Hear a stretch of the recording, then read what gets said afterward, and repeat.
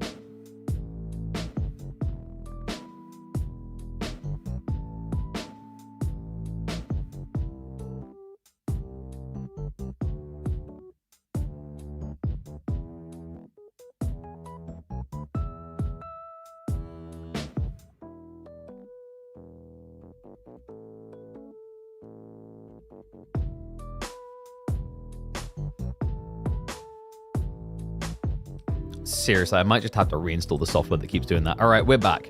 But yes, hello and welcome one and all back to Midweek Master. Dude, I felt like I had everything smooth. There had to be something. But you know what?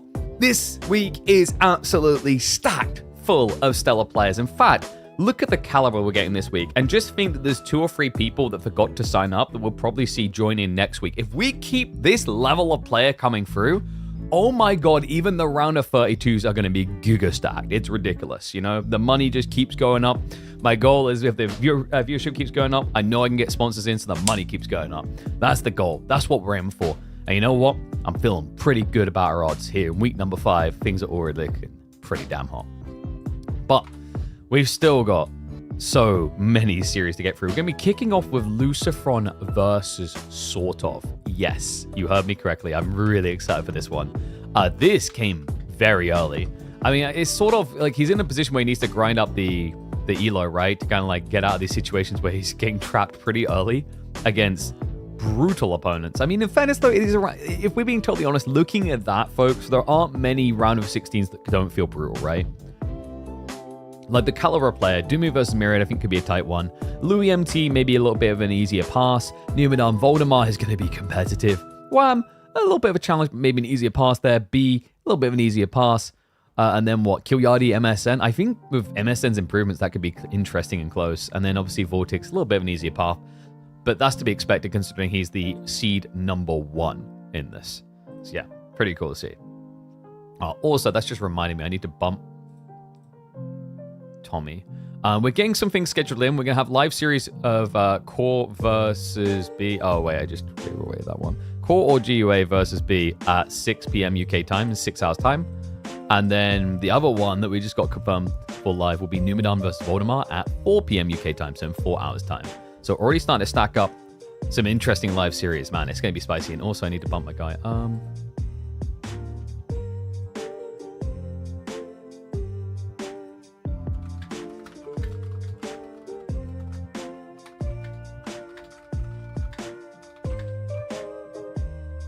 Sorry, I'm just typing to Tommy because we've got a brand new map that we're looking to add for the next week. Brand spanking map, first time we'll be seeing in competitive. We're not going to shoehorn it as the default this time around, I don't think, but we'll rotate it as default the week afterwards with the idea. It looks really fun. It looks really different. By the way, guys, what do you think of the new glasses? Is it a good look? Better? Worse? Less orange. Well, yeah, I mean, Captain Obvious there. They're also more white and blue. I think they look pretty good. I bumped my gunner guy about having some new gunners sent, but like these ones had to come from the opticians because I needed some new prescription ones. It's giving me a bit of a headache actually because I think I need to get used to the new lens. I think like the best thing I could have done is actually just wear the gunners today with the old prescription and then wake up tomorrow and just put the new prescription on. Because like switching halfway through a day is like, I think it's very weird on what it does to you and your eyesight, right? Like that's usually how you get the headaches. But anyway, let's get ready to hop into game number 1. Remind these are best of threes, but little excitement ahead. Killyardi versus MSM was a best of 5. People have started drafting best of 5s. I genuinely might just change it to round of 16 BO5s at this point. It seems like some of the players want it.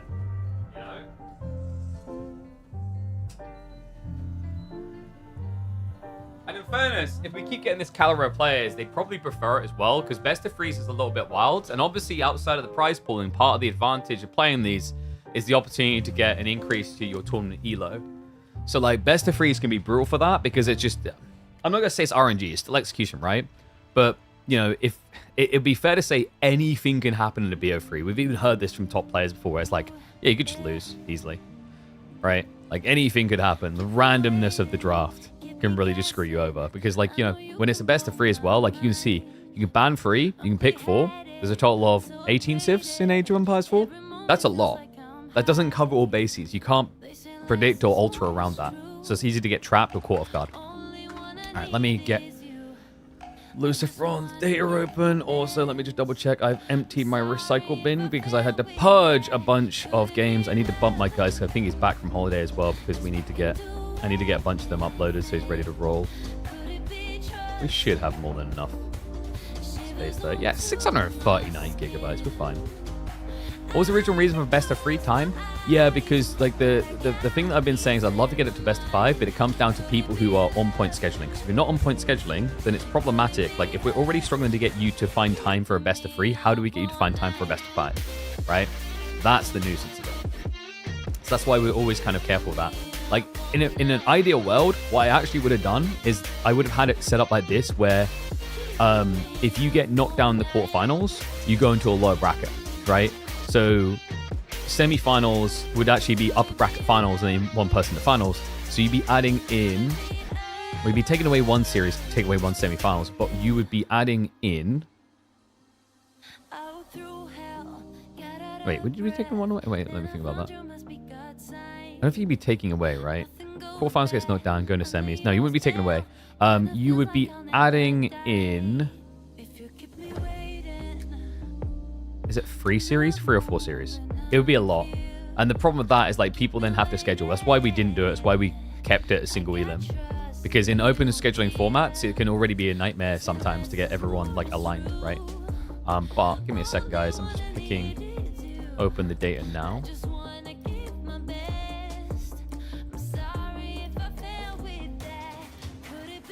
Where are we at here? Okay, so game 1, Altai, is going to be Rus versus Byzantines. Rus have struggled with this in the past, actually. But there was some alterations made, right? Where they kind of just play feudal and they're not threatened anymore.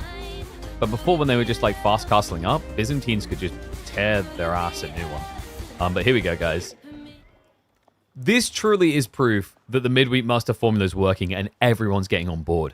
This week is stacked. Week number 5 of season 2 of our $20,000 esports circuit. And already in the round of 16, you get treated to quality matchups like this. Lucifer going up against Sorov. 2 players that, you go a few years back, they would have both been present at LANs in Age of Empires 4. Incredible to think that we've reached that point already. And I see we aren't even capturing the game.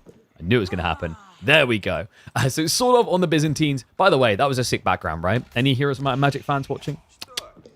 So, Altai's our default map this week. It felt relevant. Altai is in rotation. Altai is also going to be used in the upcoming major S-tier tournament. So it felt like a nice, comfortable beginner map for each series. And also, I wanted to kind of be mindful of, like, were we going to have a mixture of just the pros, or was there going to be a lot of people who wouldn't sign up in prep of hiding strats at qualifiers? Turns out they didn't care. Like, everyone's starting to realize that this whole idea of like secret strats and hiding what you're going to do for the qualifiers, for the main event, there's some credence to it, yes, but also not as much as you'd think, especially when you're heading into a major tournament. No one really knows what the meta is. You just have this belief that you know, right? You have to have this confidence that you are correct and this is how the game's going to play. But until you get to those events, you don't know. So hiding away, shying away from these, I don't think it's really that valuable to a lot of players. So Byzantines versus Rus. You know, this is an interesting matchup because Byzantines used to just eviscerate Rus. The reason is that Rus players would fast castle up, and then there's a timing where Byzantines with javelins and a Kira siphon could break the base. But a few different details here. For a start, the more defensive nature of Altai and these tree lines make it very hard to send it onto the Rus if they fast tech. But outside that, we've been seeing a lot more Rus players playing Feudal Age to counter the presence of the Byzantine all-in timing. By the way, Byzantines probably one of the civs that I feel like struggles a little bit on Altai, and the reason would be the uselessness of the close deer. You know, most builds, unless you're going for a Hippodrome, which would feel weird on a map where you don't have good rotation, you want to have Grand Winery, which means these deer that start near your base are pretty irrelevant. I mean, he could have moved out to them already, but here's the other issue with that. You'd build a mill, which feels really weird when you know you're then going to build a Grand Winery, which is also a mill, right? So it seems nitpicky, but when you think about the impact of early game choices, it's actually a pretty big deal. It's not to say Byzantines are bad. I think Byzantines remain this civ that are generically decent everywhere, and some places incredibly strong. I'd put them at the lower end of their generically strong on this map, though. The one exception probably being when you can get matchups where longbows is viable, because the map is just so linear, right? So, like, cavalry tends to be weakened here, and things that are slow like longbows tend to be better.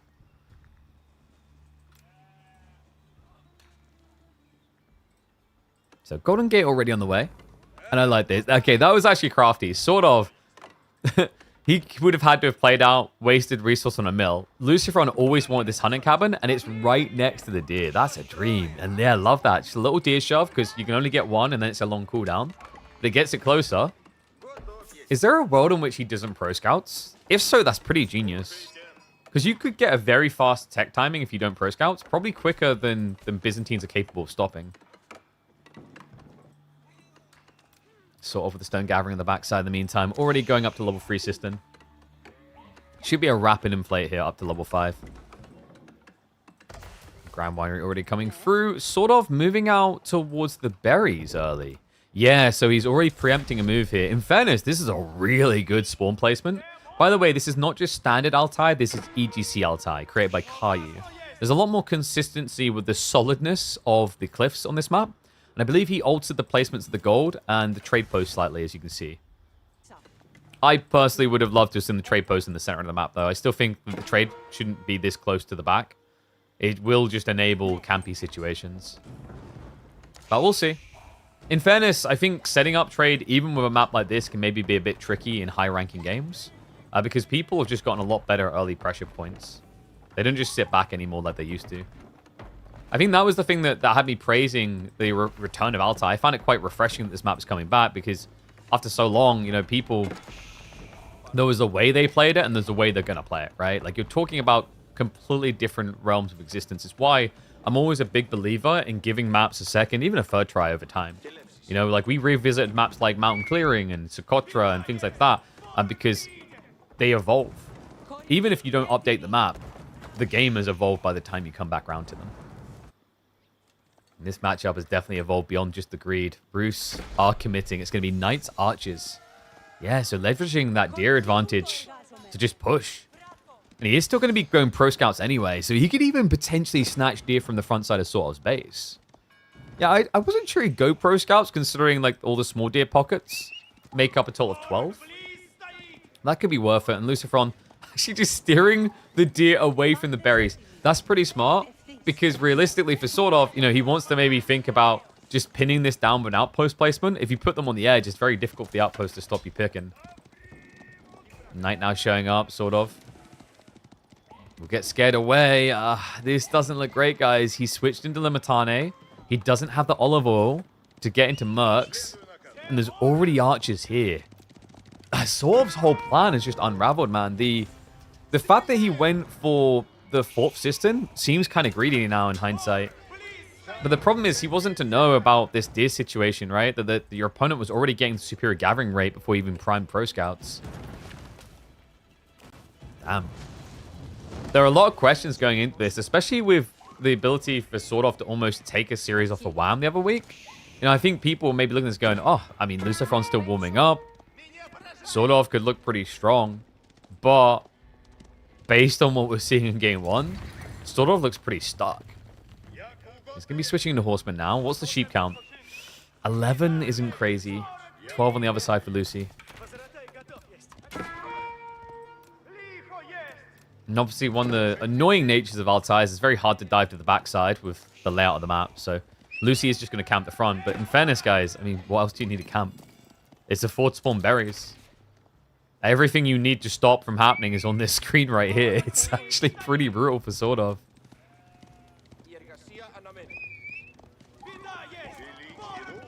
Knights. Just going to scare him away. Yes, I want to say this is like an experiment to see if Lucifer's back on form after the break, etc. But like we already saw that on the weekend when Lucifer beat his brother Vortex, who's been hard grinding, who's been getting great results. So there's no doubt about it.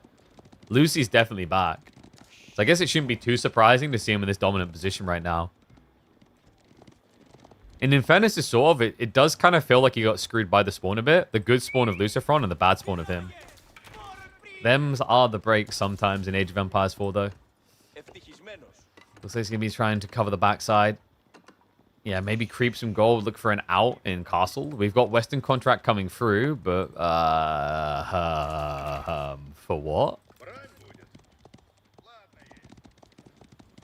Yeah, he selected Western Contract, but honestly, there's no point right now, because he can't afford it. Why did he even build the Merc House? I'm a little bit confused, because that's very expensive. A Mercenary House, 150 wood just down the drain that you can't use. I mean, you know, manifest it by believing in it. You know, like channel the belief you're going to get it. Some crap like that. I don't know. It just looks a bit rough. Because I think sort of... I mean, the Horseman idea is cool, but there's just not many of them. The Knights can kind of mirror for Lucifer. Lucy, of course, has a little bit of a slowdown in his gathering. That's because Pro Scouts just came online. Sort of. Is at least gathering the gold now, so we should hopefully see Limitani getting upgraded shortly. Right now, they are a huge liability. Sort of. At this point, we'll just happily take the deer. Instead, he has to resort to olive groves.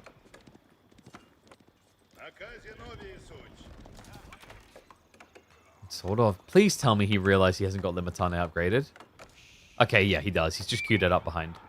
So I'll be coming in soon. Horseman just trying to intercept some reinforcements. Lucifer, I don't think he saw that. Yeah, but Sorov's going to be going deeper. Yeah, I thought he'd just actually hang around camp this area. Instead, he actually might be able to intercept some of the Pro Scouts from the wide side. I mean, creeping in the base is difficult here. 4 horsemen against the Wooden Fortress isn't going to fare well. Especially considering that Wooden Fortress sees you coming a mile off. Lucifer leaves it at the last moment, just pulls away. Horseman to dive in. There's just no way you can really hang here. I mean, maybe? Yeah. The problem is Lucifer sees it. It's not like this is a secret spot. Honestly, just wall them in. Please. Please just wall them in. It would be the best thing ever right now. Just do it. Do it for the memes. Lucifer dives on in. Quick reaction there defensively. Please, just wall them in. Yes! Trap the ponies. Oh, but sort of. No, the auto aggro. It doesn't actually get him in quick enough. Oh, there's no doubt about it. Lucy's back, baby. No, you stay. No, let Toki out. He did get a kill, in fairness to him.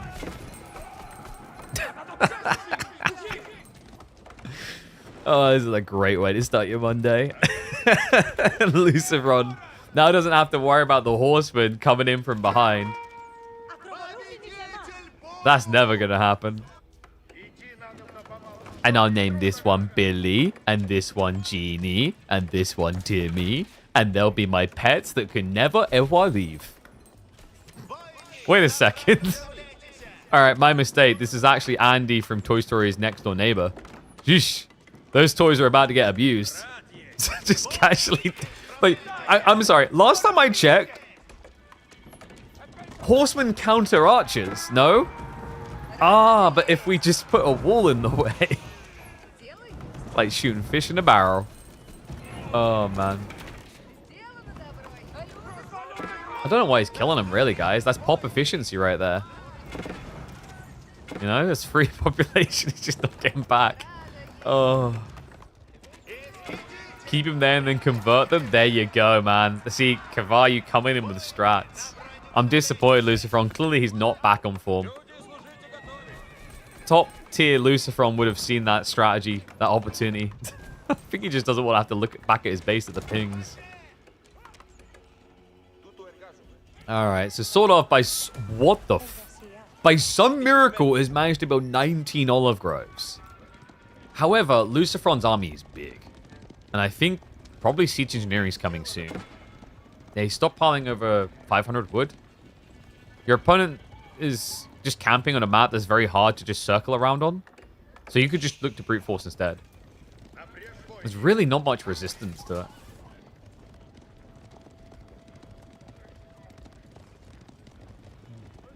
Maybe Lucy just goes castle. It is the safer play. He's starting to stockpile a little. Food and gold is looking good. That was cool. So Lucifer dove in to cover the pro scouts to pull away.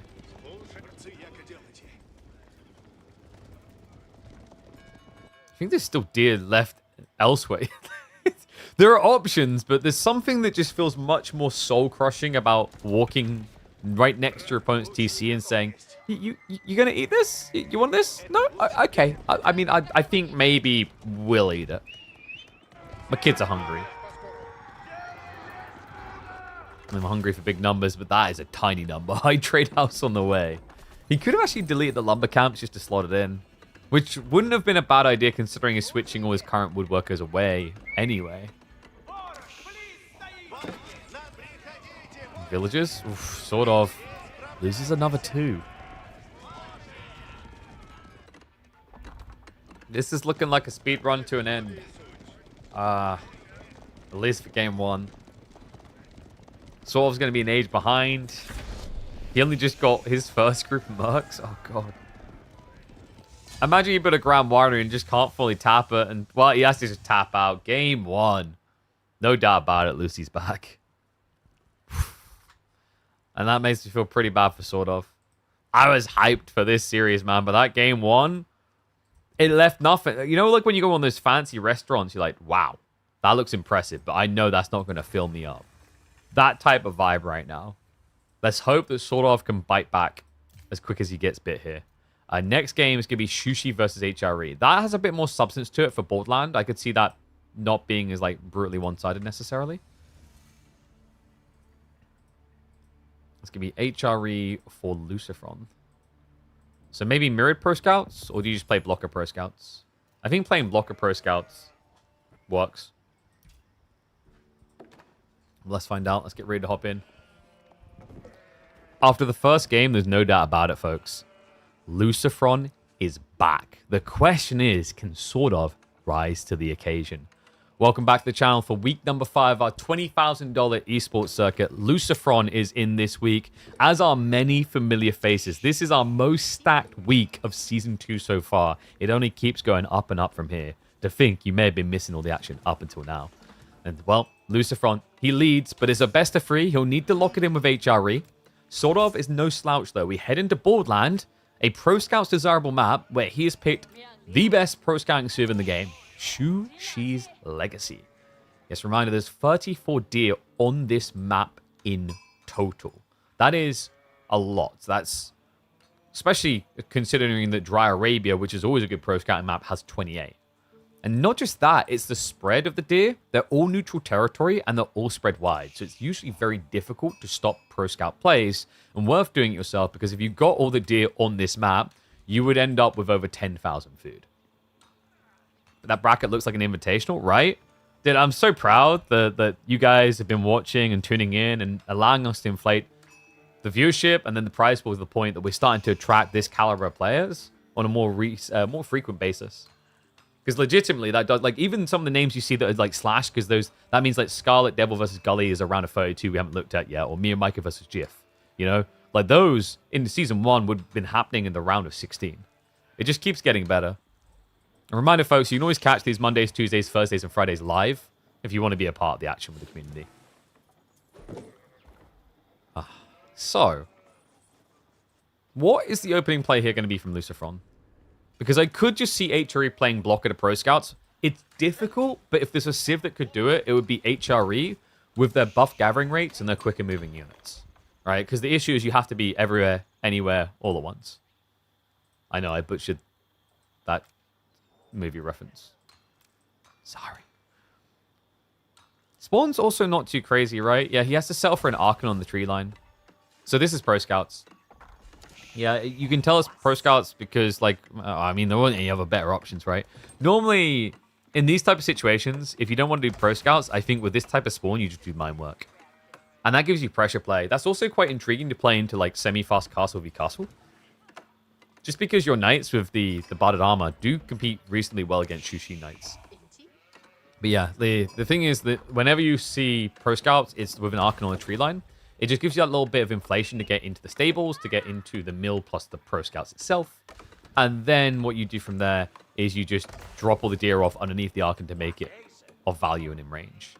And considering we've got 3 people still in gold that are buffed, it definitely feels like we're aligning for that type of timing.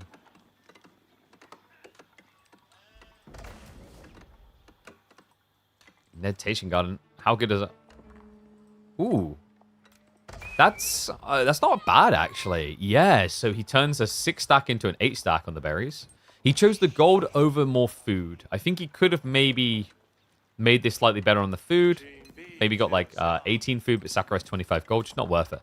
So 50 gold, 48 food, and about 20 wood. That's a really good meditation garden. Damn. Sort of loving life. No doubt about it. They had 2 still in the gold. He'll probably pull, there you go, another 2 back onto the gold. This is going to be macro for Pro Scouts. And because he gets the meditation garden gold as well, it's going to inflate his timing quite nicely. Lucy's not going to be too far behind on triggering, by the way. Remember, for him, the idea is that he gathers quicker than Shushi, so he should get Pro Scouts activated researching sooner. The problem is you won't have it activate sooner, because Shushi get it in less than half the time. This is still one of my big sticking points about the insanity of China and Shushi.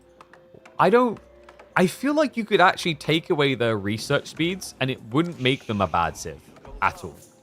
It would be a nerf, sure, but the supervision decreasing research speed by over half is crazy. Consider this. You play HRE, you build a mine work. That building is a blacksmith that works 50% faster. That would still make you slower than Shushi and China researching. It would make it cheaper as well, I get it, but we're talking about one landmark versus a mechanic that is flexible and exists throughout the game for the Civ, regardless of other choices. Yeah, taxmen maybe just do a little bit too much. I'm trying to think if there's any other unit that really is comparative on how much they can give you and how much of an advantage they can give you towards winning the game.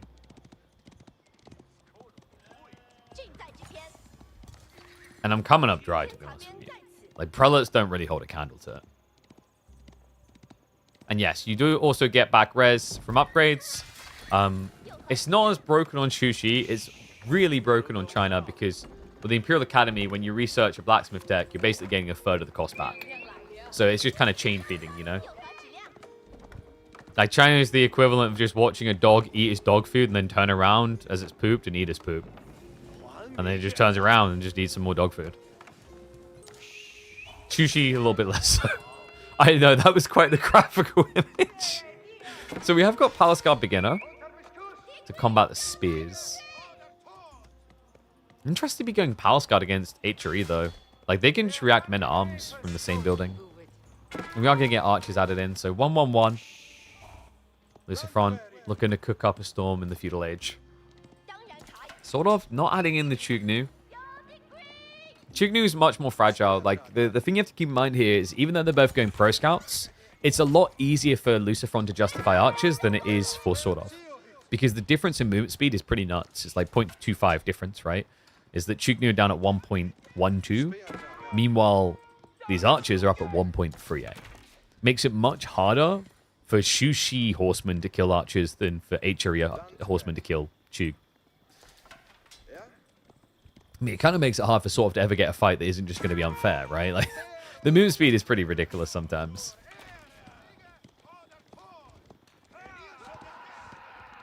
I'm trying to think if there's many civs that would just kind of muddy a melee like this outside of HRE, and they do come up a little bit dry. It's just phenomenal where you can position yourself when you have just a little bit more movement. So it shows up, Palskar gets scared away. That's going to be sort of forced off of the gold. He has got Undermesh queued up, by the way, already. Yeah, so respecting the archers. He needs it as well because these Palskar, they're more flimsy in that department. Good melee armor on Palskar, but the ranged armor is their weakness. So just trying to offset that threat. But remember, Lucifer can blow a lot of archers, courtesy of placing that Archon on the tree line. You see what we're talking about with the Pro Scouts play. Yeah, I think we're kind of reaching a point where I want to say like 70% of games where you go Archon, it could easily be Pro Scouts. There's like some variants in there. If you get an insane spawn where it's tree line gold and berries, then sure, like Archon can be for anything. And quite often we're seeing these lackluster looking Archons, and it's just enabled by the fact that they're definitely going Pro Scouts. And this is definitely painful to watch. Sort of, we talked about this top tier meditation garden crab, but instead it's just been taken away from him. The Disturb the Peace is going to reduce it down to 0 income. And at this rate, it's going to get reduced down to 0 health as well. Yeah, he needs an answer quickly.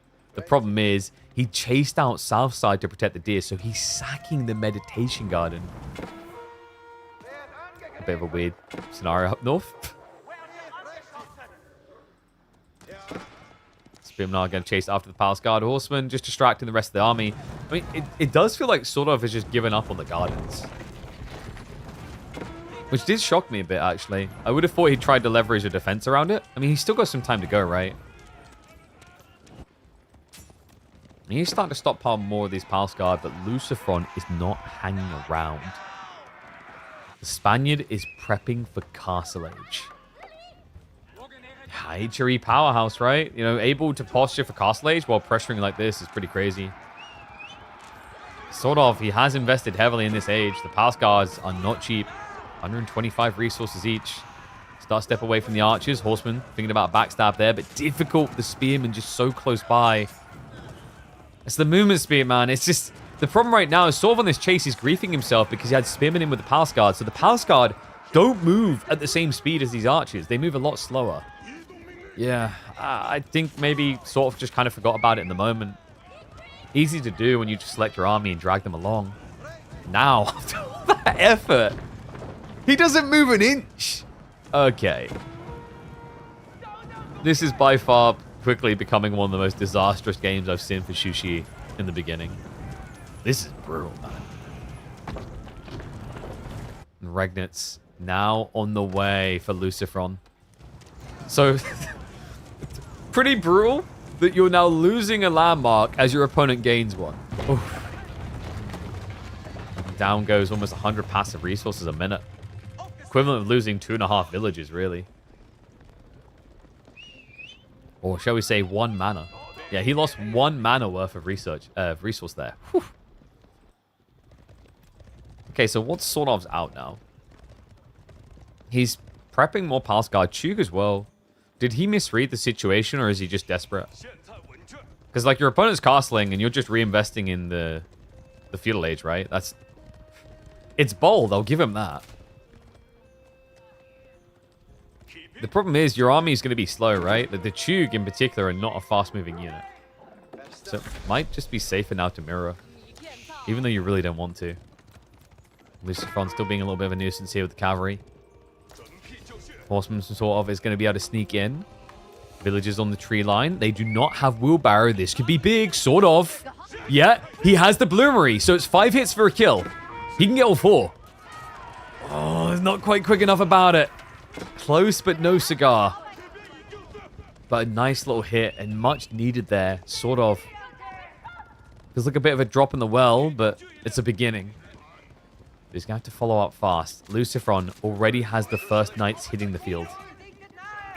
Heavy cav against this. Sort of is doubling down on spear count. He is not accepting that he needs to just mirror straight away. He's stockpiling for it, yes, but he's prepping an army. Horseman still just intercepting. Sort of on approach. He's got some Chug in there.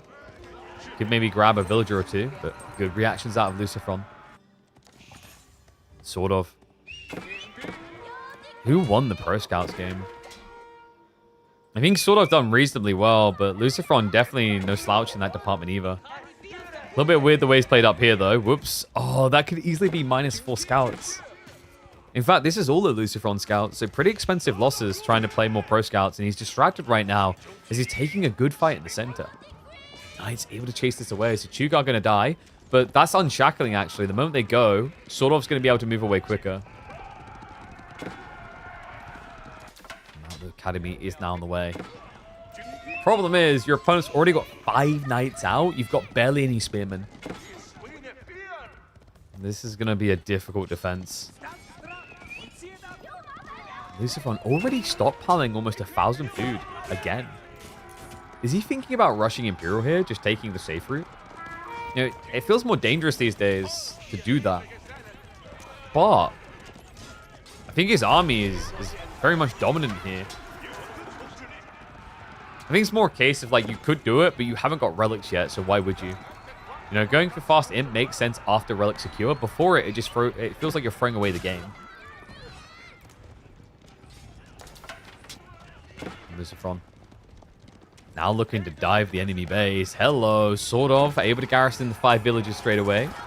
A bit weird, actually. I think that was a misclick. Yeah, the Pro Scout dropped off the TC by mistake, I think. Or sheep. Either way, he's gathering and not getting any supervision or taxation. Yeah, and it's the type of thing you just don't necessarily realize. You know, when you first set these things up, you're thinking about it. But then when this dive happens and you garrison, you're like, oh yeah, sure, whatever. Because for most civs, this is just how you do things. A reminder, you know, if you drop off at a town center, you miss out on the 20% from supervision. And you can't get any taxes from it either. So it's a huge loss to be doing that. Speaking of losses, 2 villages go down. Sort of. We'll look for a counter-offensive. Remember this horseman count? It's 5, which has 50 damage total. It's enough to kill a villager with 1 strike from each. Sort of. Ambitiously assaults the gold. Lucifer, no reaction straight away. Body blocks are awkward here. But it is only going to be 1 worker lost. Yeah, wait, sorry, 2. Okay, so he does get the 2 necessary there. That was good. But I don't think Lucifer's going to be deterred from mirroring the same. Villager able to get into safety. Taxman dodges death there. That's important. The Imperial officials are expensive losses. They're actually priority targets when you play against Shushi. Not when you play against China, though. It looks like the horseman got distracted, sort of didn't pull them away. But this is looking pretty grim now. You know, we're talking about a slight worker lead for sort of, sure, but it's about to be 4 Regnitz relics for HRE. Shushi trying to stand their ground with the limited troopers they have. It's going to be good enough to start scaring back Lucifer. Mainly because half of his knights aren't actually here. Weird that he recommits, though. Yeah, not sure what the plan was with that. Maybe just buying a bit more time to guarantee the relics come home. He's trying to poke on the flanks as well.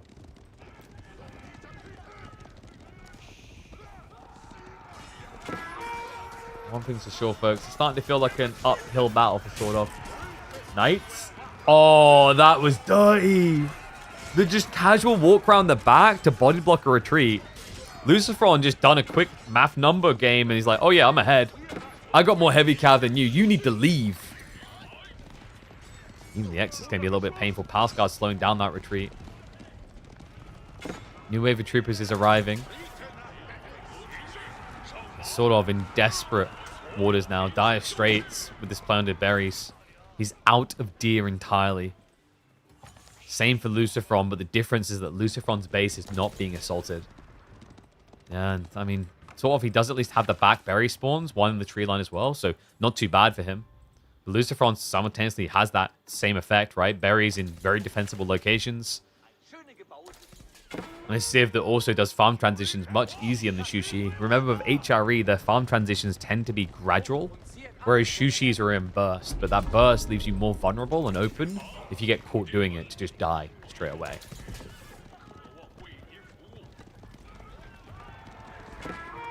Knights. Why go in when the archers can just do it easier, huh? Flash coming through. Dahlia Horses is there, but the numbers are not. Just poor Sorov. He was getting ready to try and raid again, wasn't he? But this is just not going to work. Dive hits towards the tree line. Villagers are idled up right now. Lancers are buying a little bit of time, but it might not be enough. No, the night line is beginning to thin. Whoa. Okay, hold on a sec. Sorov.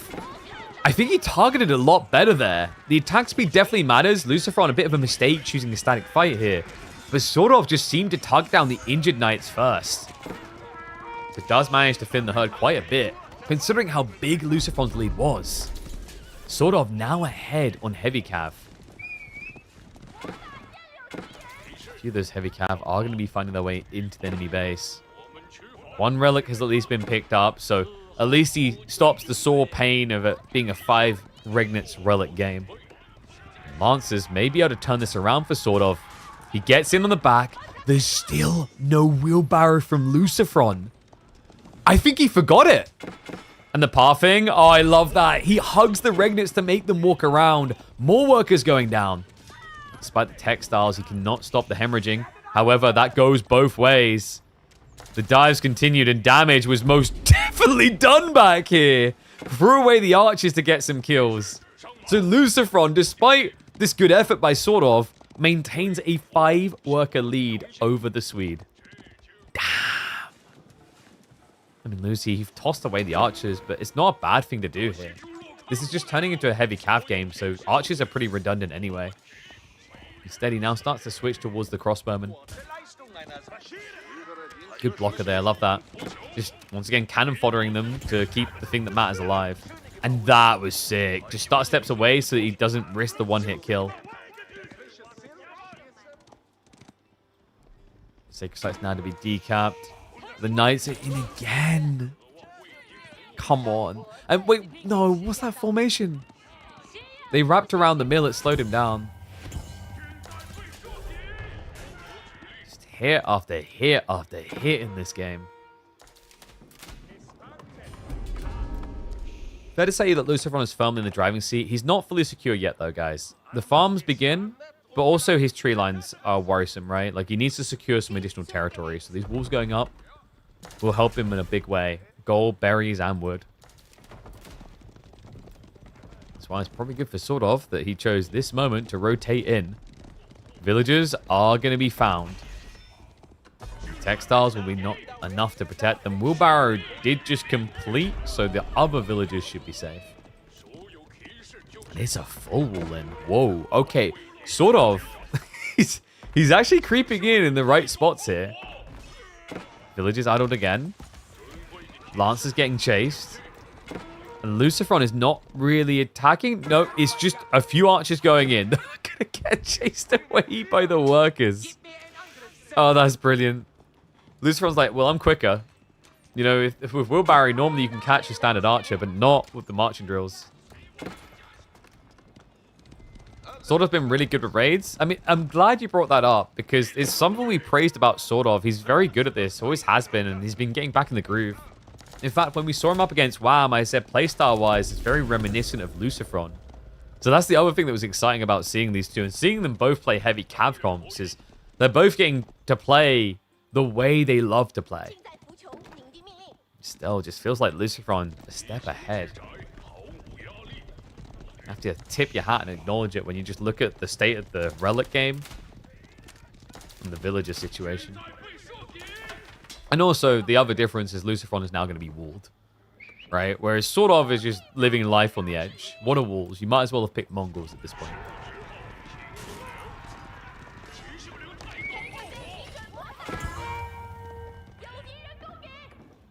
Lucifron now with the mass spear switch.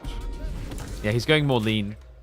He's got Regnant, sure, but like Night Spam runs you pretty deep on the gold. So between the one vein you got left and the relics, it might be a bit too expensive. And also it just lets him rebalance his economy. You know, you want to try and start padding yourself with more farms. Because if this is the plan, if Lucifron doesn't want to come out of this area, he's going to run out of food, gold, everything pretty fast. Even wood.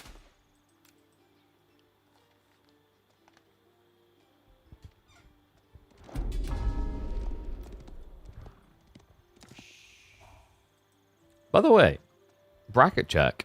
Yeah, it could happen. So last week, B denied Lucifer a matchup against his brother. There could be a revenge story to be had here for Lucy. Feels bad for Sorov though. Like, he just gets these dominant players in the round of 16 every time. He's just not able to creep by a little bit deeper into quarterfinals. I think Sorov is the type of player that at the caliber that he's at, that you could see him hitting quarterfinals. But the week's getting more stacked. It's just going to get more difficult. But I think that's another reason why we'll probably look to switch from BO3s into BO5s for the round 16. Is like, I want players to feel like they get good practice as well from this.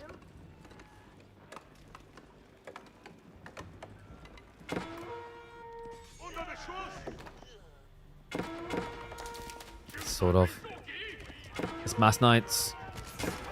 Spear production only just recently began. Veterancy's already in for them, though. And it is going to be some horsemen breaking through here. Yeah, so this isn't as strong as it actually looks, folks. No, and the few lances that there are, crossbows can just target down. I mean, actually, Lucifer's micro a little bit off there. He kept hitting horsemen instead.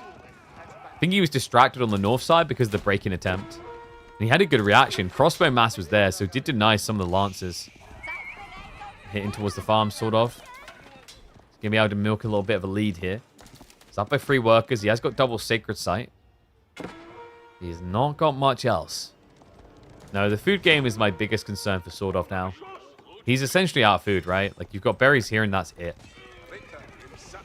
Those berries haven't even been secured yet. Sword Off needs archers. He didn't know, though.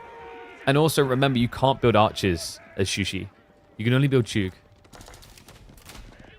That's problematic. You know, a lot of his gold is already going into Lancer production. He doesn't have that much gold realistically at this rate. Not secured anyway.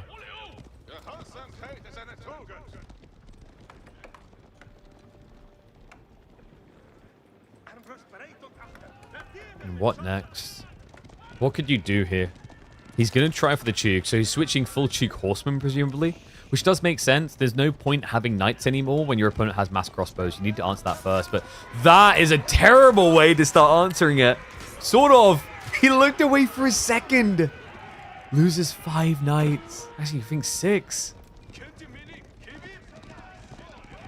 Yeah, pretty brutal. Over 1,000 resources just flushed down the drain.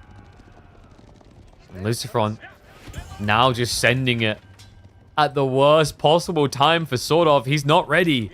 He is in the middle of a double unit transition. It's not there yet. Oh my god, the game sense on Lucifer. He read this at the perfect moment. Wait another minute or two and it becomes difficult, but no, not like this. Lucifer marching through. Crossbows not feeling threatened. Lancers most definitely are. This is only wave 1. The second wave of Spearmen is now following this up. It's going to be difficult, but sort of. He feels like he has to try and assault it. If he backs away here, the berries north of this position are going to be exposed. And the second wave of spears comes in. Buffers him away. Crossbows just trading out against the very limited number of repeated crossbowmen. Spearman line is spinning, but not fast enough. The horsemen, they try to break past, but there's nothing left of him. He's been picked to the bone and booted out. Round of 16 finish for Sorov.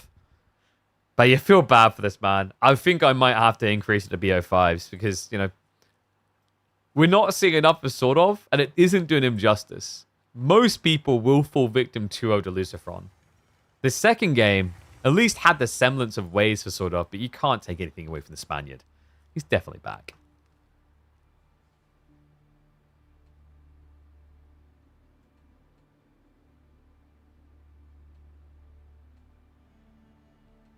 Trying to think maybe we can do some of that.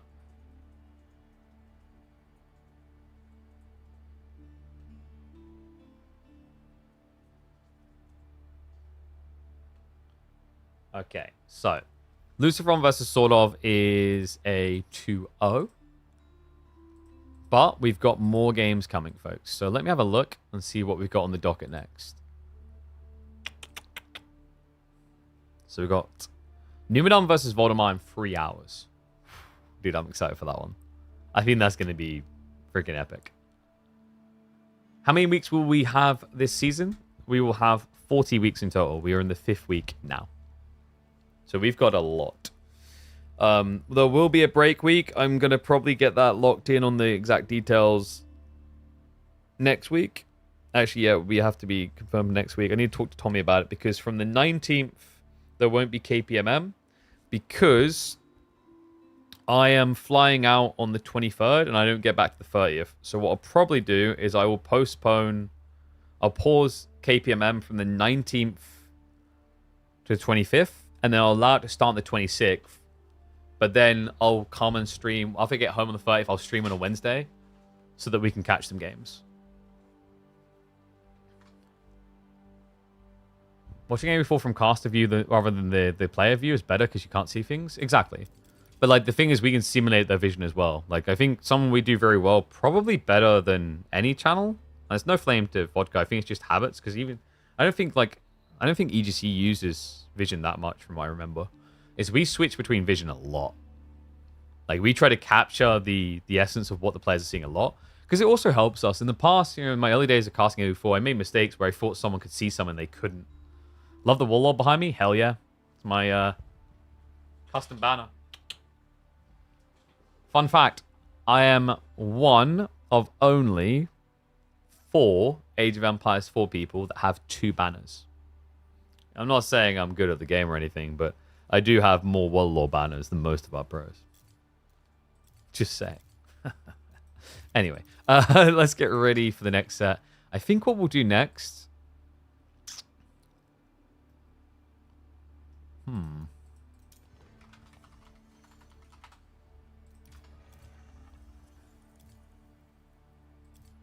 Mahodo series, maybe?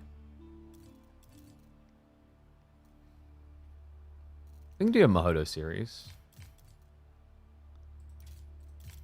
I was thinking about doing the Lash Mahodo one.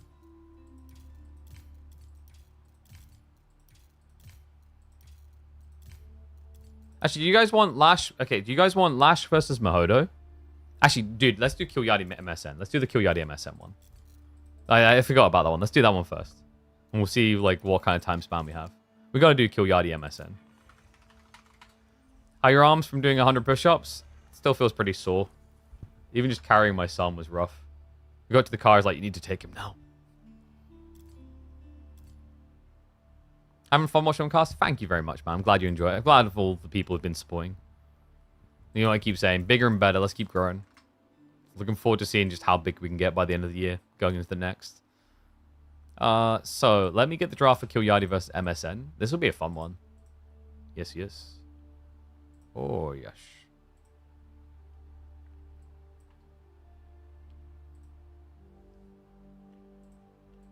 So, funny thing, this is meant to be a best of 3. They didn't play a best of 3. They actually played a best of 5.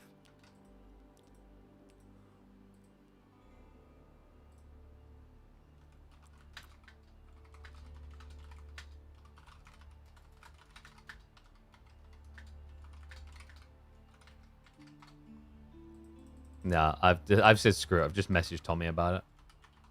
We might be upgrading KPMM again. Guess only the first 3 count? Nope. I mean, it's like you can't do only the first 3 count because the problem with like only the first 3 count is like the way you draw for a best of 3 is very different to the way you draw for a best of 5. You know, very, very different. So whatever the result is, we'll have to let be. Game 1 is going to be Ottomans versus Japanese on Altai. I don't like Japan. Not in this matchup. I love Japan. It's one of my favorite civs. But in this matchup, it's horrible. All right, let's get ready to go. I need to grab a drink, though. 1 second. I think I've got something brewed up down here. My throat is pretty rough, man. I need to find someone that works well for my throat.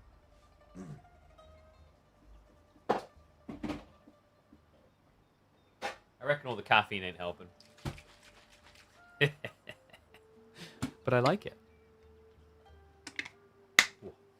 That one's very orangey.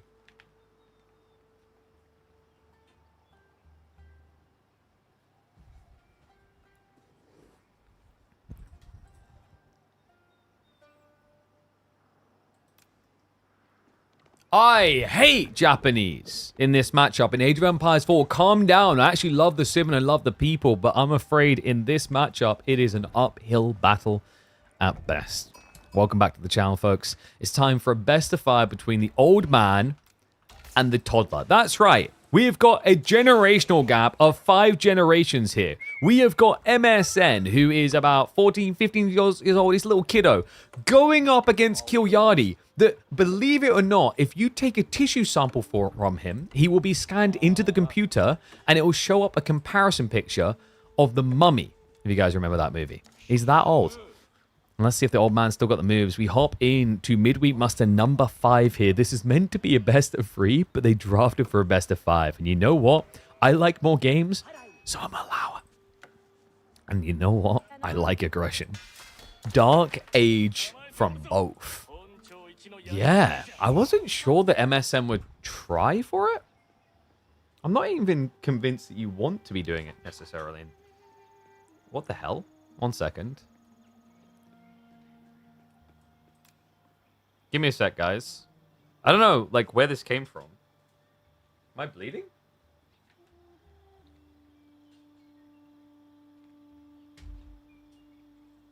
Oh, it's from this.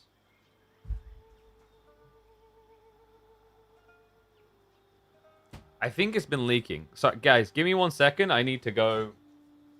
Because, like, it's like an orangey type energy drink and it's leaked out. Give me a sec. Sorry.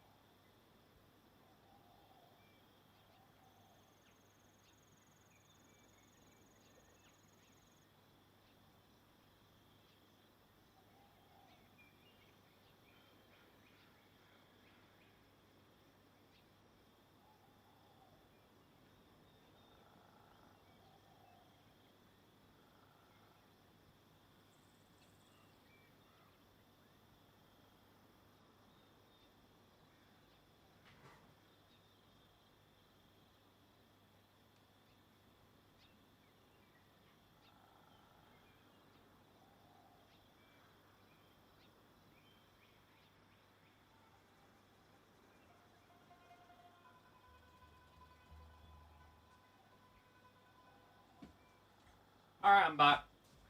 Yeah, sorry about it, guys. That was weird. And,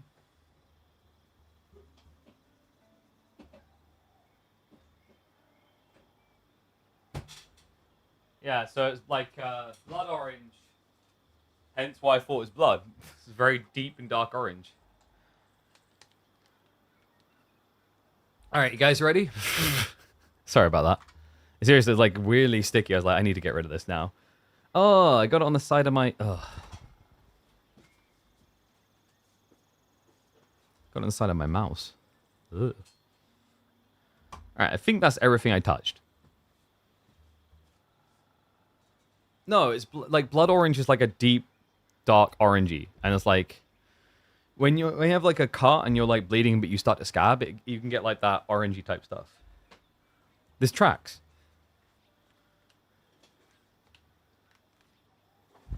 Alright, in we go.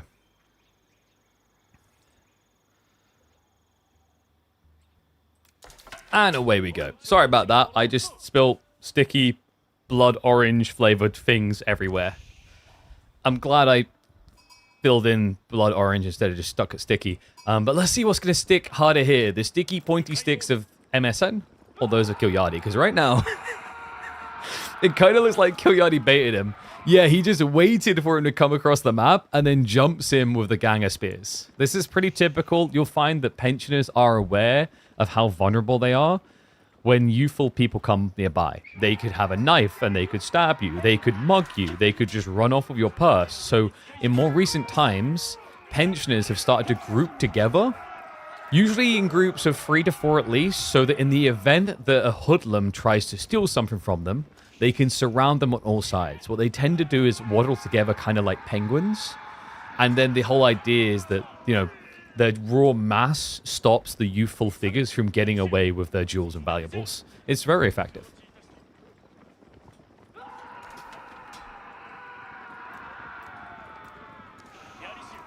Not with spears, with walking sticks. But sometimes those walking sticks are sharp. You know, if it's like a really old walking stick and you've worn out the rubber, you're basically just grinding the wood and chipping it down. So you could kill someone with that thing. Okay, surely MSN doesn't want to keep doing this. Because guys, this is not a good idea against Ottomans, as they will eventually get a vizier point that just wins them the game in the Dark Age. But yeah, MSN continues. I mean, at this point, he's kind of stuck to, right? The gold on the forward side is now making this weird. Like, how do you tech if you're MSN? You have to win. If you don't win the Dark Age fight, you can't touch the gold. Killyardi? What is he up to? He's sneaking for some kills. Yo, ho, ho, ho. He's going towards the berries. Now, this is surprising. That's a very wide rotation. He's aware of the berries as well. I think he scouted it earlier. How intriguing. No, he's checking the gold. Okay, so he thinks he's trying to get out of the age. And now he's going to get the bad news. Yeah, I thought he was just going for gold as well, and then into berries, because berries is worth something. So he thought this was a tech up, because obviously he didn't see the extra spears due to the sneak around the back. I mean, it makes sense what Killyardi's thinking. MSN realistically shouldn't continue to commit to the Dark Age at this point, because he hasn't actually gained anything out of it. And now we're just mere moments away from a vizier point that would end the Dark Age. Yeah, just a little bit more. Killyardi, he's even queuing up the extra spears. You can taste it. Moving on to the gold now. So MSN, he thinks he's done enough. So his goal here will be to avoid the Ottomans then. And just try to keep him on his side of the map.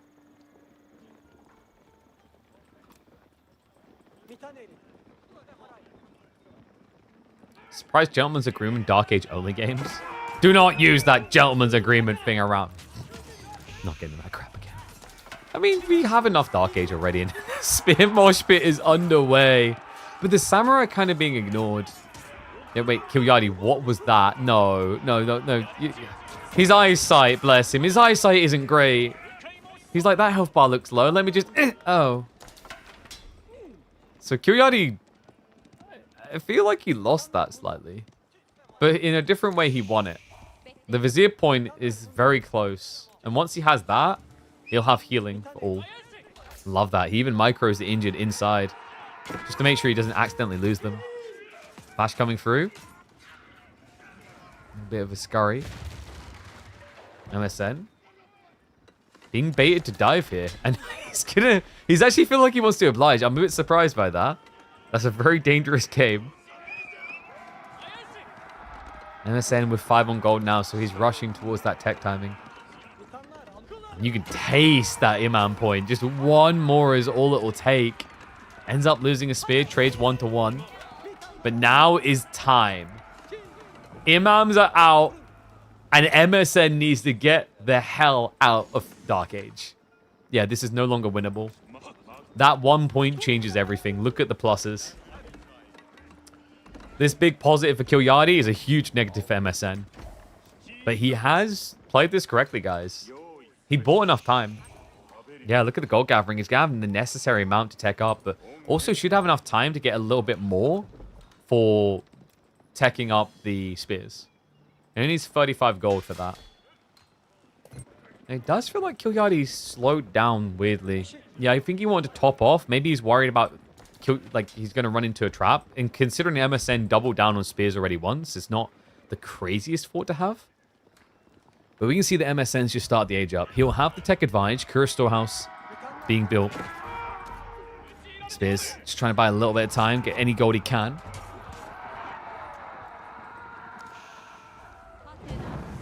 And the burn comes through now in the forge. The Rax also is vulnerable here. Yeah, not fully protected by the town center.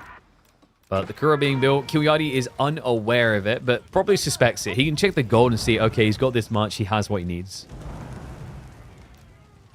Rax now is huge here, by the way.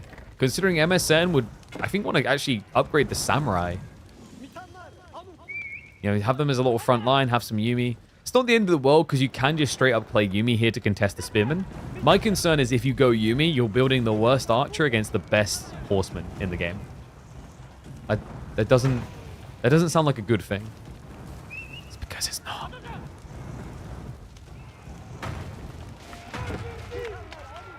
Yes, 125 wood burn. This is a bigger deal, actually. The fact that MSN had to play onto the deer. He's down to 5 sheep. He actually needs this. Remember, he started eating berries early. He does not have much food. And will be denied off this. And double archer range. A new rack's being built by MSN for the upgrade. On the other side, Killyardi. What? I thought we'd get straight up stables. He's adding archery instead. That is a little bit surprising here, actually. You want archers to deal with the spears, sure. But the number one obvious play that MSN should be doing here to get out of this bind is Yumi. There's nothing else he can do, right? Like, he doesn't have a secure gold. He doesn't really have that much food, as you saw with him going out to deer. I mean, we know for sure he doesn't have much food. It might be that Killyardi could suspect it, but doesn't have confirmation. Like, eating deer isn't a sign the person's out of food. Eating deer is better than eating sheep. Which I personally protest, okay? Like, you know, after I've had a long night out, a doner kebab is what I gravitate towards. More so than venison.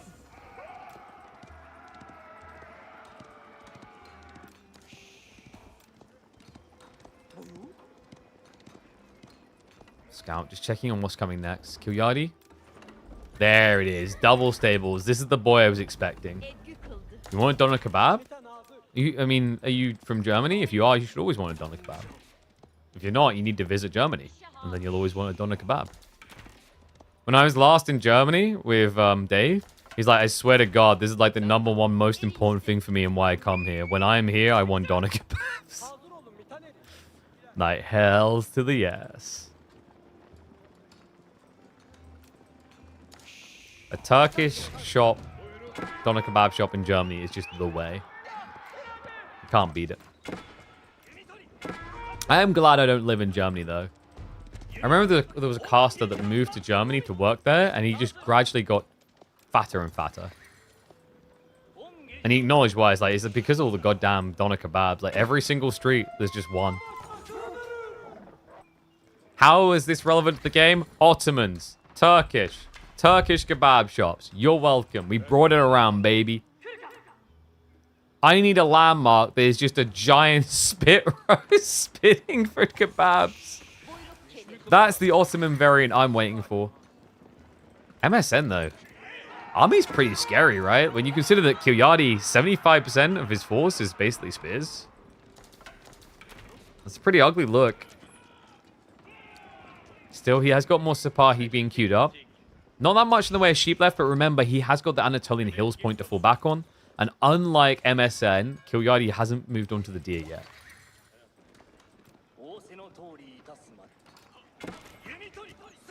Nice snipe attempt. MSN does 4 damage. How many has he got here? 14. Yes, that's enough to one-hit kill. If all of them shoot at once, they can one-hit kill a villager. And that right there is the Yumi Bannerman. They just look like they want to wield a sword. They're pretty beefy. Going with the trade out. Got ranged armor. Actually, yeah, with ranged armor, he doesn't have enough Yumi to one-hit kill. Because you have to think of these Yumi as doing... they were doing 3 damage. They just got the steel arrow was coming through now. In the meantime, like, to actually one-hit kill a villager, you'd need... 16? 17? I think 17. He has them now. You see how ridiculous it is just to try and kill one spearman here. I love the fact that Killyardi rushed under mesh, and now he's going to rush forward for the fight. Trade spear for spear. Archers need to be target firing down. Remember, he's got that AoE healing. That's something that MSN cannot brag here. He cannot bag it either. He hasn't got enough firepower to take down the Imam straight away. He's just losing this, isn't he? Even in the retreat, this is his best opportunity, but Killyardi won't give it to him. Stone gathering in the back as well. So Killyardi is also prepping to move into military schools. And MSN showing no signs of letting up here. I feel like we're kind of reaching the point where you might need to tech soon, but I don't know how you'd actually do it quick enough. This map is so linear, supply count so high. And also MSN failing to reinvest in spears. He just realized it. Snipe's going to come through. Meta's going to go down. The imams are not involved this time, but they don't need to be. There's no spearmen left. Killyardi is going to melt right through this. Jackpot secured. Fortitude gets activated for the chase. The only upside being that Yuumi are quick, so difficult to catch in time. But still, it's going to be a wipe of the bulk of the force. The Yuumi count's so low, folks. This is where Killyardi can just bring the imams forward. They don't have to hang at home anymore. New meta's also been produced. And that deer, oh dear, MSN not moving away quick enough here. Killyardi actually could have went for a much easier target there. Yeah, no reaction. He could have got on top of that. But A clicked in. Yeah, a little bit of a weak play there. I think Killyardi, he'll know as well, like A clicking that one villager not worth it. He was expecting a quicker reaction. And he noticed that MSN didn't pull back. He could have instead got 4 or 5 kills, but still, it is a lead. It is an overwhelming lead militarily. Just look at the difference in value and destroyed. MSN, what do you do with this? I mean, this is just the ultimate experience for Japan, I feel like. You know, we've seen it played so many different ways, and every single time we see it, it always feels like it plays the same.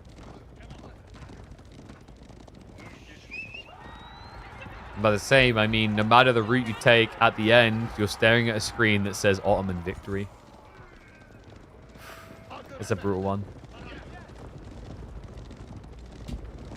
You love that he's now going for the military schools? I mean, he built racks, right? So you shouldn't really be rushing it. Because if you add in military schools at the start of feudal age, supply take ages to come out anyway. The only reason you typically add in a military school at the start of feudal age is for the meta timing, if it's not required quickly. But meta is just such high value against Japan. Like, when you're playing against Japan, I actually think Japan might be the best civ to build meta against full stop in the game. The melee armor is huge against a lot of their comps. The ranged armor is insane against their Yuumi.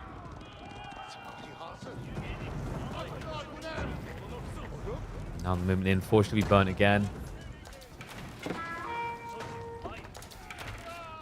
And this is the trade-off. You know, there are environments where Yuumi are ridiculous, where they get overkilled a lot, they trade reasonably, but against all the armor, most definitely not. Imams, a slight overextension there, but Killyardi actually won't get sniped. MSN, he's not targeting them. No, the healer boys are just standing still. They're fine. Oh, no. He's trying to rush down the spears so his own spearman can beat the Sipahi.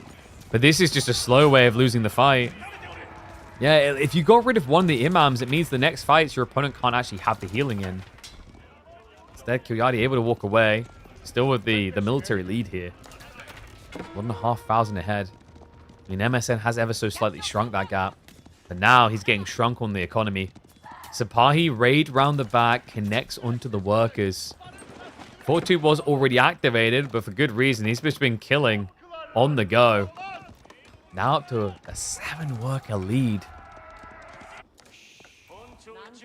Remember, MSN, it's difficult to try and age up here. I think Killyardi's going to choose it, though. Yeah, backing off like this, there's only one reason I think from this position an Ottoman player would go all the way home. So we should be seeing him macro up towards castle. Which just makes sense from this position. You know, your opponent's into mass Yuumi and you can get an age ahead. That's a jackpot. With mass Sipahi on top of that. KP said as he forgot who he was watching. He just queued up 7 more Sipahi. Alright, so instead, this is the fake back, isn't it?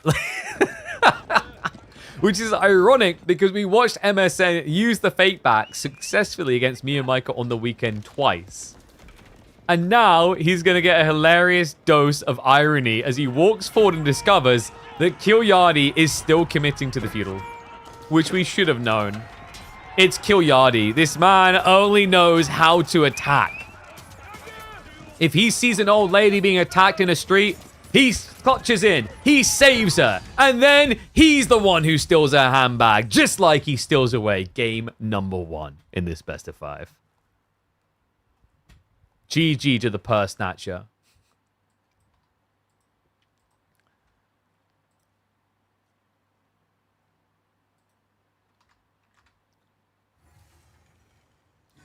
What do we call that one? I don't know if that's uploadable or not. Maybe, like, I'm tempted to try and experiment with, like, a full series upload type thing.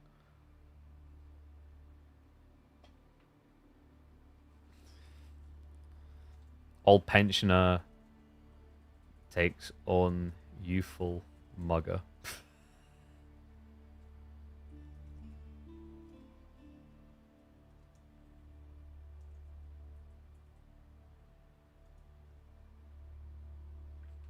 Maybe.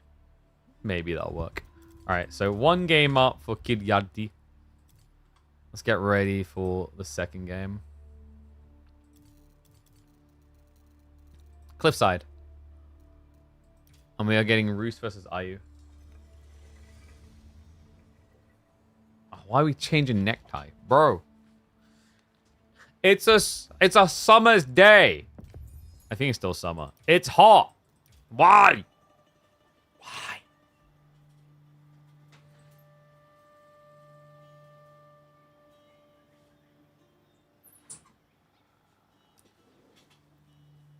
Ugh. Where are my ties? I've definitely got more ties than this. Let me button up, because right now I look like a hussy. Oh, this is also such a small collar shirt. You know what we need? We need to get, like, okay, like, there you go. Like, 1K CCV streamer, we start getting back to business of wearing, like, proper shirts. And then full ties can be committed, you know?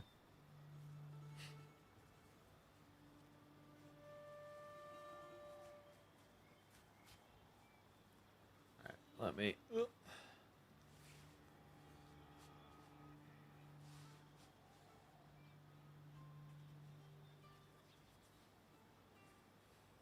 How's that look?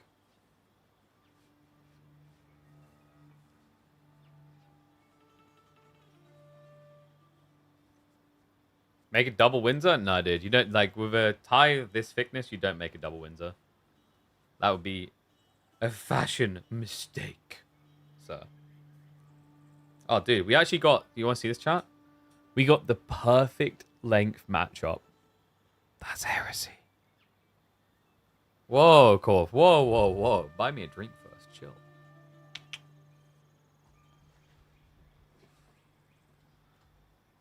At least buy me a sub first, you know? Yeah, chat, like, I might have to beat him with the horny stick. Alright. There we go. Let's hop in. The old man leads against the hoodlum. However, he has got a secret weapon in his mugging arsenal. Camels. Camels are one of the most egregious and aggressive attackers of old people that exist. Just ask any number of tourists from Western Europe that have attended to Egypt just to get attacked by a camel they tried to pet.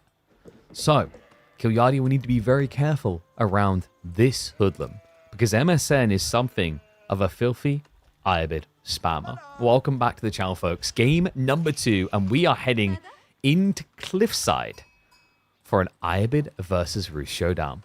Yeah, Roos has been seen here a decent amount. Mixed results, not necessarily the insta-killer. Iabid's is a little bit more variable. Not grounded here all the time, but definitely has some potent plays. I think actually in a lot of matchups, Ghoulims are often slept on this map for the Civ. Probably not this particular matchup. I think here, Horse Archer is difficult to catch. So MSN, probably his main win condition is going to be some sort of feigned aggression into Castle Camels. At least that's what we normally expect. But you have to keep an eye out with this guy. MSN tends to run a little bit different. His approach to Iabids differs from many others. Let's just put it as simply as that without ruining anything. If there was anyone that was going to come with an off-meta pick out of the wings, it would probably be him. Glad we're not running with a purse snatcher thing. What are you on about? We're pretty much there. Oh, that was the other thing. The camels also most definitely take purses. right? Like, you know, you ever seen one of those camels that's got like the ear piercing, right? That's just draped in the Gucci. You guys don't realize that those tarps they wear, they're like Egyptian Gucci. That's why you always lose to camels. They're just too fancy. How about this spawn? Ooh. Okay, the deer on the west side is extremely wide for Killyardi. Berry placements aren't great for MSN. No, this spawn isn't wild in any way. I'd actually say it's fairly neutral on both sides. And it is going to be logistics. Okay, MSN. Game 1, he just lost to healing in Feudal Age. So what does he do in Game 2? He says, you know what? This time, old man, you don't have healing. And that's right. You need it because when you get old, you get bruised more easily. So you really need to get some medical insurance. But I bet Killyardi's the type of person that's like, I'm too tough for medical insurance. I don't need medical insurance. That's for people that lose. He might learn the hard way. Golden Gate coming through as is normal. Hunt cabin on both sides of the base is optimized for the gold intake. 34 gold a minute. So what do you do if your roof's here? Like, technically, you're just meant to open arches, right, to contest this. But it's difficult because let's say... So Ibid's, like, a really powerful play here is that you open with stables into one Desert Raider. And that Desert Raider baits your opponent to react into the archers. But then you've got stables already, so you just go horseman. Killyardi's late on his age up? Maybe ever so slightly. Probably because of the second hunting cabin placement. And how's the sheep count looking? 11 sheep to 19. Nicely played. That is to be expected, remember, as Ibids will always eat the berries first. Oh, and that also shouldn't be happening. Whoops. Killyardi didn't take the sheep home. Great reaction there by MSN clubbing. And what's up, Pre-Mod C? Thank you very much for the Prime sub. Appreciate it, mate. And welcome to the Swarm. Remember, guys, get those Prime subs in. Start of every month. Come by. Drop them on the stream. Supports us. And also make sure you can watch without ads. So take up complete. And this is the other funny thing. Now, one scout can beat 3.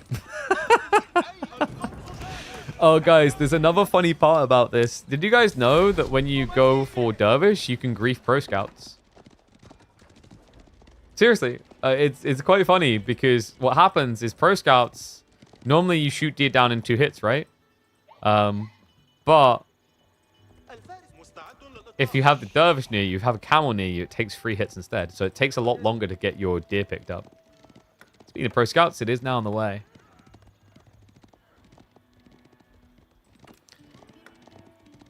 Oh man, this is gonna be annoying. Or rather, should I say, no, it goes to 3 hits, I think it is, without Pro Scouts. And it goes to 2 hits when you have Pro Scouts. Because normally with Pro Scouts, you only 1 hit kill and pick up. So it doubles the effort taken. It's really annoying.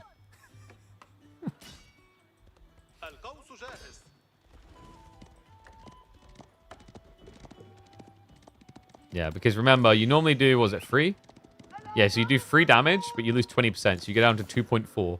So 2 hits will do 4.8, and deer have 5.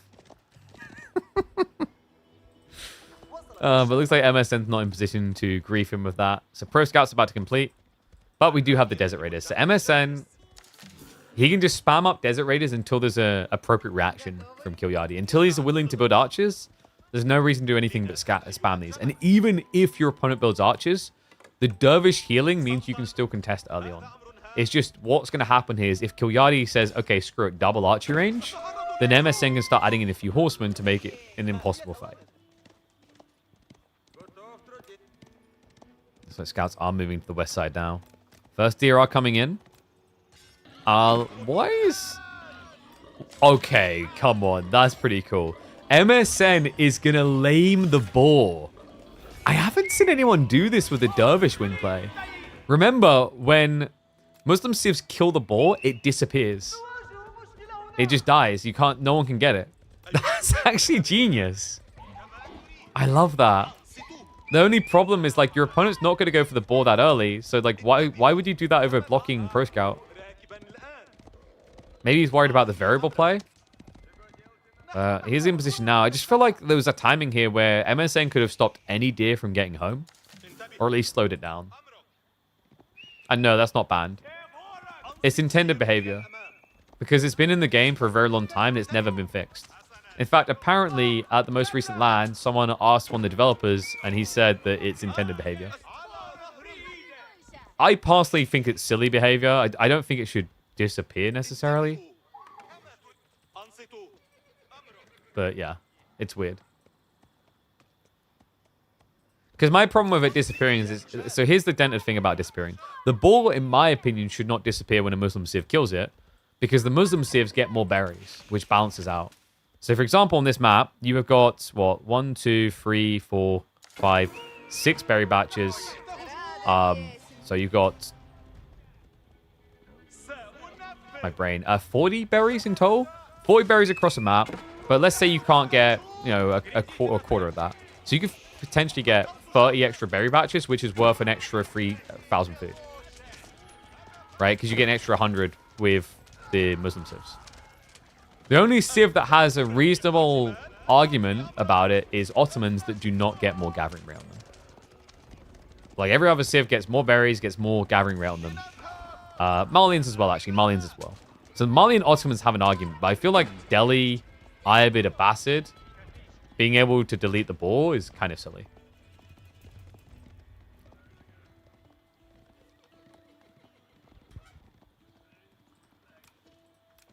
Okay, so Killyardi. How are we looking here? He's built quite a lot of archers, but the desert raider count is pretty high already. Yeah, he's going to have to go one deer stack, right? You can't split the map. I think you just have to kind of funnel towards one location. But if you do that, I'm not even sure if he's got enough archers yet. Remember, this is a snowball-y type lineup. The desert raiders, when you go up to like 8, 10, 12, the ease with which they find kills is absurd. Especially when you consider they're never taking damage. Or at least damage doesn't stick. MSN. We'll just start to poke in. So you 2-hit kill spears. Which becomes quite the problem here for Killyardi. As archers alone is not going to solve for this, no. And MSN is also getting ready for castle. Yeah, he's not far off now. This is so tilting to play against. You know, at least when you play against the Ottomans and their Imam play, there is a weakness. They are slow, and if you kill one, you win. But when you play against dervishes, it's just silly. You know, if you go for a fast-moving unit to catch them, that fast-moving unit's going to get debuffed. If you kill one of these guys, the other one still functions perfectly. Heals himself as well as everyone around him.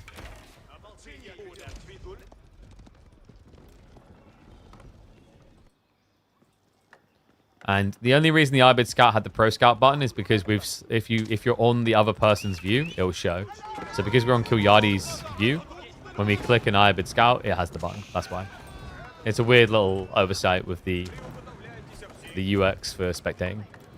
Yeah, we have not got Pro Scouts today from MSN. I would be pretty impressed if he had this much army, was teching Castle, and had Pro Scouts. Like, at that point, numbers don't quite add up. Like, something's pretty sus.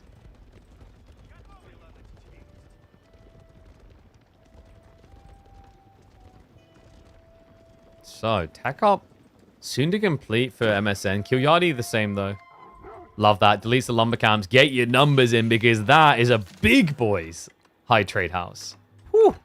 Look at that.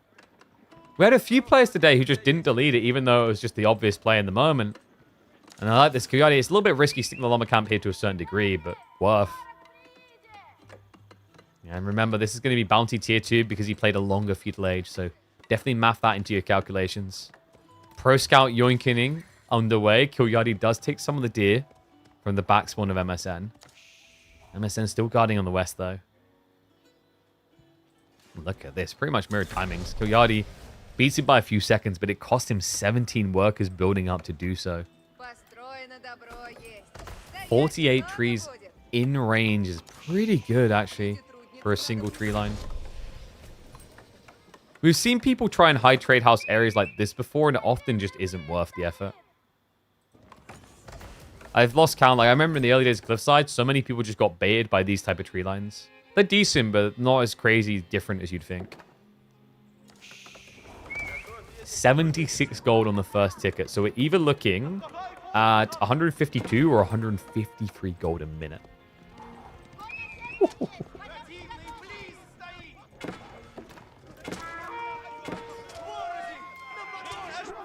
So to put it another way, almost 2 relics.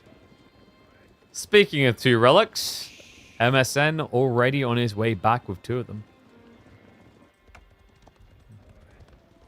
Looks like the army is aggressing. MSN will seek shelter and move away. First Camel Lancers hit the field though. The veterancy's in for the full Rus army. Yeah, he's not going horse archers at all. He can't against camels. Primal Law coming through. Spearman, I love that. He doesn't hard commit. He does just enough to scare him away, knowing the Spearman mass is too small to break the tower. Camel Lancers are now going to commit in with barely any spears left. Why not? Does need to be careful. The Desert Raiders. MSN, this is very expensive. What? Yeah, I mean, the Camel Lancers can just do it on their own, right? At this point, they're scary enough. But with the Desert Raiders, there was a slight overextension there. MSN hasn't got the veterancy yet. So it pays an expensive price to hold that gold. And Archer's now on the retreat. Now we'll start to feel the pain. Veterancy kicks in for the DRs. Camel Lancer finally goes down, but plenty more where that came from. And on top of that, MSN said, you know what? Archers does sound pretty good. Me likey. He's got his own vet archers in play. Steeled Arrow also on the way. That was an area that gave Roos the edge here. Killyardi had anticipated Undermesh and Steeled Arrow timings. He's going to be having more of those Desert Raiders coming. Military reinforcement just recently kicking in. Has him up to the 11 Desert Raiders. We've also got plays under the berries. And remember, the deer was never actually taken. No. This left side deer, Killyardi got none of it. It's been difficult for him in this game.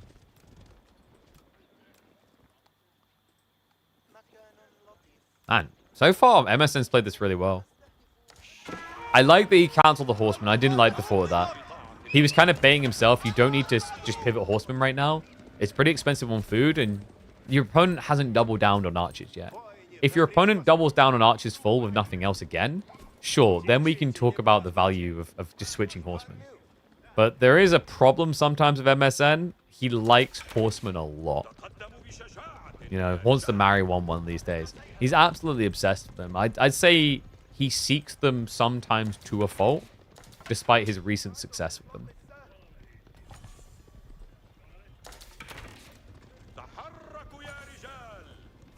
So we have got raid attempts coming in from the Lancers.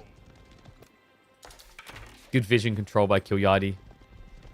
That's the point. If the scouts can't pro scouts, actually have them scout. So he knows where the attacks are coming very early.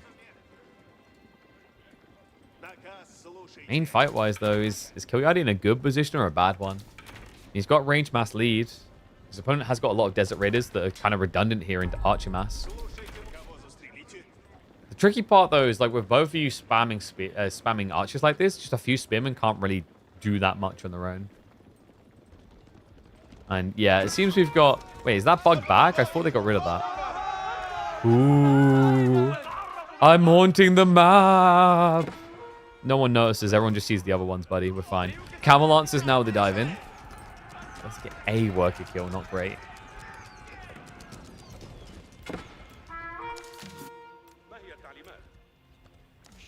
One big thing to consider here, though, is this is now a 5-relic game, folks. Killyardi will not have the Saint's Blessing because he has no reason to get the monks. Oh, man. That is vicious. And also, the other thing is now healing on one side, not on the other. Which is really important when you consider it's mass archers and there's things like Camel Lancers. They benefit the most from that trickle of healing. Speaking of the cam. It's going to be a march in. Marching Desert Raiders trying to contest this. Second wave of Camel Lancers being held in reserve for the time being. There's practically no spearmen here. And they just get A-clicked in. Killyardi, no, not like this. The Camel Lancers, they time it perfectly to charge forward. Killyardi, he's got no spearmen. He A-clicked them in. Even without the ranged upgrades, this is now really good for MSN. I think Killyardi maybe trusts the ranged upgrades a bit too much here and forgot the importance of reserving spearmen. Steeled Arrow, level 2 is almost complete for MSN. He's sticking to the fight. It just kicked in. He's missing the armor still, though. So we'll have to back away. Still, comes out with a military lead. He now has the archer mass over his opponent. And he is missing a key tech here. Lots of players seem to forget about this these days, but Sultan's Mamelukes is still a valuable technology. Hasn't gone for it just yet. Might not even need it. The camp lancers again. He just doesn't have an answer to this now. I feel like Killyardi's just kind of stuck. If this wasn't fire relics, you could probably get rid of the camel riders quick enough, but the problem is there's just way too much gold influx that MSN's going to keep just pumping lancers.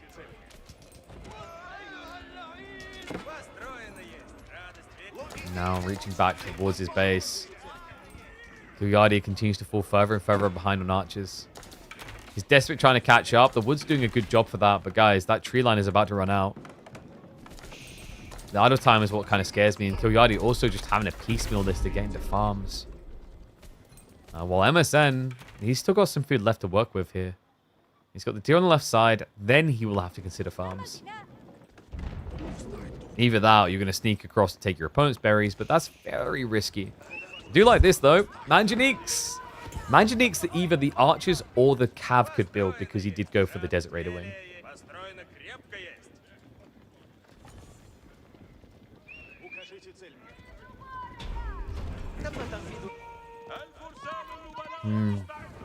I don't know what he does about Manjaniques.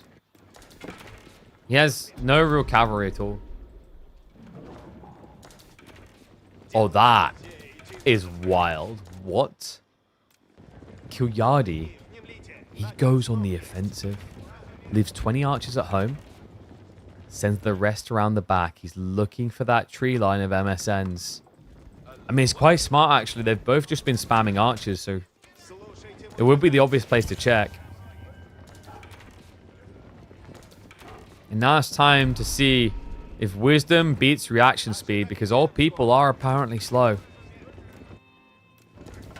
And also indecisive. They can't decide if it's Monday or Thursday. He walks back instead. Oh boy. But MSN. This now worries me deeply. Killyardi, it was bad enough when it was just 1 or 2 Manjaniques, but it's going to be up to 4, and that's going to be enough for MSN to start hitting the base. You've also started to build farms. Those get scudded easily by Manjaniques with the incendiary shots. Killyardi's been doing a good job of minimizing any raid opportunities. The MSN doesn't need a raid anymore. He just needs the one big fat fight. Manjanique's now backing up. It's got 4 to play with. Turn to the shot. Incendiaries is the play, guys. You don't want to use the rocks. You want to use the fire. Because the fire will chase them better when they're retreating. It's much harder to dive. To dodge, rather. It's almost impossible to dodge, actually. So yeah, although you don't kill them as quickly, you kill them over time. And it's not like Killyardi has a lot of healing. Now able to burn into the buildings. Absolute cinema.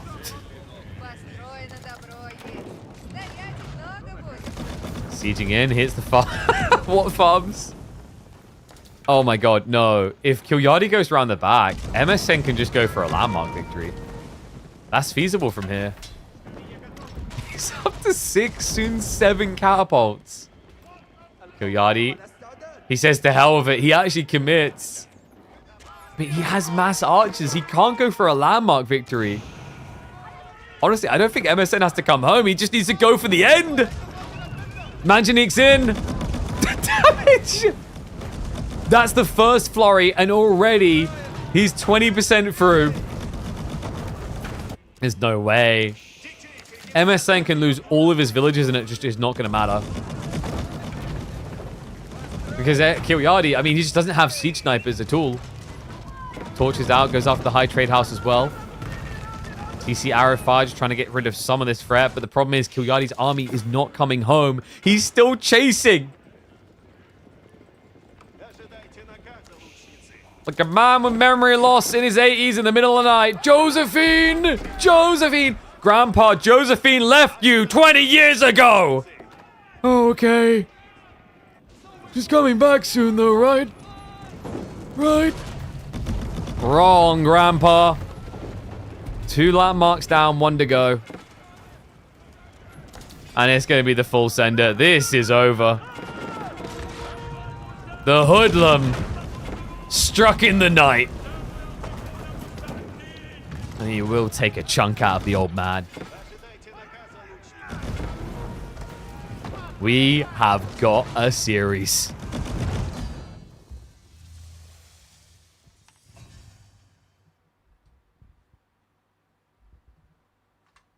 Raid an old man's home when he's away? Well, yeah, dude, like that old man, he fought in Nam, bro. You don't fight him head on, like, you just go in the night. I feel like this is probably going to get uploaded as a full series.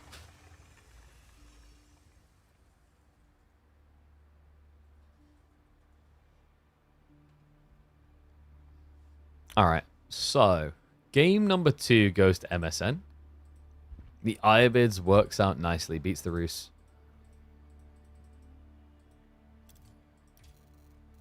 Next up, we are going to Boardland. It is going to be HRE versus Lancaster. Oof.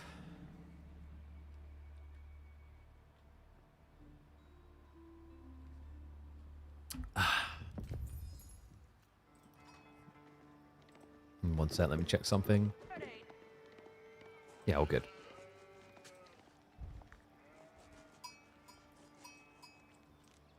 Let's see, there we go. Oh, sorry, I forgot to pay out predictions yesterday. Boom.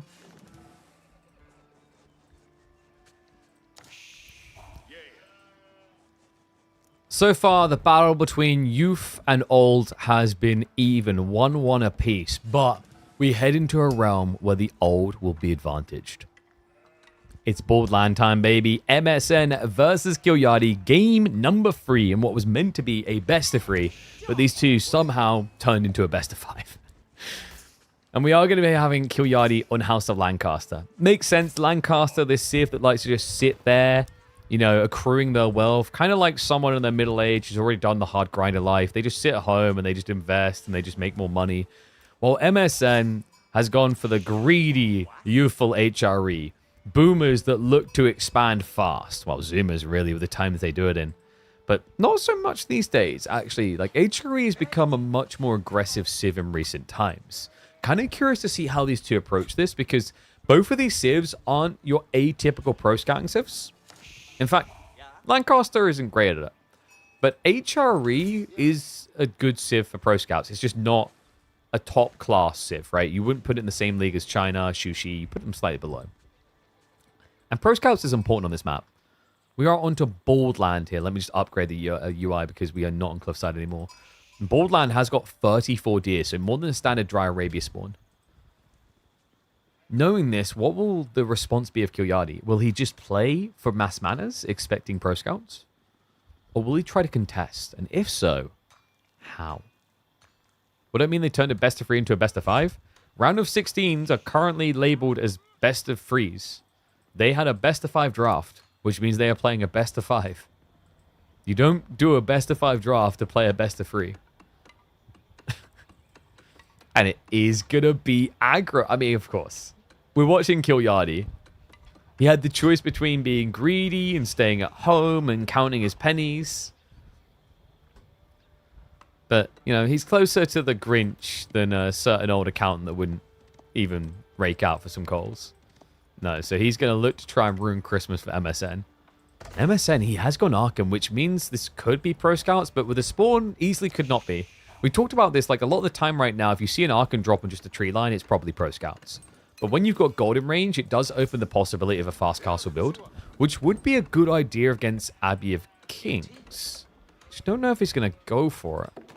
I mean, the temptation is there, right? 34 deer? Just like, look at these things. Eat me. I want you to eat me. I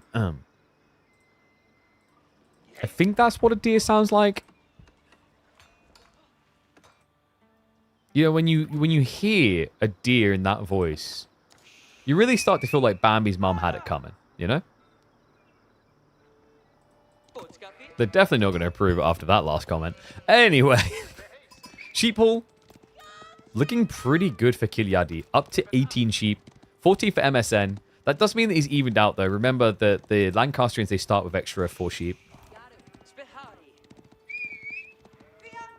Hit with your car? That's what we're missing. Guys, we need them to add the Big Daddy cheat from Age of Empires 1 so that we can just run over and then you just scoop them up and take them back to the base, you know?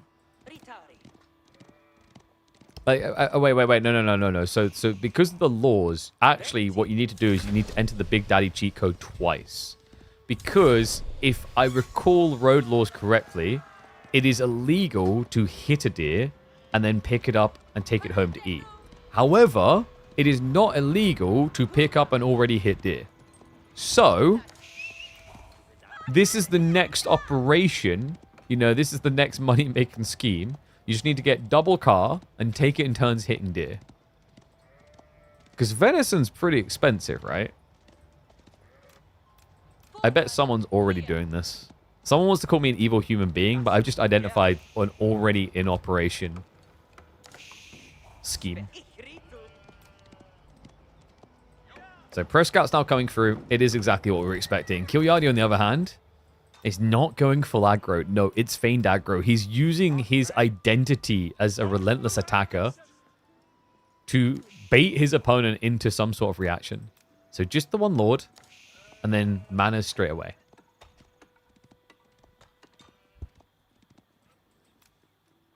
What do you guys think? Do you think that MSN or Killyardi are going to take the lead here? 1's for MSN, 2's for Killyardi.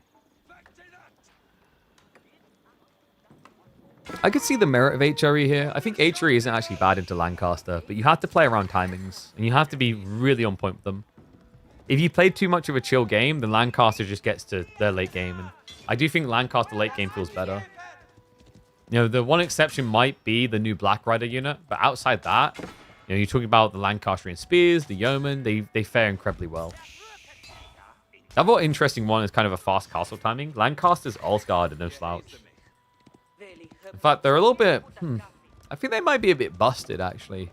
Because Ulfgard, they move quicker than standard men-at-arms, and they also attack quicker, and then they also have the dagger throw. It's all a little bit much. Stables play. Killyardi. So it's going to be triple mana into commitment. We're getting the good Lords build, guys. I mean, I saw him adding in the extra, but sometimes you do see people just going up to 4 Lords just to harass with them and then stop. But this is a full commitment. This is the build that's been taking over when it comes to our KPMM Lancaster games. It's taking over at the top rank, and it's going to leak down into your pub game soon. The little hobbies and the masterful lords are going to come in to reap hell soon enough. Well, we talked about hoodlums and their knives. Apparently, Killyardi actually is the one with the knife. Seriously, this thing is toxic. They don't look that threatening, but it's the art of many, you know? You're on station with a shotgun, you're like, I can take down a monkey. Okay, what about 50 monkeys? I don't think I got enough buckshot for that. Figure it out. And the problem is, quite often, people can't. If this Hobbler count gets too high, MSN's going to be in trouble. The correct reaction now would be Spearman, but he hasn't gone for it. Instead, he's going for Castle Ace. This is so greedy. I mean, he doesn't have a big enough army to deal with the Lords, let alone the Hobblars on top. Speaking of which, Hobblars bait him away. MSN's Horsemen are injured, but they can't be healed. The Prelate is trying to actually make it better. Outpost will go up, so well played. MSN able to stake his claim on his gold. Killyardi definitely not done yet. No, he's going to play out onto the deer and onto the boar. He's got more Hobblar queued.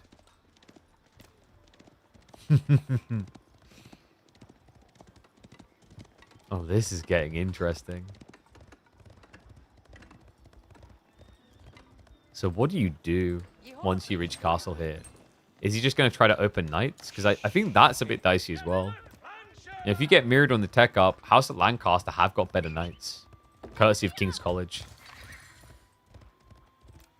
Now, obviously it comes down to whether they go King's College. So I think the idea for MSN is if he gets an age up quick enough, he could build a few knights and force a white power of Lancaster.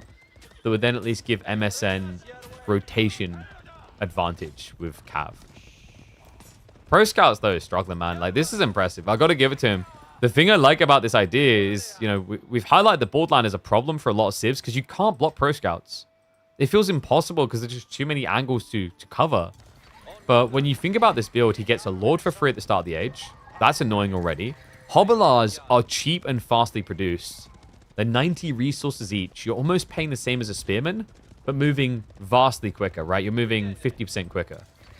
And sure, your damage is low against scouts, but you don't have to kill a scout straight away. The biggest challenge is being in position to catch them. Hobbalar don't have that problem. In the meantime, they make for vicious raiders into the enemy base. Finds a kill on the back. That's now 2 worker kills in this game so far for Killyardi. Looking for more. The Spearman will be able to protect, but remember, you can always just pull back the injured Hobbalar to heal them at base. And the Lord's here. Always the game changer. Once the Lords show up, you basically have the same health as the enemy horseman. Lord's now poking out at the Regnets. Had to be paused. He can't age up like this. So many people are falling victim to this build. In fact, I believe it was Killyardi versus Wham. We almost saw Wham lose a game before. With an insane Hobbalar commitment out of Killyardi. I think it was him. Actually, no, I think that might have been Anna. I'm trying to remember back now. I feel like I'm seeing everyone just do this build now. Clash coming in. Horseman, Spearman will eventually clear up the Lords. But the worker kills are stacking up a little. It's going to be 5 worker lead for Killyardi. It is going to cost him the army, though. I think maybe Killyardi hanging around a little bit long there. Good defense out of MSN. His game will not end that easily. Nicely played. And with the Pro Scouts on the Arkin buff, it makes up the difference here. Even though he's behind an economy, not that far. I do like the way that we're seeing competition out of Killyardi, though. Playing onto the ball does give him a strong rate, although he does not have survival techniques.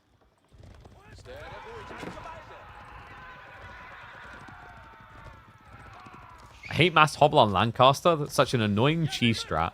I mean, sure, but like everything is annoying cheese strat at first. It feels like anything that's been good has kind of gone through that phase. You know, people used to call building French Knights cheesy. Still have to execute. And there is a fragility to it. And the nice thing is when you're playing up against Lancaster, the idea that they could go archers is last in your mind. So like going spears doesn't feel terrible, as this civ tends to struggle getting into the archers and feudal more than any other civ in the game. Like sometimes when I watch Lancaster try to build into the yeoman, it's on par with watching gilded archers coming out. You're like, this doesn't feel like you want to be doing it. You're kind of in need of doing it, aren't you? And they're like, yep. Yep. White Tower in the center of the map, though. And that is a filthy switch. I thought he'd just do Mass Elsgard. You could have just done Mass Elsgard here. Proxy Raxes around the White Tower halfway across the map would have been sick. Instead, it's going to be triple archery. It's weird because your opponent, yes, he's building spears, but he's also building crossbows. The good news is you can build yeoman or crossbows, though. Sorry, not building spears and crossbows. Spear and knights. My point is that you basically, like, you're thinking about building yeoman, but you can build crossbows instead. And he does cancel one of them, so we will be looking for relics also.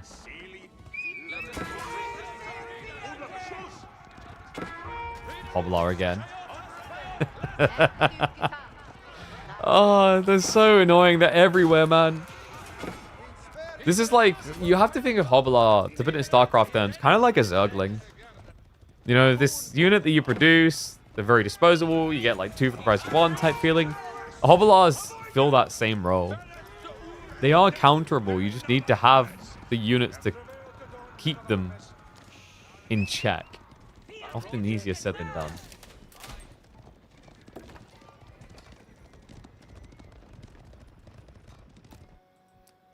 A weird 70 damage low unit. Not many civs have them and do such strats. I mean, there's more than you'd think in the game, though. Like, I think eventually you're going to see Marley and Musafadis taking over in the Feudal Age.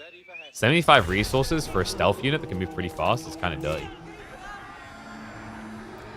The Lord's empty. MSN just trying to get relics home. He has picked up 3 so far. Easier said than done. MSN Gonna be denied the one. Other one's already home. Third one is gonna be coming from the south side. So it's still gonna be 2 relics making it home towards Regnitz at this rate. Killyardi is not slowing down. It's a crossbow switch. He's also adding in knights. Killyardi could go for a wall low here to bait attention. Actually just tries to run off with the relic. A little bit surprised by that, actually. Yeah, Monk will eventually go down, but gets it closer to his base. Has now got crossbows showing up. These lords just take so long to kill.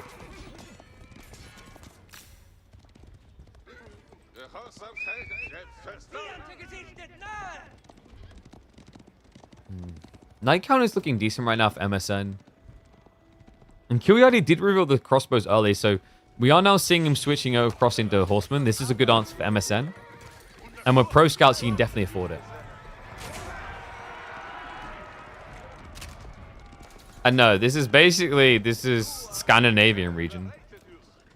Is the easiest way to think about it. It's Finland versus Denmark. This is the type of matchup you could have got at King of the North. Where did you think Killyardi was from?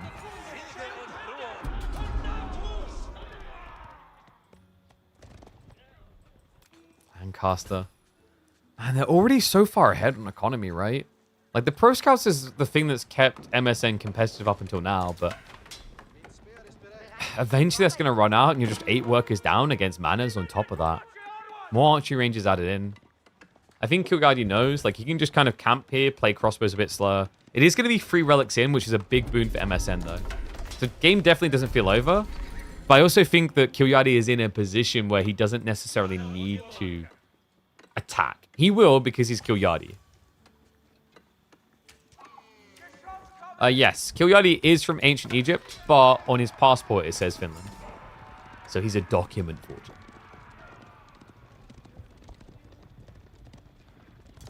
Like, actually, you know, remember, guys, I was at a LAN with Killyardi, and he got a bit rowdy, and he, like, took off his shirt and started, like, swinging over his head at the bar. And I did notice that he had what looked like Viking sigils, pagan sigils, carved into his back. Now, make of that what you will.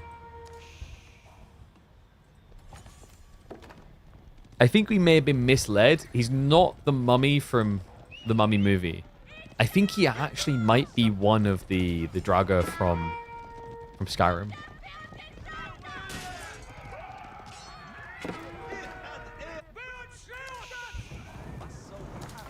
Killyardi now with a spear switch.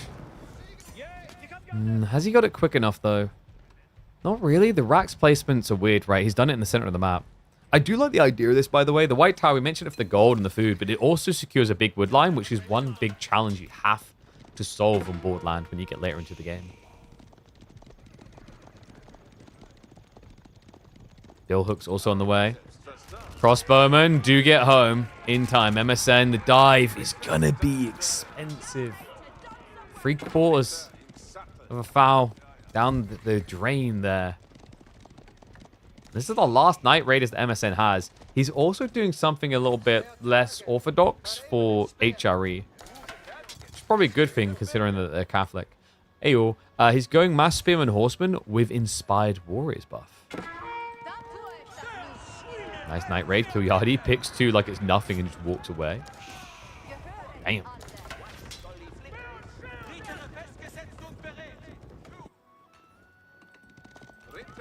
What's MSN's move? Because he's clearly bulking for a big all-in, but with the White Tower, that's difficult, right? So there needs to be a siege timing here to feel confident about the next step. Either that or he's planning to ignore the White Tower. Kind of difficult to do when it gives so much value in the center of the map like this. Like, if this was full in the base, instead you'd be focusing on Sacred Sites yourself, saying White Tower's too hard to dive, but Killyardi's just made this game very awkward. And he's also given himself a lot of extension into the deep game with the 8k Vayne. Right? Because sometimes you can actually beat Lancaster just by confining them in their corner and starving them of gold. Especially if you force them to overcommit in Castle Age, so they have nothing left to go Imperial.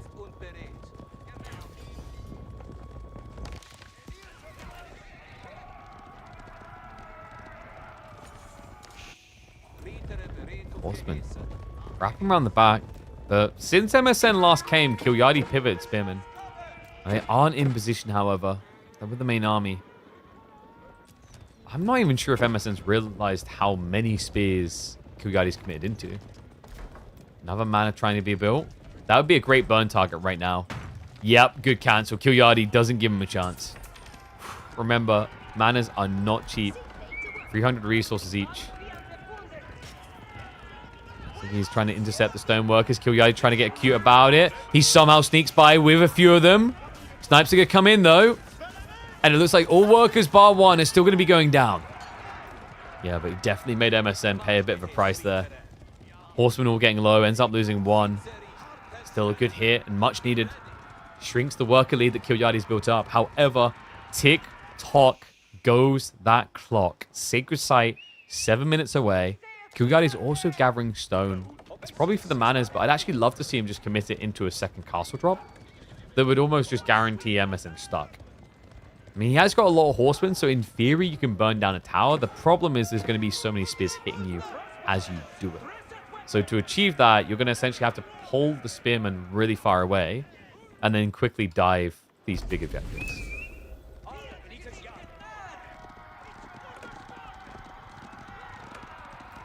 HRE knights don't look that much like Demi Lancers. Don't be silly.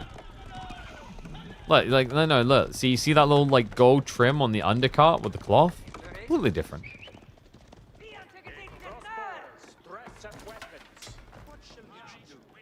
Level 2 mana unlock. Killyardi's taking it all the way. I mean, makes sense in his cozy position. If he can't win by Sacred Site, he can just win by age. Which is the default thing that Killyardi looks to do, with him being 169. I'm sorry, Killyardi.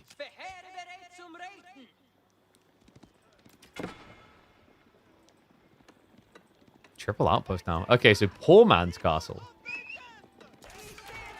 I guess he doesn't want the idle time of having to construct one here. Army is big from MSN, though. Killyardi stepping off and going for these manas slowed him down. Also, just a big miss macro, right? The amount of wood and gold he's holding on to. He's finally trying to fix it with farms, but maybe not quick enough. Diver's going to come in. Flash underway, and Killyardi, this does not look like a great fight. Spearmen contested by the archers. Crossbowmen about to get accessed. And remember, these crossbowmen have no value anyway.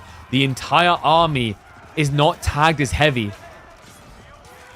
Yellow Boy's also helping out. Inspired Warriors buff quite nice. A good wipe here. Killyardi going to get chased down. Crossbows trying to break away. And wait, no, the A-clicks MSN. I think maybe unintended there. Got dragged back with the A-clicks onto the Lords. Is still a win. But he did not get rid of the bulk of the crossbows. So Killyardi gets away with a more valuable unit. Key here, considering his lack of resources, right? Like the food cost, the gold cost there. I mean, you can afford the gold, but it's just the reality check of a 120 resource unit dying or an 80 resource unit dying. And also the other thing is, for MSN, it becomes less efficient. You know, he could have been killing these units that had 80 health or these ones that have 110.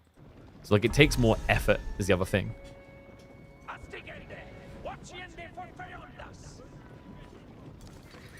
So, Sacred Site condition removed. MSN, the only one playing cavalry now. Map is still pretty open. There are walls coming in, but they're very wide. They don't stop cavalry rotations.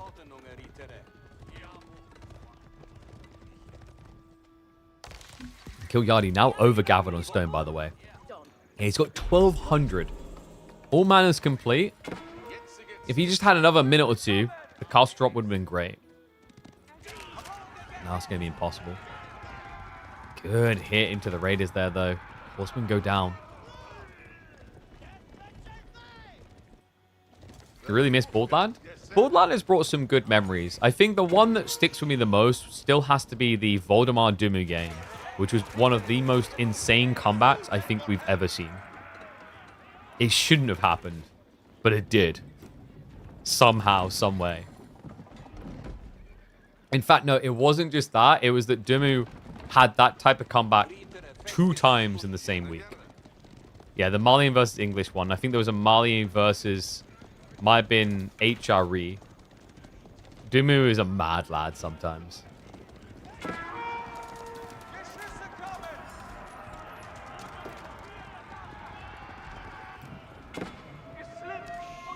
I'm going to approach, but MSN, he needs to be quick about this. Look at the switch from Killyardi. He's got Mangoes on the way. He's going into Yeoman as well. Yeah, Voldemar was English, Dumi was Mali, and then the other one, Dumi was Mali, and I think it might have been... Was it Killyardi who was playing HRE? I can't remember. Might have been Voldemar as well.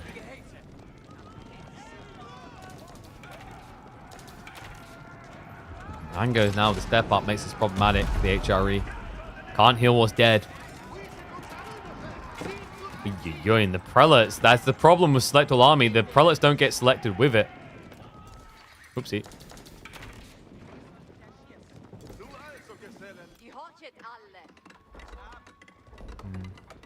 Villagers now shifting to 4 tree lines. Possibly the worst time you could imagine here. Keep pressing the wrong button. I'm trying to find what my Select All Army was. Prove my point. Because you don't get to select prelates with the army. I think. I'm sure you still do not get to select them. It's different. This is why people don't tend to use the religious units that much in the deeper state of the game. They're just way too clunky to wield. You know, we've seen it with warrior monks, for example. Warrior monks aren't selected as part of military for some reason, despite the fact they even attack.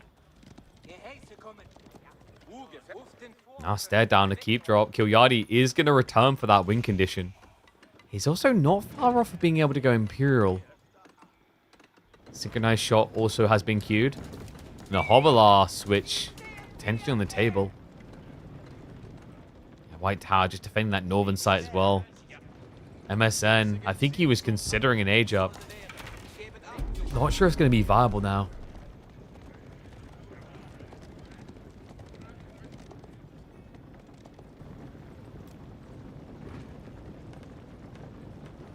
Yeah, that's the other weird one, that Shushi monks actually do get selected. But that is at least explained from a capture age standpoint. Like, Shushi monks don't register as carrying relics, weirdly enough. And what is up, Marco? I'm happy for you to register that. Appreciate the Prime sub and welcome to Swarm. Remember, guys, you've got to go get your Prime account. You got to link it up to your Twitch account. Use that free sub here every single month. And if you do not have Amazon Prime, don't worry. Your aunts, your uncles, all those do. Just ask them to sign in. They don't use it anyway. Clash coming in. Horseman wrapped around the back. Mangoes left wide open, it would seem. Few Spimmer now reacting, though. There's still 2 Mango alive. So double siege on double siege. All horsemen gone, though. And now the melee gets to run in. Sync shot complete. He has to bail. Killyardi just stands his ground against the backstab. Ignores the threat entirely. And still just rams it down his throat here. The extra HP making the mile of difference. Yeah, even the siege getting the extra HP here. All the small details adding up there. Yeoman too tanky. Crossbowman too tanky. The Lords. It was so subtle in that fight. You don't really realize it at first. It's easy to forget because you remember how impactful they are in the early game. But you often forget they remain just as good as you get deeper. It's a 20% health buff that your opponent can simply not match. MSN simply unable to keep up with this. Killyardi, bit of a whiff on the sync shot. Might want to go to his local opticians. That eyesight is not holding up. But the Mangoes slowly just wearing it down. There's nothing left of him. Yeoman are just going to pick him to the bone. Double Sacred Sight locked in behind this. Killyardi also in a position now where he could easily just think about going Imperial. Either way, this game looks toast. MSN as dead as the instant messaging service. Only 15 farms, and that's not really going to compete with Killyardi that's now going up to 40 farms.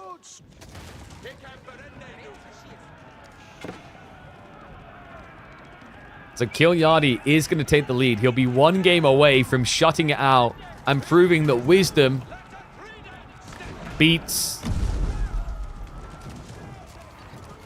puberty. I don't know. Like, what's the advantage of being young? Not suffering arthritis beats not arthritis. I never thought I'd say that.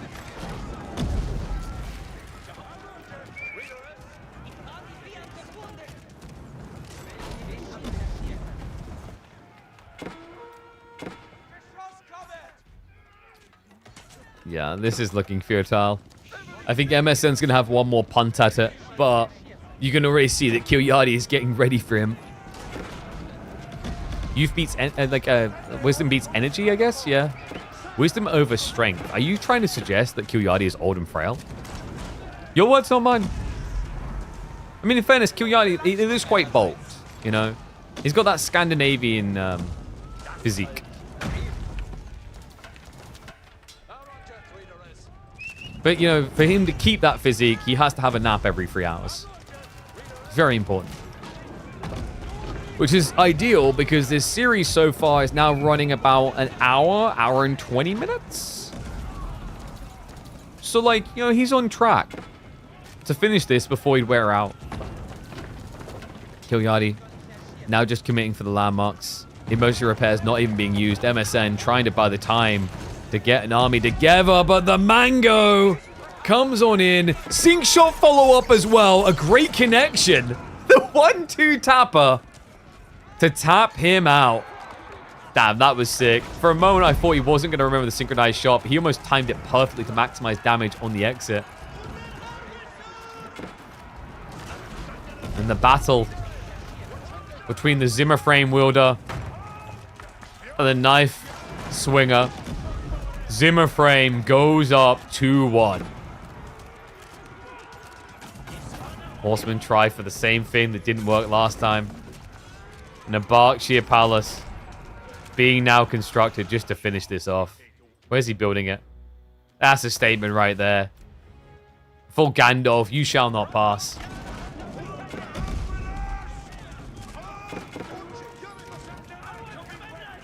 Thank you, Liz Trez. Appreciate you. Thank you, thank you. Appreciate everyone who's been come through the subs. The support goes a long way to making things like this possible week after week. The old man ain't dead yet. He's still kicking strong. Best you remember. Lest he has to school you whippersnappers himself. Killyardi, now 1 game away from the win. House of L's, it would be out HRE. And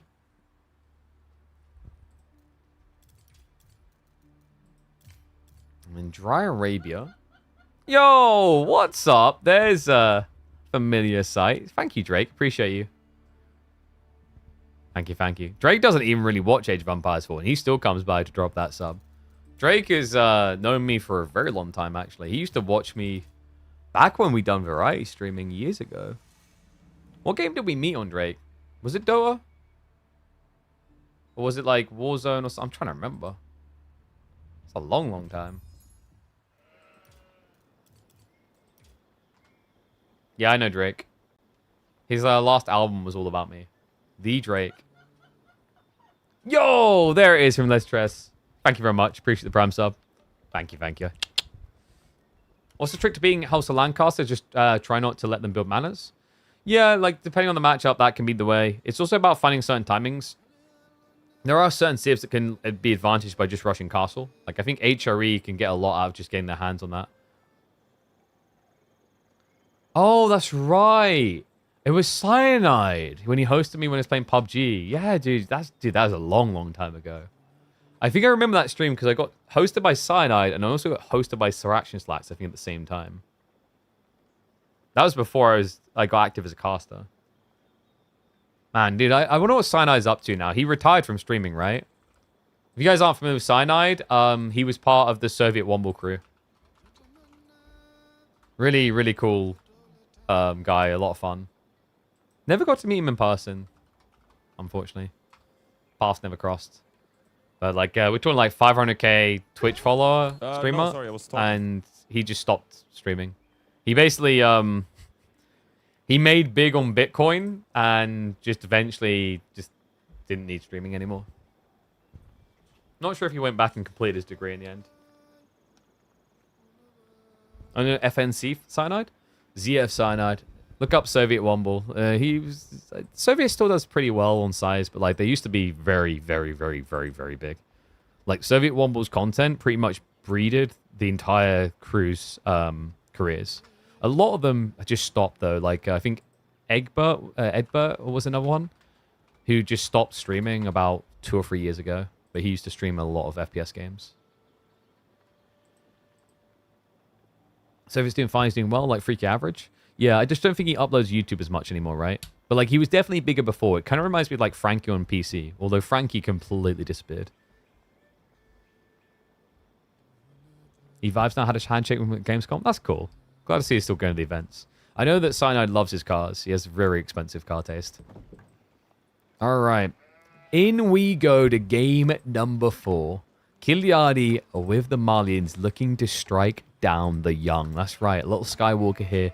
Can he deal with Emperor Sidious, or is it the end of the road for him? Will he be mugging the Emp tonight, or will he just be crying into the pillow? We hop into the 4th game where Killyardi has got a pretty powerful pick at the moment. I think Malians just keeps finding new and new strategies.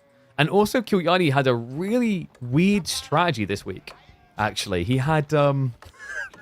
he almost lost in the round of 32 from our perspective against a Mongol pick when he decided to do a really funky no standing army for Rimba builds.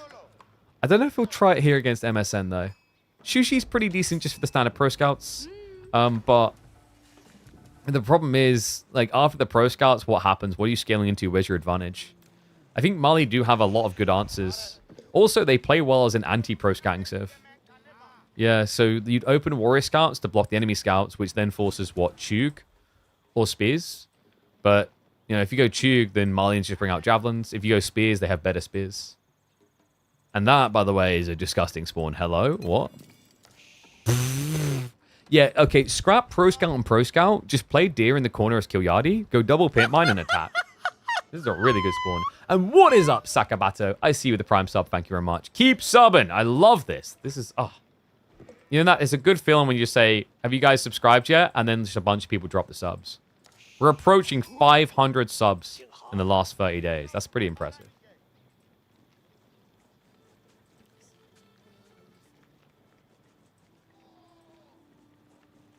Arrows fly and kill people? There you go. That's all you need to know. I mean, we have been in an Archer meta for like a long time. Kind of. How did we get to Soviet Womble territory? Because I expanded to many different areas, you know? We're very, like, cognizantly active guys. We do a lot of different things.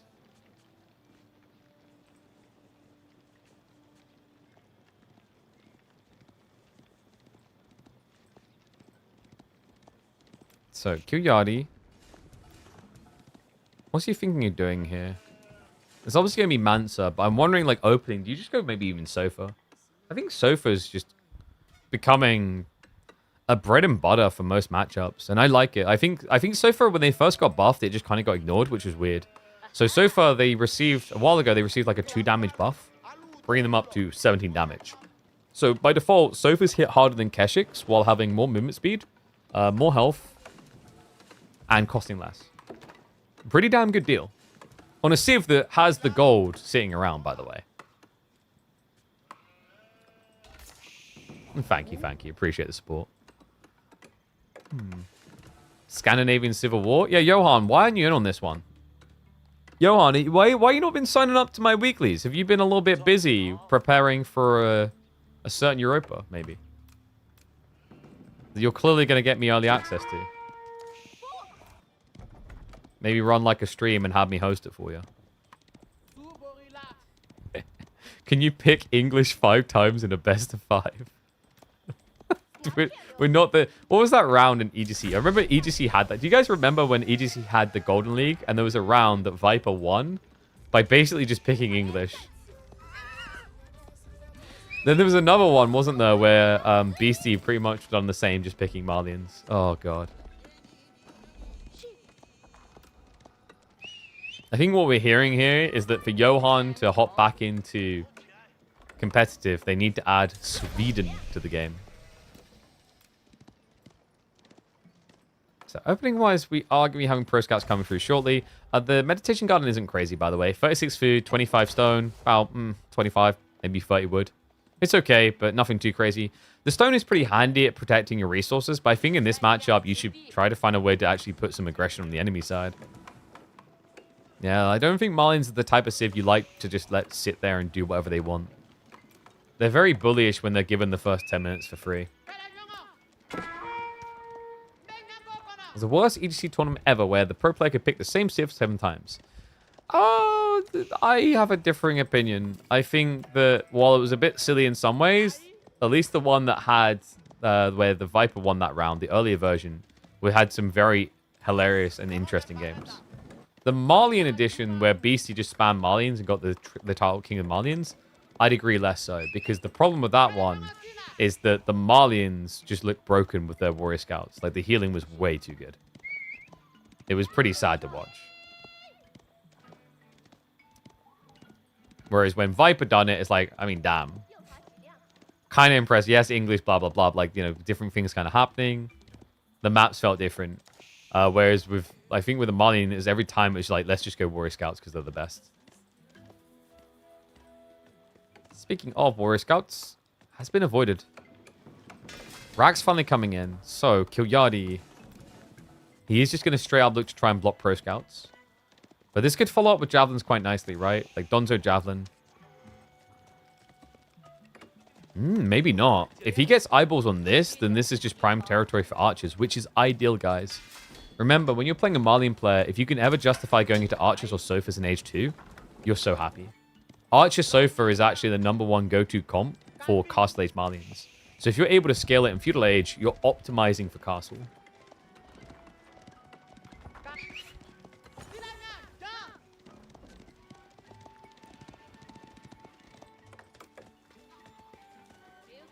Huh. I just came across like a very interesting point on Twitter about like prices of games. Raising the price of games won't help. Manage your budgets better. Expedition 33 was $50. Oblivion was $50. Split Fiction was $50. Grounded 2 was $30. Pro Scouts is 450 resources. Mafia $50. Helldivers 2 $40. Silksong $20. You sell more at a decent price. Inclined to agree. Although not entirely accurate across the board. If you have a high value niche, you know you're going to sell less copies, so selling higher is better. Why do you think Warhammer charges so much? But yes, if you're going for a wide reach audience, you should price yourself lower, not higher.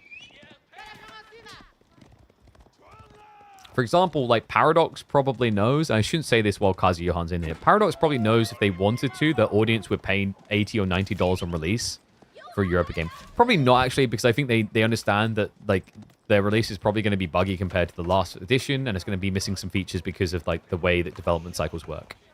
But like in theory, if they wanted, they could charge $80 or $90 because people who are hooked on Paradox products are hooked on them, and they've already paid more than that in DLC.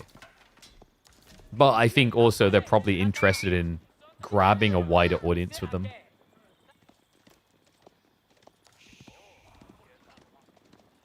But like an example of this is with the, you know when you got those D&D games, like the ones where it's just basically so you can play D&D in a simulated world sort of thing.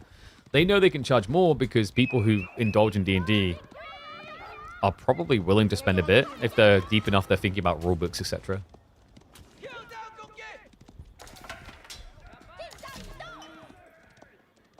So we have got Mass Chug. I'm a little bit worried about this for MSN though. Chug is just so desirable for Killyardi now, right? Like, you just scale javelins. I wonder if instead he just tries to get Castle into Sofa, though.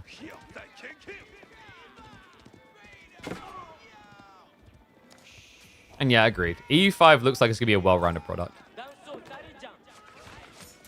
But I think, like, historically, Paradox has had this thing where, in the past anyway, a lot of their games have released and had to build up to the premium point they're at, right? Like, Victoria, I think, had this in a big way. EU4 actually had quite a bit of it when it first released, right? But, you know, at least it's sounding like maybe they've learned the lesson. It's a challenging one.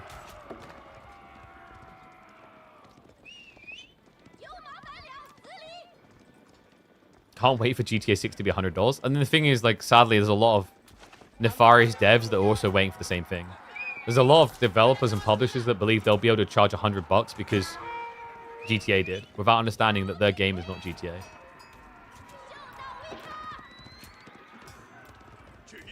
Javelin Donzo's now bulking up. So MSN, it's becoming a little bit worrisome, actually. Yeah, because Spear Jab, I feel like it can actually beat everything MSN's doing. The scale is wrong right now. Like, MSN has way too many compared to Killyardi. But if you think about it, you know, your spears are better than their spears. Your javelins kill their Chug on approach. And obviously your spears counter horsemen. It does take execution too. But this comp that Killyardi has is very desirable if Shushi are stuck scaling the same. And also the Chug in particular should lose a lot of value if we ever go castle, just because of the threat of Sofa.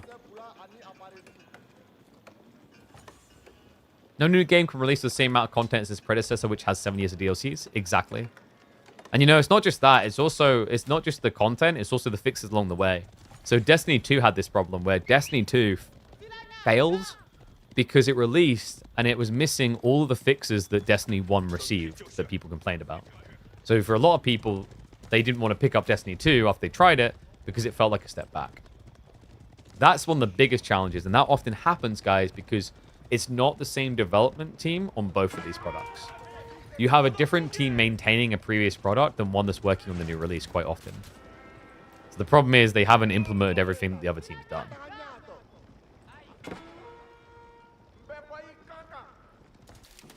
So for Raids, now showing up in the base. MSN, though, on approach. He thinks this is his time. I mean, he may have actually slotted it in perfectly here. Yeah, because Killyardi was being a greedy boy. He was filling out the ranches. MSN, he just needs to get a whiff of this. No to dive. And then full send. But right now, a slight bit of hesitance setting in. Army chasing the horseman around. Shivs out. Great grab there. Slows down the retreat. This has to be go time, though.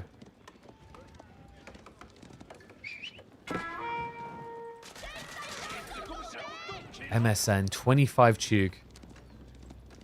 The Sofa are building up from Killyardi. This is the thing we were worried about. Sofa archers, he's feeling justified in it. It does counter Chug Spearman. He's also slowly just getting together what he needs for a tech play here. I think MSN can't afford to slow roll this, but maybe doesn't realize just how much he can't afford it. Because he hasn't, I don't think he scouted the state of the ranches. You might suspect that there's full ranches, but you don't know it for sure.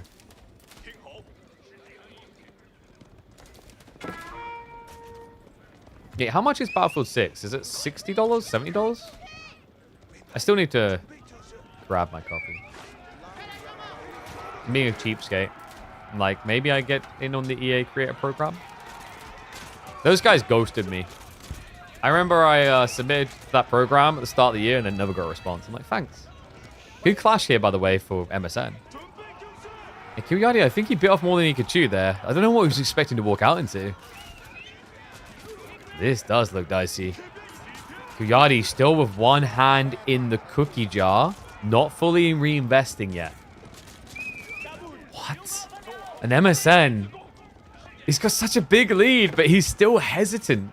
The problem is every time you step up like this, you know, Javelins, Donzos get good exit trade due to the range.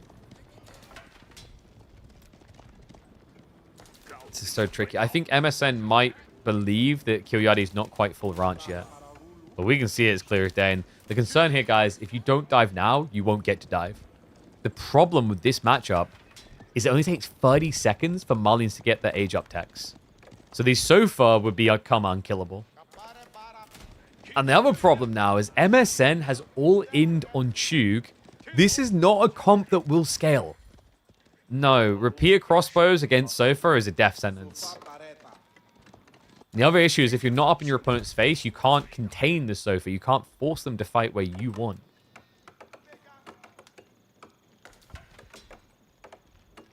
You guys talking about Ubisoft's what? I think one of Ubisoft's big problems is that they keep using the same engine and using it to make a lot of the same kind of games. There's a lot of focus on sandbox and open world. Because they read into the market at a point where everyone wanted open world for replayability, but then the market became oversaturated and they haven't fully pivoted. Hopefully with some games it'll be good though, like Anno.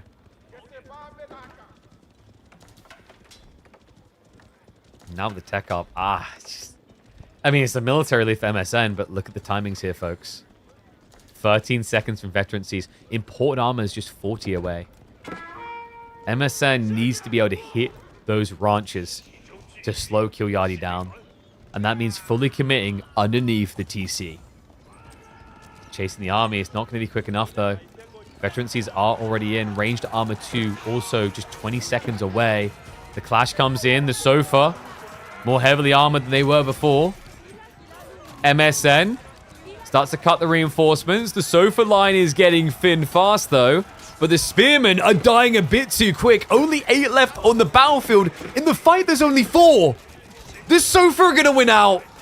MSN, the timing did not align. And just look how bad the repeated crossbows are against this. It's taking a century just to kill one of these guys. This is over. MSN has nothing left in the chamber. No answer to mass sofa flood. Even spearmen would fail you at this point. Yeah, because at this point, you're going to have the same number of spears to veteran sofa. Recipe for disaster for sure. Good hold by Killyardi. Game looked shaky for a moment. I felt like we were getting a game 5, but MSN, the hesitance took over. He just couldn't sniff out the timing. Such a tilting civ to try and dive. You got to feel for him. They're never fun to try and commit into.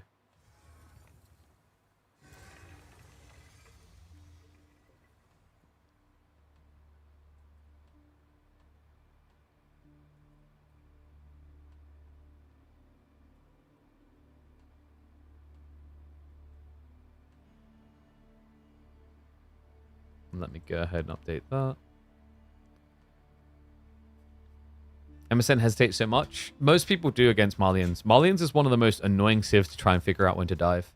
Because unlike other civs, they're very good at punishing you for misreading the timing. Because of the ranged attacks. Like, Donzo Javelins, like, if you enter and you're wrong about whether you can actually commit, you always trade badly. You always take a lot of losses on the exit. So I can't necessarily entirely blame him for falling victim to that. Many people before him have. But let's have a look and see what we got next.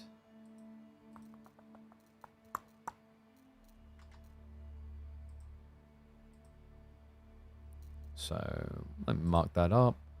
I think we said... What do you guys want to look at next?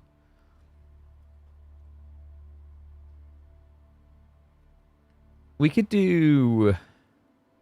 Got Numudan and Voldemar in about an hour and a half. I don't know if me and Micah and Jiffa played. Lash versus Mahodo could be an interesting one.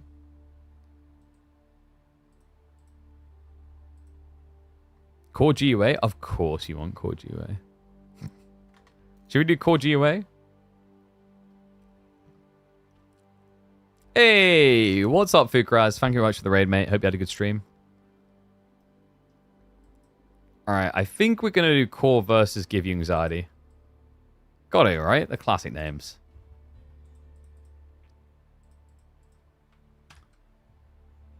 So let me get the map draft. Get the Civ draft. So this was a round of 32 game, actually. Yeah, because the thing is, GUA just hasn't really had the rankings recently. So he's not getting, like, deeply seeded or anything, right? And also, in fairness, like, our lineups are getting very stacked now. To the point that you're, like, seeing known names in the round of 32 against known names in the round of 32, right? Like, Lash versus Mahodo, that's 2 known names clashing in RO 32. But for now, we'll do the Give You Anxiety Core. That's going to be a best of 3. Let me find game number 1 between the two lads.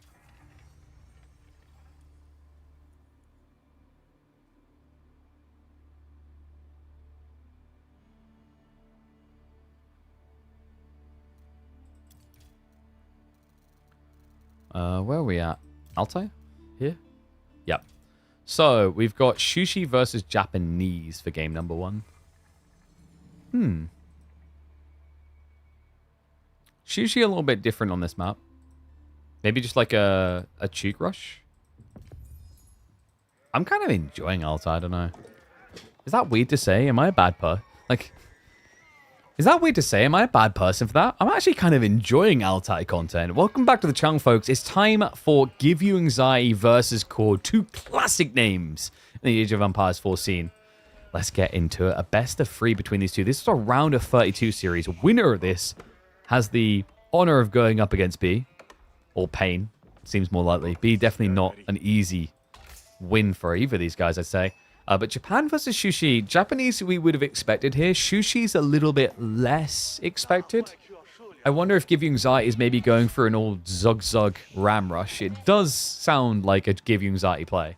If you're not familiar with GUA, he has a chronicled history as a Ram Rusher in Age of Empires 4. He was one of the OG guys always looking to all in and feudal, which was impressive back in the early days, considering the early days of AoE 4 was more about fast castle rushes, 2 TC builds, relic rushes. Especially when you consider that a lot of people were just trying to get towards horse archers and springalds. So definitely gave him a unique identity compared to a lot of the other roster when the game first started. But in recent times, bit of a downward trend for Give You Anxiety. Hasn't been able to commit as much time to playing AoE 4 full time like some other people here. So he's seeing like 124th. He's been doing reasonably well. Season 5 to Season 8 saw him in the top 100. And the last 2 seasons, he finished around 200th in the world. So it has been a bit of a slip. Core, meanwhile, is back on top. Right? Guy has grinded all the way up to 13th in the world right now. Previous season, he was 36th. And then Season 9 and Season 8, it was 11th and 10th, respectively. So yeah, Core in a pretty cozy position. But Core's issue hasn't necessarily been pub rankings. His issue has been getting the tournament results, right? We just haven't really seen him able to make these ultra deep runs. Oh, we'll be making an ultra deep run to the back of the base of the spears. Yeah, interesting here, actually. Shushi with the double gold on the back. This is good value, by the way.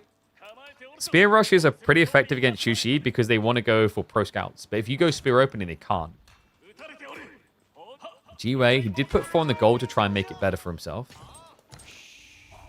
Core, I wonder if he wishes he'd pulled a villager. Because this spawn, I mean, it's double gold on the back. You block deer as well. It feels like the type of thing you want to outpost rush. But it's always difficult to make that call when it's back spawn resources, as it takes you so long to arrive. Give You Anxiety has got the gold necessary. Age up should be beginning in a second. Meditation Garden, I guess you just place it like here, maybe? There isn't any good options, really. No, the good one would have been here, folks. He could have clipped some food and gotten both stones, plus the gold and the wood. But with 2 spears, you're just not going for it. Especially considering you don't know if it's just 2 spears. It could be 3 or 4. Doesn't... Oh, come on. The village is in the way, so he can't actually clip the stone. That is actually just a painful to look at Meditation Garden. So 25 gold and about 25 wood. F's in chat. I need my K-Pig deads right now.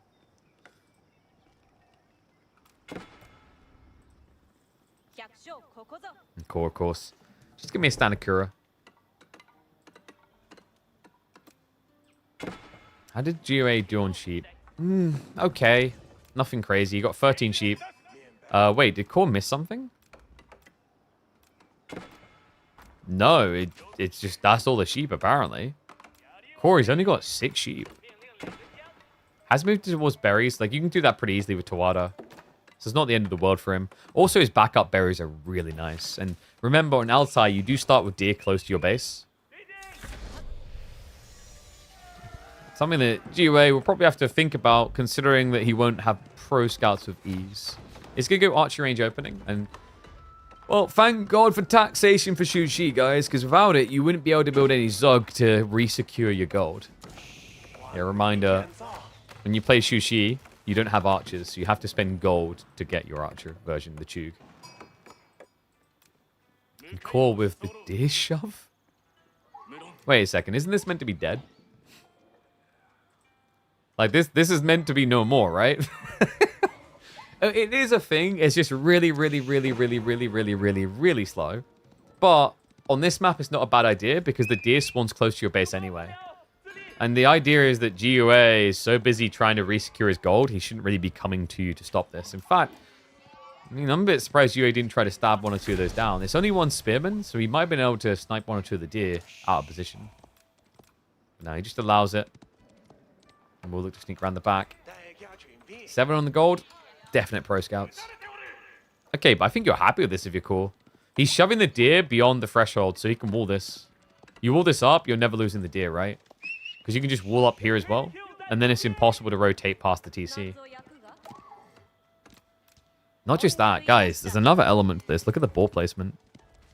Yeah, if he wants, he can pull the ball. Maximum distance is about here, right? So he's basically going to be optimal in a farmhouse for everything. That's a sick spawn. Some people panic and worry about pro scouts. Others just adapt. And we have got the horseman now coming as well. It makes sense. You force your opponent to juke. I'm trying to find what the negative is about this opening for core. There's not really much, is there? Good resource placement. Back gold as well as the berries. Tree lines are defensively oriented. If the plan here for GUA was as Zhuge knew all in, I don't think he can actually hit the timing. Especially when you throw out Chuk like this. Oh, no. Runs them blind. Was GUA thinking this was fast castle? Because when you see someone play onto deer like that, it can often be macro for fast castle. Either way, it's a misread. And core will be present in age 2. We do now have the small walls coming up. And by comparison, by the way, GUA's spawn is kind of horrible. The ball got pulled in. But you can't really pull your ball the same way. Like, the difference is huge here, actually. It's a good thing he did go pro scouts, because there's no way he would have been able to play pocket resources beyond the first year. My only concern here is core. You know, when you consider the savings on him essentially getting pro scouts without pro scouts. And the fact he already got an advantage in the opening. Options are on the table for him, right? Giving Zai is rushing castle, though. Interesting. So just Lancer play? But if that does get sniffed out, remember that Japanese Lancers are just better. If we're being totally fair to them. Deflective armor guarantees that.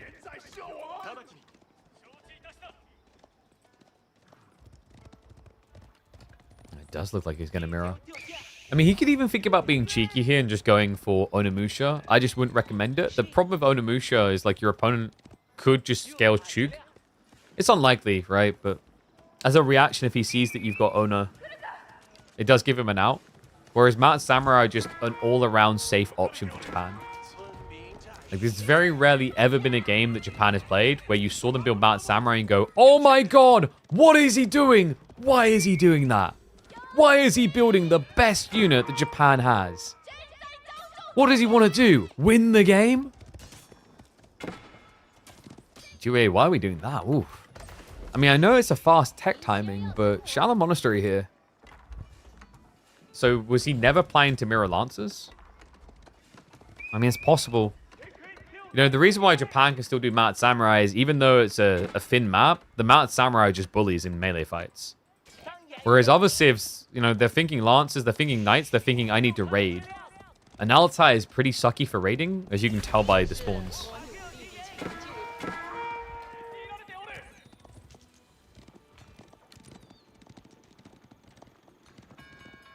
Double Shallow Monk queued up. Oh, actually, this is pretty sick because of the passes. Yeah, give Yung Zai. This is quite a feasible 4-relic game if he rushes the central relics. Monks are doing exactly that. Give Yung Zai heading to the center of the map. Floating Gate, soon to complete. Core. It is going to be Mount Samurai, though, so the expected. And Give Yung Zai is beginning Lancers. So this wasn't going to be a spear crossbow strat. That's interesting. I mean, with Shushi, you could kind of semi-wall the map and then just try and play forward with crossbow spear mass. So he believes he can outraid. And Altai is indeed back. I mean, it's been on ladder, and on top of that, it's going to be featured in the upcoming S-tier tournament. So we thought it made a lot of sense to give people the opportunity to compete and practice on it. And we are big on revisiting maps that haven't featured in a long time.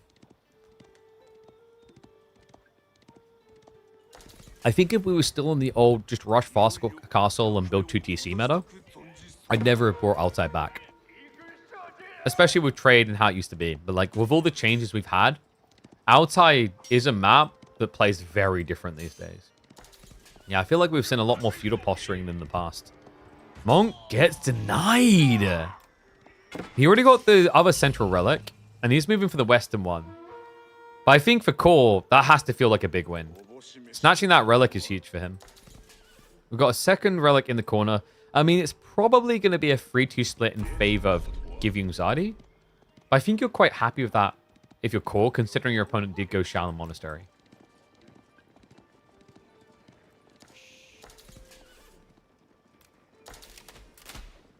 Gee, right. It is early crossbow switch. To be expected.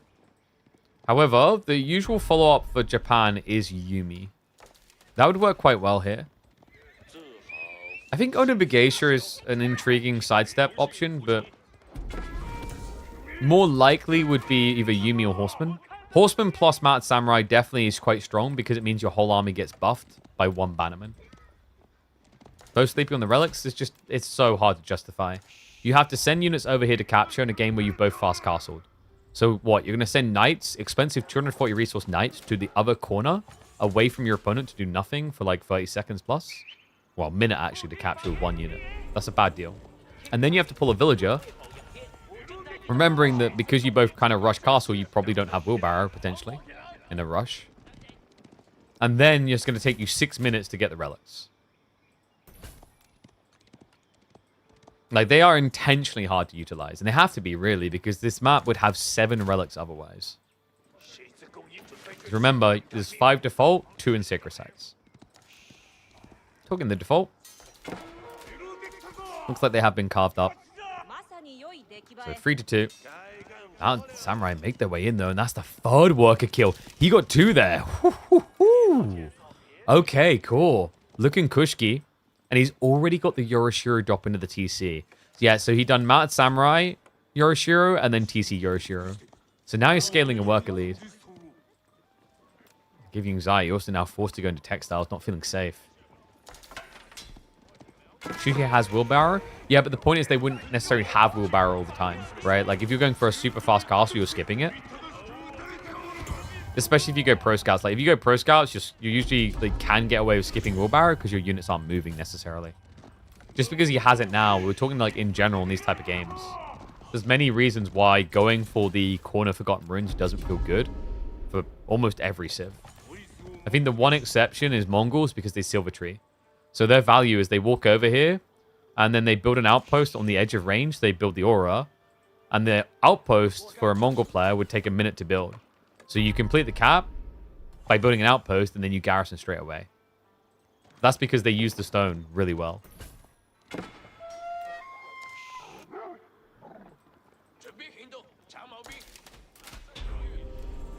Sacred Site's now being captured. Or at least attempted. Mount Samurai did shift to the east side. We've already got walls going up. So this is what starts to devalue cavalry. Give You Anxiety's idea doesn't look wrong now. Right, we've reached past raiding phase. We're now getting into hunker phase. With walls going up, the focus becomes more around how do you win a direct fight. And that's also now why you're seeing core adding in the Yumi. Yeah, Yumi that can counterplay both crossbows and spears, guys. You can actually beat spear crossbow with mass Yumi. The reason is that Yumi clears spears really fast, but crossbows also attack slower and overkill. This is the biggest value play about Yumi, is because they are a comp about numbers, they tend to have more of them than you will for the same price investment.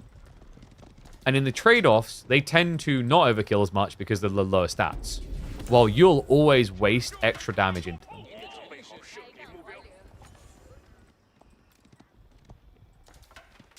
Yeah, it's like if I was in a zombie apocalypse, and I could have an elephant gun. You know, one of those rifles that is actually capable of felling an elephant. Or I could have, let's see, like an MP40. I'm going to take the MP40, you know? The elephant gun kind of seems redundant. Yeah, I'll blow the brains out of one of those zombies. And the MP40 might not have, like, you know, it might not have full metal jacket rounds, so it's not going to, like, maximum impact on hit. I'm going to take the MP40, though. Might be banged up and all, but I got 40 shots in the clip versus 1.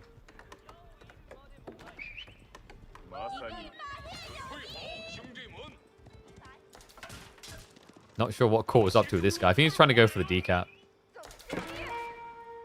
Yeah, I do like the way that the mountain passes spawn, by the way, where they're either centralized or the opposite. GA now on the approach. This realm placement has been queued up. Core not quite ready yet. Wants to buy a little bit more time. We've got melee tech 2 coming in. Yumi numbers should blob quickly. I love this, though. The Mounted Samurai, they cut the boar. Gets himself a triple kill. Also forces the army back. Great utilization of the cavalry by Core. Maybe a bit of an overstay. But he can always just dive deeper because the villagers GUA. Where are we going? Oh my god, he runs into it to get behind the army. Costs him another 2. And he just lost his timing entirely. It's now a 12 worker lead for Core. And GUA, this was go time. This is where you needed to be going into the enemy base, finding damage. Instead, Core just shows you the power of mobility. Buys so much time with this move. GUA, what now? You know, it's unfortunate for him. If he walled this area as well, I think this is a much more sticky attempt to raid. Like, you would probably still be able to get by as Core, but you might get cut off and lose a few Mounted Samurais you rotate across the center of the map. Instead, he just goes wide. He turns onto the small chases. Another big win. Why not wall off? Because people don't wall as much these days because it feels so much more expensive. It takes double time. And GUA would have probably had to have walked out here blind. If there'd been a Mounted Samurai, it's just -1 villager or -2 villagers. He didn't want that risk. People often forget that walling is not what it used to be. I think people need to just wake up to that this is a small area to wall, yes, but it takes double the time it used to. It's not as guaranteed as it once was. Especially when you consider you wouldn't want to wall there until probably around 10 minutes-ish, at which point your opponent has Mounted Samurai somewhere on the map. And remember, we have God vision, so we can say when it's safe to wall.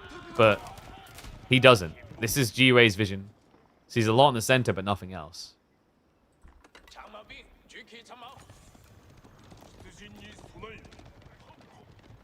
Still need to wall versus a lot of cav at high levels? Yes, but when do you wall? That's the point we're talking about. Because your argument can be he hit castle IC for walling now. Sure, but you know, you're still trying to hit castle yourself as GUA in that game, right? So do you sacrifice your timings to try and wall? A little bit rough. Core does pull away quick enough. And then on top of that, you know, if you delay by 35 seconds to go wall, you then have to still walk all the way over. You have to build up the walls, which is several tiles at 8 seconds each. What's the chances a Mounted Samurai is going to show up? You also have to choose between walling the east side, the west side, you know, forward side. Walling has become more strategic than it's ever been in the history of Age of Empires 4 because it's not easy anymore. And that, by the way, folks, is a great change. One of the best changes that AoE 4 has received in the last 3 years plus.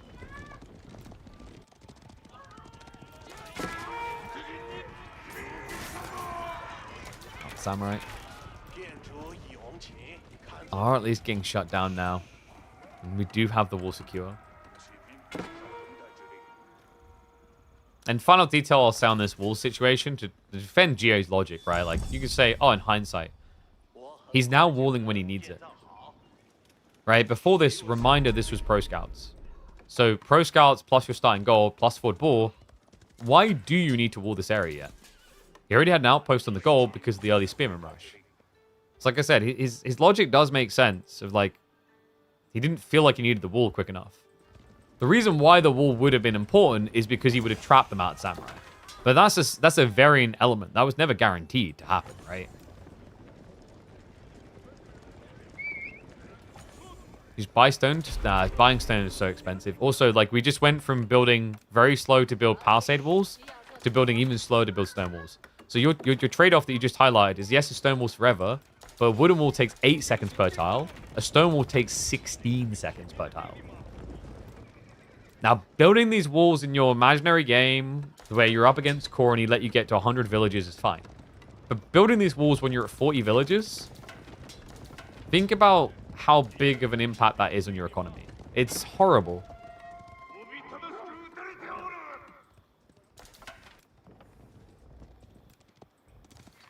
Didn't know walls were so slow? Yep, they used to be 4 seconds on palisades.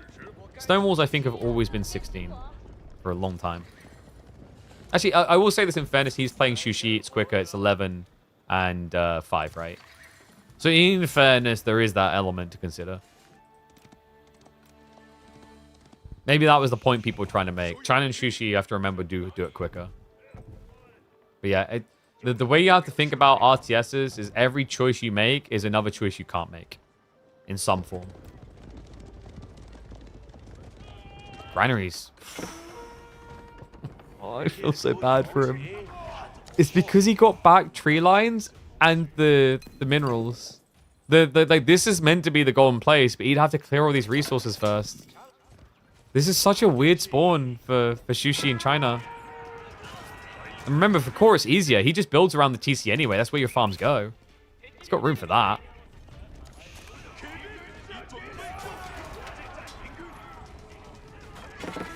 Cool.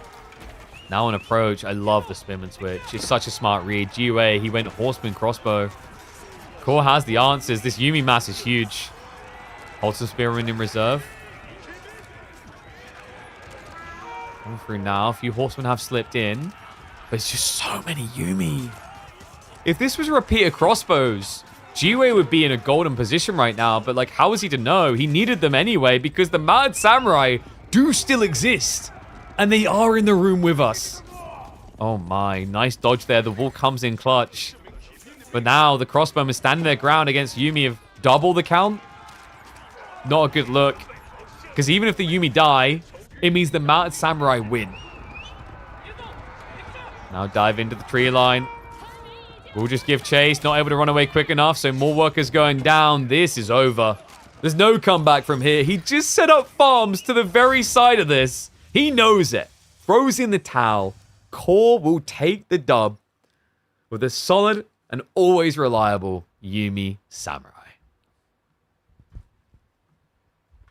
Such a strong comp.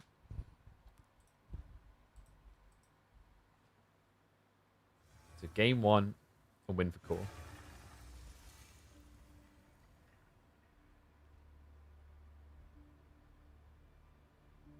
Walls are meant to halt your opponent, not like block them. Yeah, like they changed walls. Walls are very, very clearly a strategic choice now, more so than they were in the past. It's a very good change when they made it, which was back when they made the Pro Scout viable again, which is why it kind of got slept on.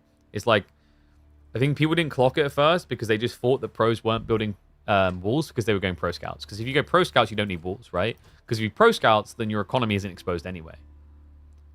But like simultaneously making those two changes, like pros clocked it. They understood the change. They understood the ramifications. But for a casual viewer, it might not have been as obvious because you're just looking and saying, "Oh yeah, I mean,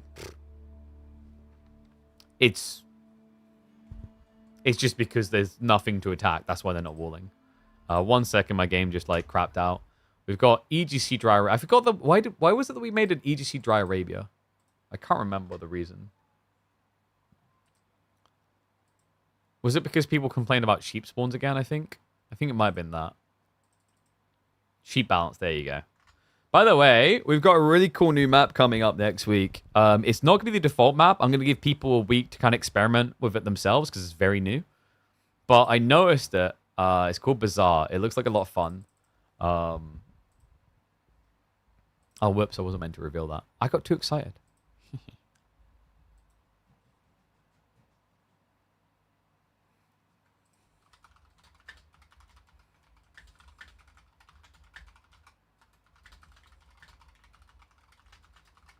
The Zard coming in? I think so. I think we'll give it a shot.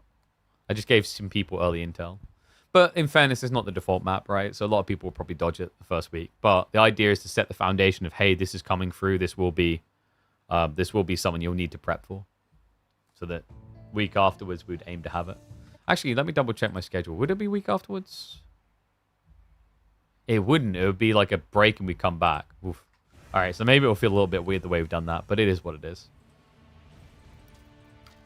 All right, let me get the game open. So game 2, it's China. Oh, sorry, I need to download the EGC Dry Arabia, don't I? We're going to have China versus Order the Dragon on Dry Arabia.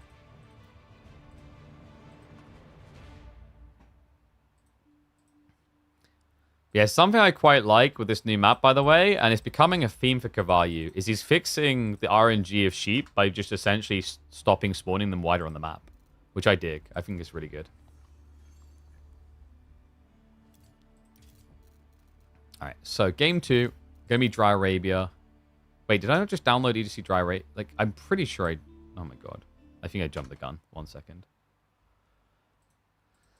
I'll get there. I promise I'll get there.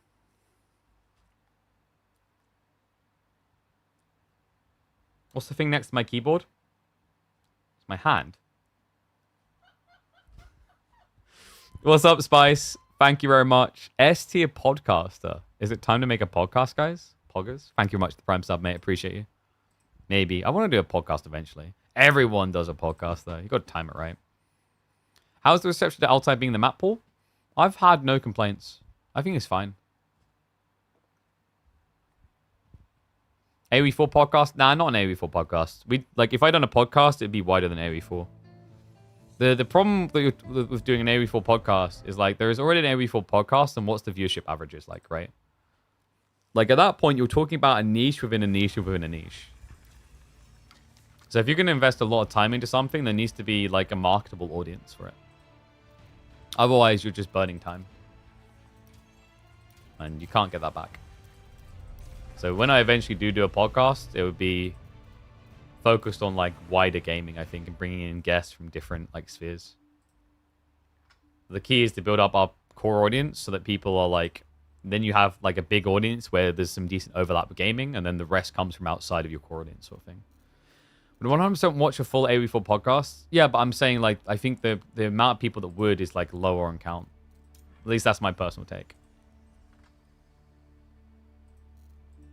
Alright, so let me get EGC Dry Arabia.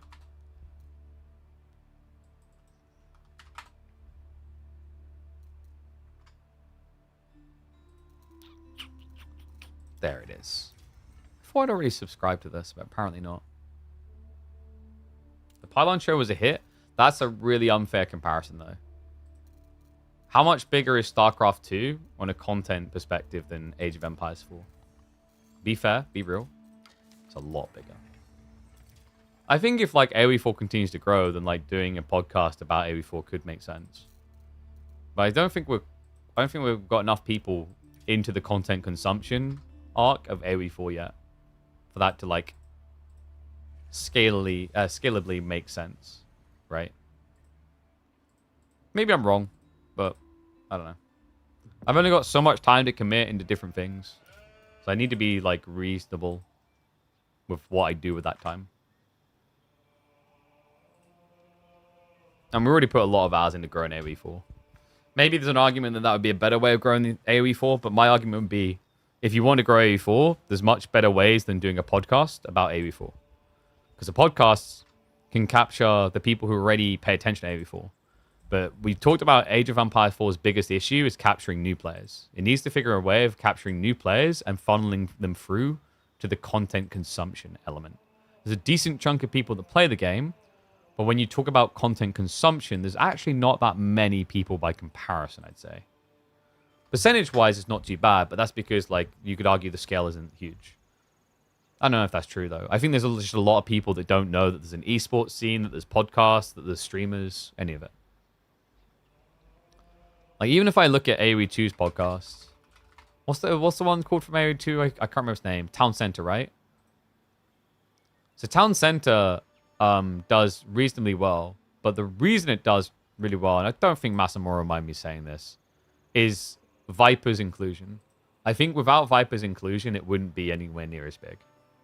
So for those wondering, here you go, like this. It's a combo of Viper's involvement and it being the Gamer Legion channel. Right? So they're getting, like, let's say 20k average views, which is pretty decent. But, like, while it's pretty decent, there is also this element of how much time investment and effort is required. So for them making this work, part of it is, like, they've got their players involved, that the players are going to be on salaries, etc., right, and stuff like that. And then they've also got a host to pay. There's probably going to be someone doing post-editing. Maybe there's someone in marketing involved. So it is a whole team endeavor for, like, 20k views. And 20k views on a podcast, it's a gaming podcast, though. So, like, gaming probably gives still, let's put, like, let's say, I mean, with their length as well, if people watch them all the way through, let's say each of these videos is probably generating maybe £200. Maybe. It could be more, though. I haven't looked specifically at podcast numbers. I don't know if YouTube treats it differently. I feel like YouTube would classify this as gaming content and thus would attribute it the gaming advertiser rates. But let's be generous. Let's say they get £400, right? This doesn't sound too bad until you think about the amount of people I said that's involved in the process.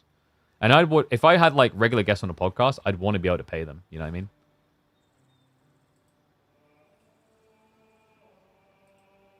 $20K for long form is pretty good. Yes. Agreed. But. Also, by comparison, Viper's own content on his channel is like half that. And then obviously, do you guys want me to show you Hera's?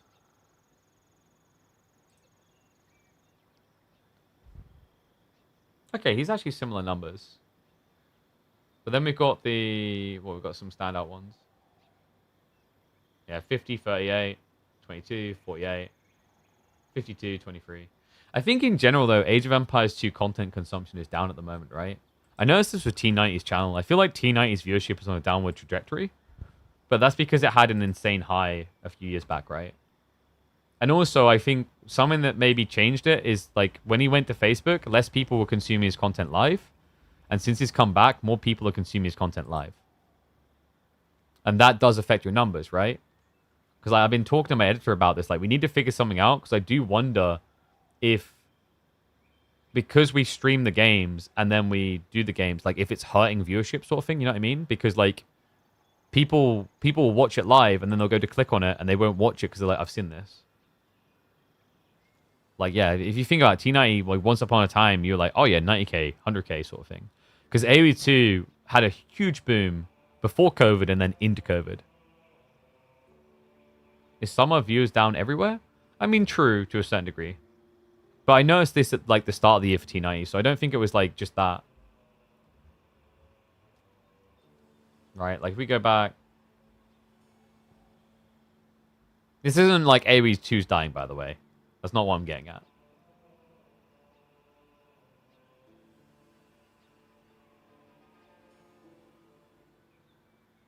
But, like, it's the interesting overlaps of content and what you're doing with it. Need an Aussie accent? Why would I need an Aussie accent? I thought most people are enamored by the British accent, no?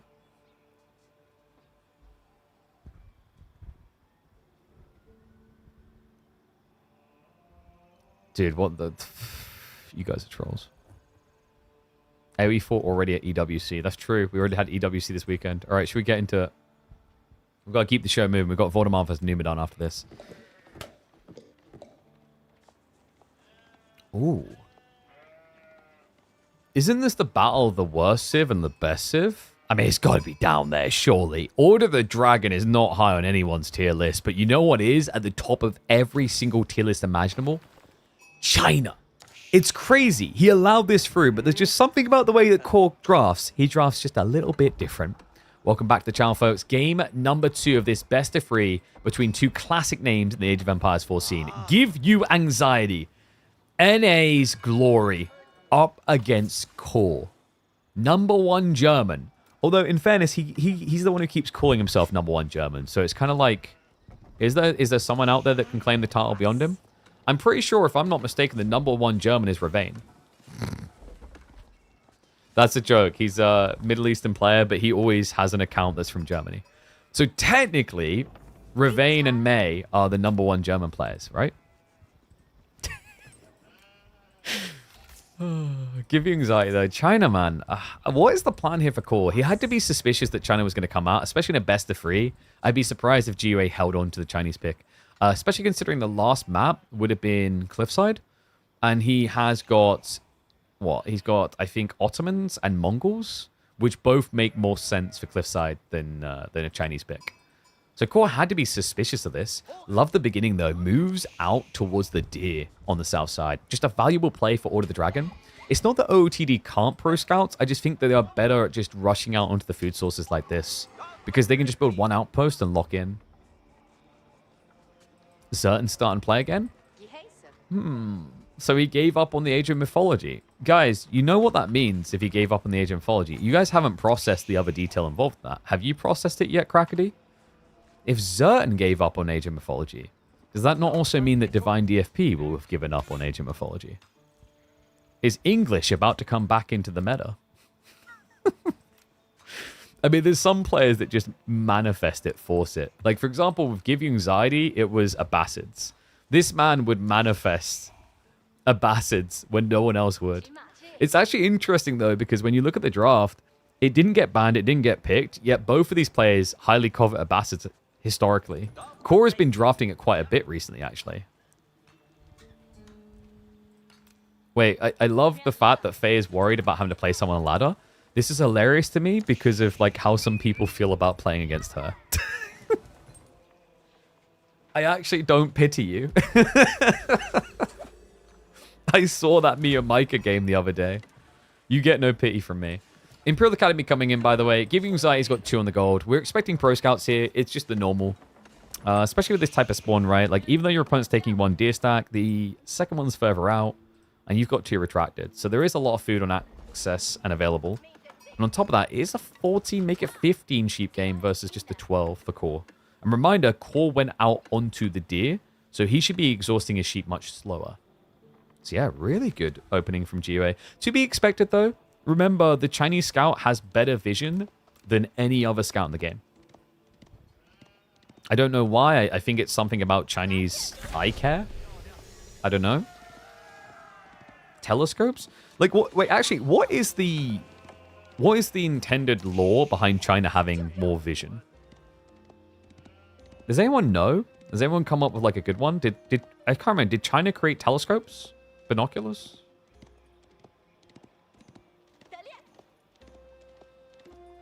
Because that would be a good reason.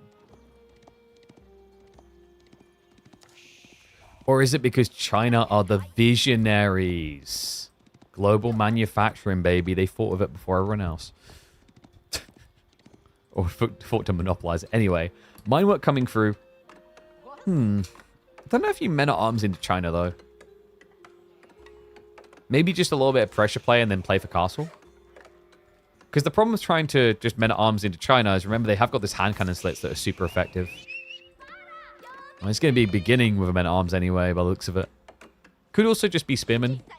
The logic being is like, if you're expecting pro scouts, spears are pretty efficient to try and block that. It should be pro scout. No. Oh my god, it's not pro scouts at all, right? Is it? It might be he's just prepping it a little bit slower. There we go. There's the switch I was waiting for. Like, 1 on gold is really slow for pro scouts. This makes more sense. He also has 89 gold ready to be taxed. So we're definitely getting PS. Damn, I really thought we were getting old school Give You Anxiety there for a second. The all-inner. So our argument for... So we didn't get any good arguments for line of sight then.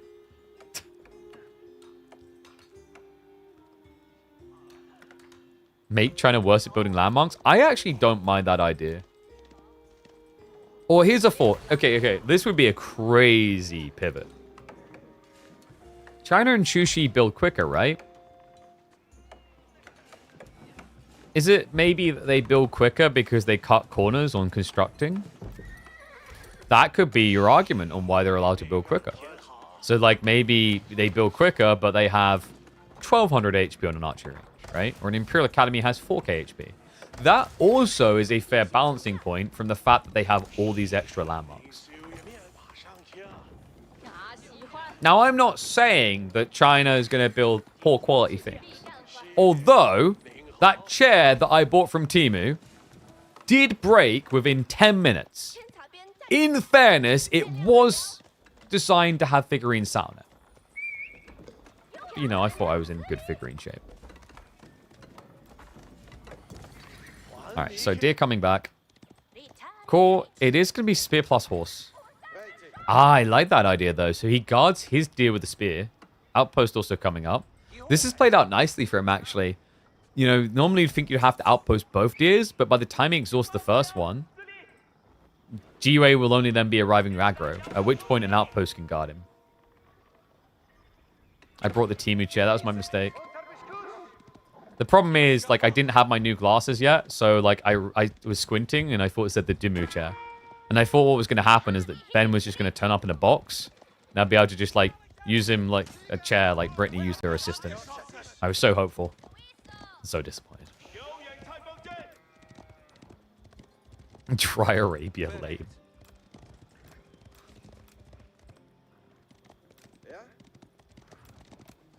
I don't know, though. I don't feel like it's going to be lame having Order of the Dragon versus China.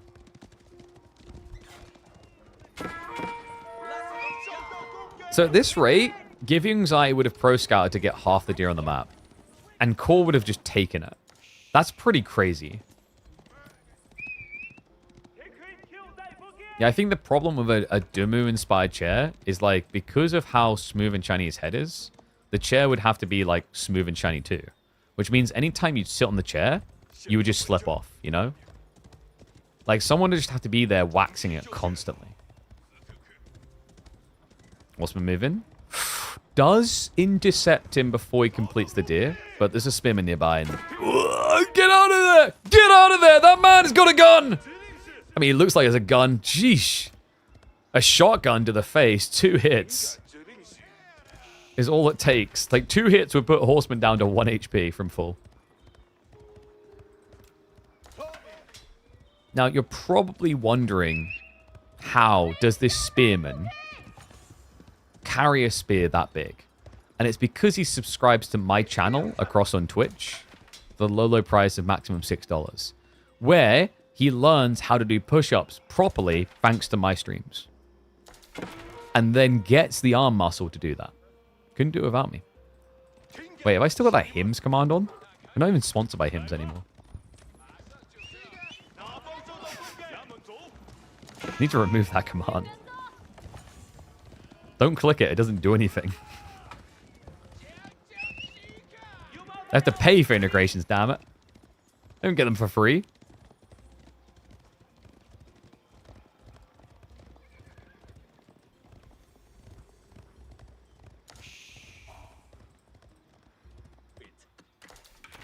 Now, I like how like Crackety's just straight away looking for the P9 pills. Dude gets in shape, he's instantly like, alrighty. We're hitting the club, it's time to get laid, baby. Yeehaw. Imperial Palace now on the way. This stream is becoming so like I'm noticing a pattern of growth. Not in the trust, but in the numbers. Is leading to greater deals of degeneracy, and I may be responsible for it all. Horseman stab in the back. Anyway, he tried to forward. This is not going to work out. I'm a little bit worried. Map control is not going to be with him. And crazy thing here, guys. This is a Regnitz game. You don't see this very often. No, Order of the Dragon usually stuck going Burgrave because they're otherwise outnumbered. But Core looks so confident, man. Like, this is crazy.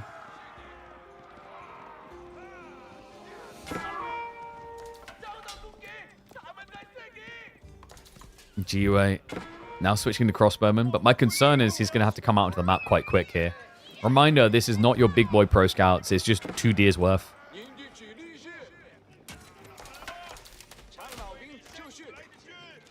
Spearman will just be pushed away, but it's only a few archers. It's not too threatening. Yeah, also, the crossbow count isn't crazy.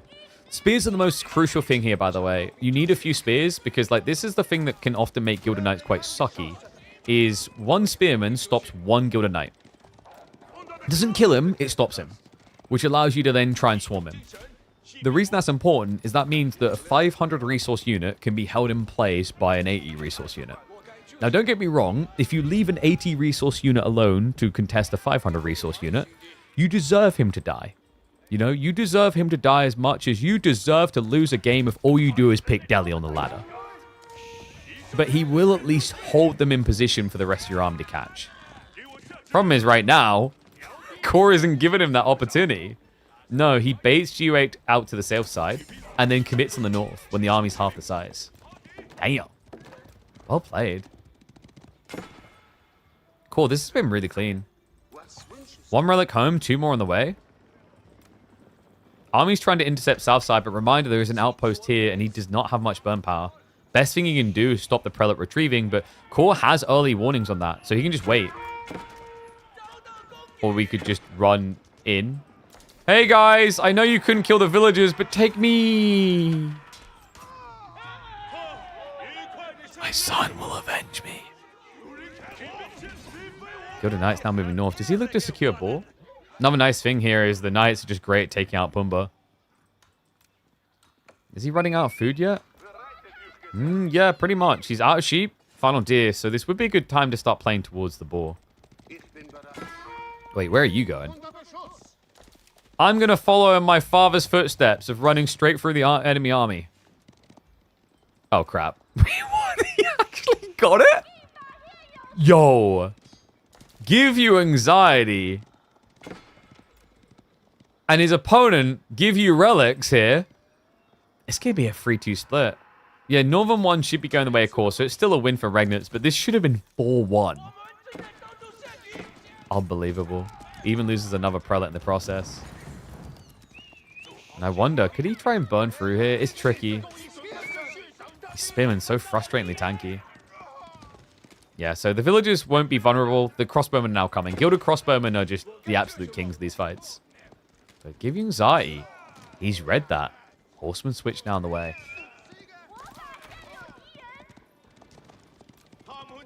So once again, guys, remember, like, you know, this is a normal spearman and what he can carry. This is what a Chad spearman can carry. And gold is very heavy. That's definitely how physics work. That is why people subscribe to my channel for my push-up routine. And stop redeeming push-ups. We said it's a break day. It's too many days in a row. We can make, let's see, who's going to have to do the push-ups for us? Kev. Kev can do the push-ups for us today. Seriously, though, I'm not doing them. It ain't healthy. Alright. Knights coming in. Ooh, doesn't go for it. A little bit surprised by that. It's very hard to lose Gilded Knights. They're tanky enough they can just stab in and be like, whatever. 400 HP is ridiculous. Lazy KP. Are you kidding me? We done like 60 yesterday, 100 the day before, and then the day before that, it was like 3 hours of climbing. What do you want from me? What do you want? You guys just want me to die? You know, after a long day of streaming, I want to be able to pick my son up and hold him. And at least once per week, go, but I can't because you guys keep making me do push-ups. I go to lift him up and I go, ah.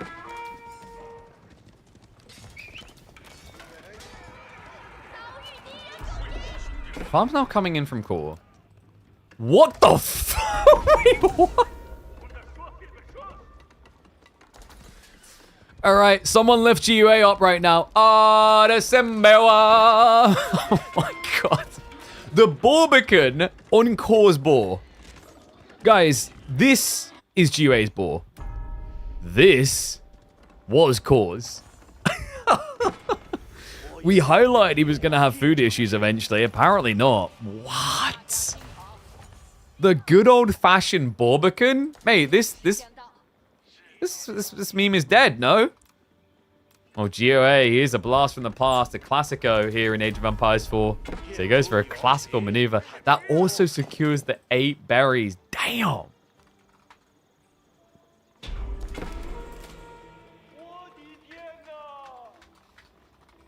Barbican back on the menu. Sacred Sight's also being locked in. So is this the type of game where you're meant to now try and go towards Imperial? I don't know if Core already has the food for that. And whoops.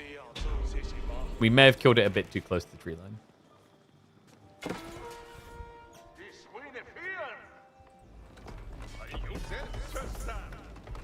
These knights are so stupid.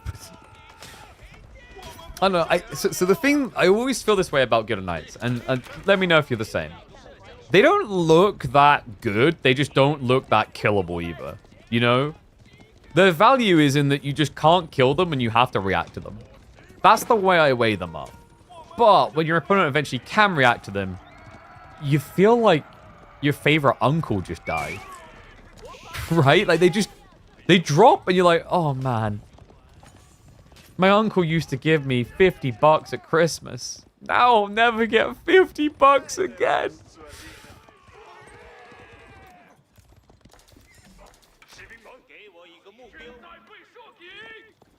Uncle, no! Okay, guys, the GG. Minus $50 at Christmas. You know what? Life is an interesting circus ride. You know, you're like a little carousel going around. When you're a kid, you love Christmas because you just get all the presents you win. Then you become an adult and you hate Christmas because, like, winning is losing. If I'm winning at gifting, it means you got what you want and I didn't get what I want. And then you get kids. And then you realize you lose more. But you do get the joy of them enjoying it. But no, here's the thing. It's not up, down. The carousel has to keep spinning. So when you first have kids, you continue to lose at Christmas. Because you buy them all these nice toys, and they care more about the boxes and the wrapping paper. But then eventually, you come around to Smile Town again. When your kids enjoy Christmas. They love the presents you have. But then 5 minutes later, you realize they're ungrateful little pieces of crap because they want more. They always want more. It's never enough. I haven't even reached that phase yet. I'm just aware of it. You know how sad that is when you're aware of that phase coming? Freya's in the phase where she just happily have more food. I could probably get away with just buying her... Okay, no, Emma, are you listening? This is the plan for Christmas. We're talking, we don't know what to get her. I know now. We just get her a whole cooked ham, and we wrap it up, and that's good enough. That's the budget for Freya this Christmas. We're just getting a full hog of ham. Ham levels, by the way, are not that great on either side in this game. Both players sub 1,000 food. Yeah, farm transition needed. It is going to be 2 TC out of core. But GUA is in Song, right? So he doesn't need to go 2 TC. He's gone for Sacred Size. This is not really a win condition right now. Not with the army sizes. Especially with losses like that. You want kids who get excited over wrapped avocados? Why? What kind of kid would that be? I'm sorry to just judge your future kids, but like... Avocados, like, what is that? That's like a crappy, you know what that is? That's like a crappy, what's the musical game, the rapping game where you like unwrap? Like, ooh, what's in the center? A giant clunky stone I can't eat. Woo!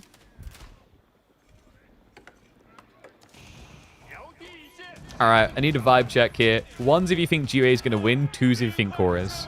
And by the way, if you're watching the YouTube video later, feel free to like down below in the comments, make a prediction now. Don't be a coward. Don't wait until the end, okay?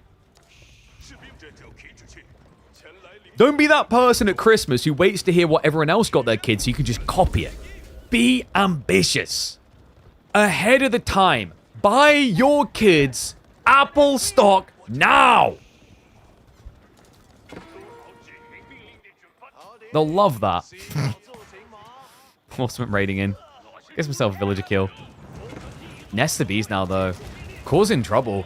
Mass gilded crossbowman into this. He's trying to switch horsemen, but the farms are about to be on the front line. Bird coming in. Nest the bees. Will unload.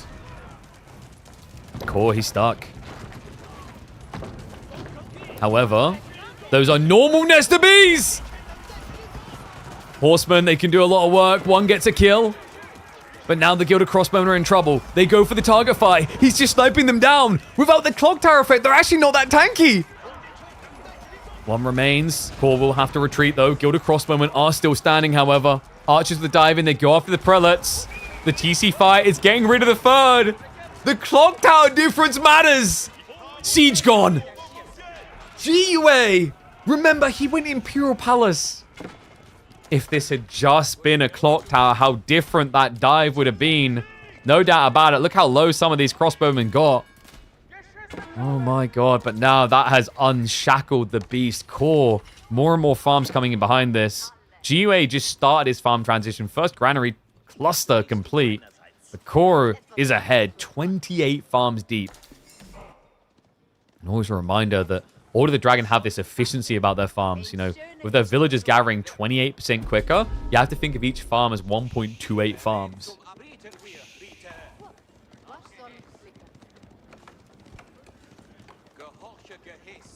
Some children really like avocado. I mean, like, kids are like that with fruits. Mine's obsessed with bananas. Bananas, apples, and grapes. Which is good for us. Like, she still gets blueberries, but she doesn't really care for blueberries as much anymore. That's an economical win for me. Blueberries are not cheap. You don't get much either. Like, I love raspberries. But am I going to buy raspberries at that price? Hell no.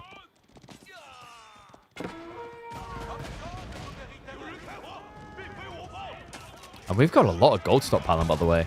Whew. Good lord. Both players, over 2,000 gold reserves. I mean, core with Regnants, and then you got the Sacred Sites on the other side. In a game where both of them are using limited gold because it's only just crossbowmen, really. This is good, though. This means that both of them have that buy across when food runs out. Not that it's going to now. But they had themselves padded. Especially good for core. He's stuck in the corner, isn't he, right? With no gold back there. All stone gathering, though. So sprint replacement's coming. We're even getting the heavy torches. Interesting. So he's planning to steer into spears. You know what we need? We need the old anti-siege system where you threw torches. Could you imagine gilded spearmen with AoE torches against siege? Oh, look. His splash damage killed all of my units. Actually, like, has anyone tested that? The whole, you know the trick where you can throw your torches at units? Does the AoE splash work against the units in that situation? If you AoE toss a torch at, like, a crossbowman, would you hit all of these crossbowmen? I'm going to stop talking now because I may have just broken the game. Instead, I'll look at the Sacred Sites that have again been locked in. What was that about torches? Oh, yeah, who's going to shine a torch and believe in GUA here? That was what we were talking about. Yep, nothing else. Do pros prefer Imperial Pass over Clock Tower? Sometimes it's the vision control. So, like, the idea is that you can see any raids coming a mile off. It definitely has value. And also, you know, these Gilded Village are high prior kills if you can find them. And he was playing Pocket Eco. So I think it was mutually GUA didn't want to have to worry about raids. But you also wanted to know where to raid. Yeah, because the other way to think about it is when you play against Order of the Dragon, less villages spread out across the map means you're just kind of whizzing in the wind when you throw 1 or 2 lances out.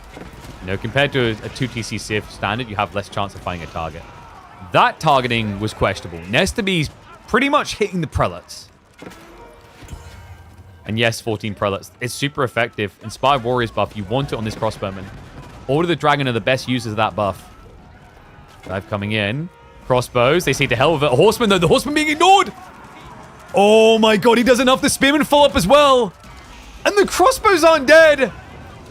This is the thing. Nestabees. Great against mass bulk of ranged. But the Gilded Crossbowmen have 140 HP each. Yeah, and practically nothing but crossbow left on crossbow now. Inspired Warriors buff, definitely going to be able to carry defense. There's nothing to break the buildings. He went from 14 prelates to 3. Sacrilege.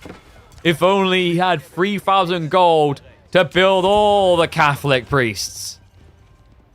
That's exactly what he has. Guys, this is why Catholicism will never disappear.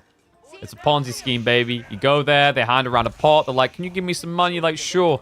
Oh, wow, thank you. All of a sudden, boom, can afford more priests. Self-fulfilling prophecy. And just so useful here. Like, so the prelates are always good for the Inspired Warriors buff, but he's read this great because of the Nestabees. If Nestabees aren't killing, there is insane value in healing.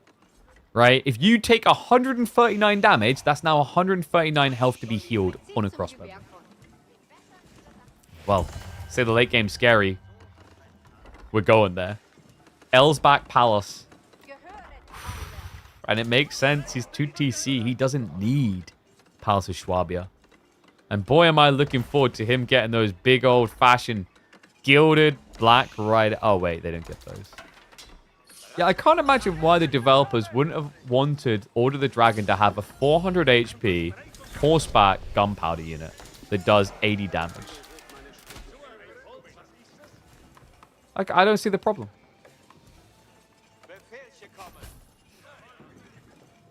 No, upgrades queued up. It's going to be all about the horsemen and the crossbows. And guys, oh.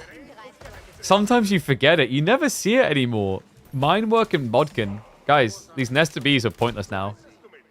Like, actually, every time Give You Anxiety builds a new nest of bees, he should be self-reporting himself. Because now, these crossbows that were already counterplaying you are going to get plus 20 damage against your siege. It's dirty. More wolves coming up. Looks like GOA just trying to carve chunks of the map. Sacred Site time is down to 6.5 minutes, but GOA needs to attack, and I think this is just going to be your atypical Great Wall Gatehouse, right? But does he maybe place it towards the gold vein in the center? It's risky, but if you're planning a Sacred Site win condition, it might feel necessary here. I just love the fact that he's been up here with this ball because this whole time. It's like, oh wow, this is going to be a cool play, and then the rest of the game is, it doesn't matter.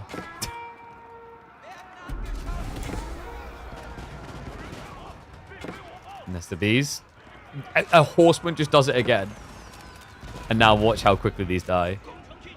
Core could just walk up right now, cough on them, and they'd just be dead. He's going to show some hesitance, though.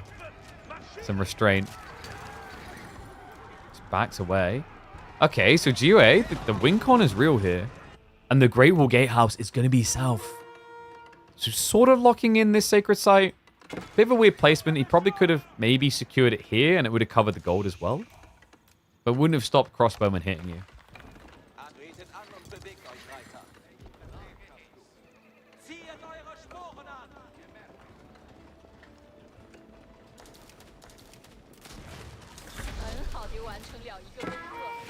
I want to see this touch. Just a lick of it. Go on. Just the first few. Oh. That was 5. It kills them so quickly. 15 shots, I think, and is it a kill? Gone. Nice nest of bees. Those nest of bees disappeared quicker than my bank account balance at Christmas. Oh my god.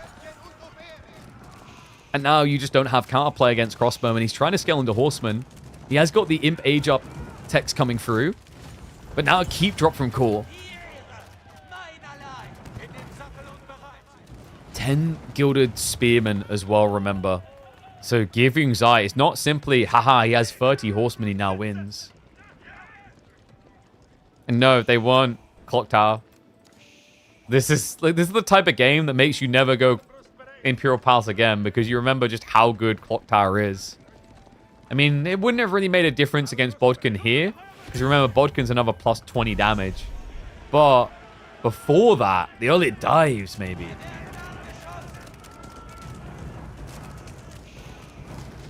Corey ain't done yet. He's pushing forward. Would love to see some Ford Raxus here now that he's setting up a castle. Would just allow him to reinforce if he ever gets cleared. Nest of Bees again! It's pointless! It's so pointless! Flash in a choke point, which means the horseman's existence is also redundant. He can't get on the crossbows. Silk bowstrings also now coming in, but at this point, you've got bigger concerns than outranging. You need to outrun. Horseman just came out to stab back the whole army. Core now just camping in the base. Incendiaries has been queued up. These guys are about to get even more destructive. Man-Inspired Warriors buff. 24 base. 24 base is about to get Incendiary for another 20%. How do you guys feel about 30 damage crossbowmen? Because they're coming to a pub game near you soon.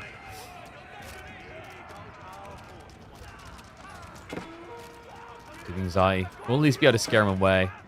Core. There we go. Oh, wait. Okay, no. I thought he was going to go proper full production. It's just the siege. So he's confident he can camp here and start blowing up, and just start blowing up the base, right?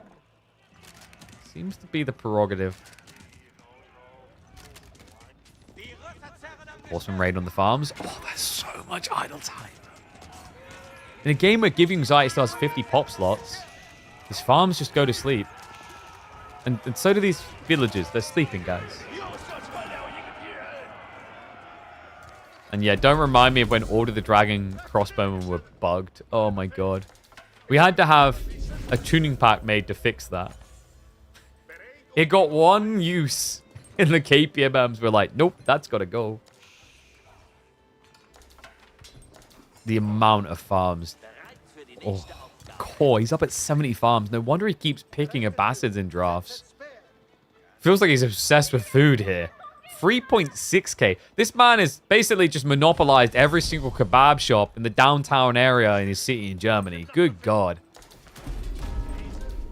Makes sense. You want to be as big as the Gilded Boys, you need to eat a lot of kebabs. It's like the Horseman sneaking in again. GUA is learning the hard way why you don't place a Great Will Gatehouse like this. For the win condition of Sacred Site, the logic was there. But now, this just looks like a noob trap, right? Like, you don't actually have anything to truly protect your farms. Yeah, Horseman just casually can dive in, stab you down one by one, right? Did lose one of them already, which is unfortunate. If he had the 4, he just moves, strikes, move, strikes, move, strikes. Another attack. Elite Army Tactics coming through.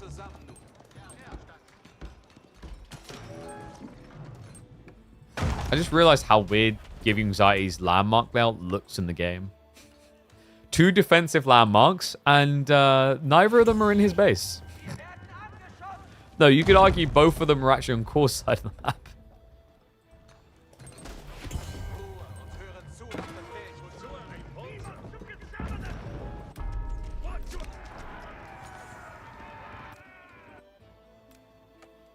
What does Give You Anxiety do here? Mass Spears isn't a bad shout. So he's got the Gilded Archer. He's got the Archers rather take out the Gilded Crossbowman. Difficult. He has got the extra range, but remember, Crossbowman has 6 tile range by default, so it's not that huge of an advantage. You're only up by 0.5 tile range.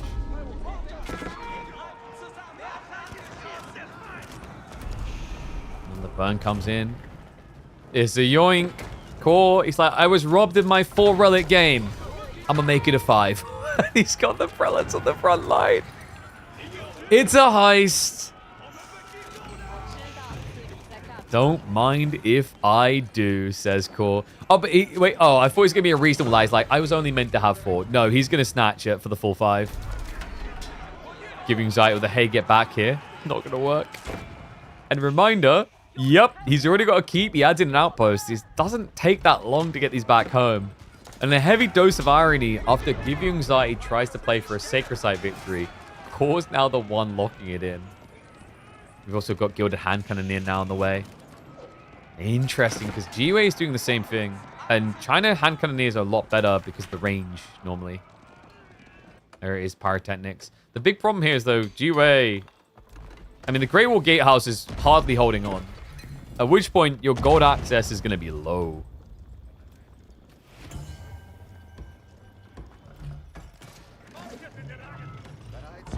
Oh, you've got more people coming back? Nice to see. Yeah, in hindsight, AoE 4 was a womp-womp at release.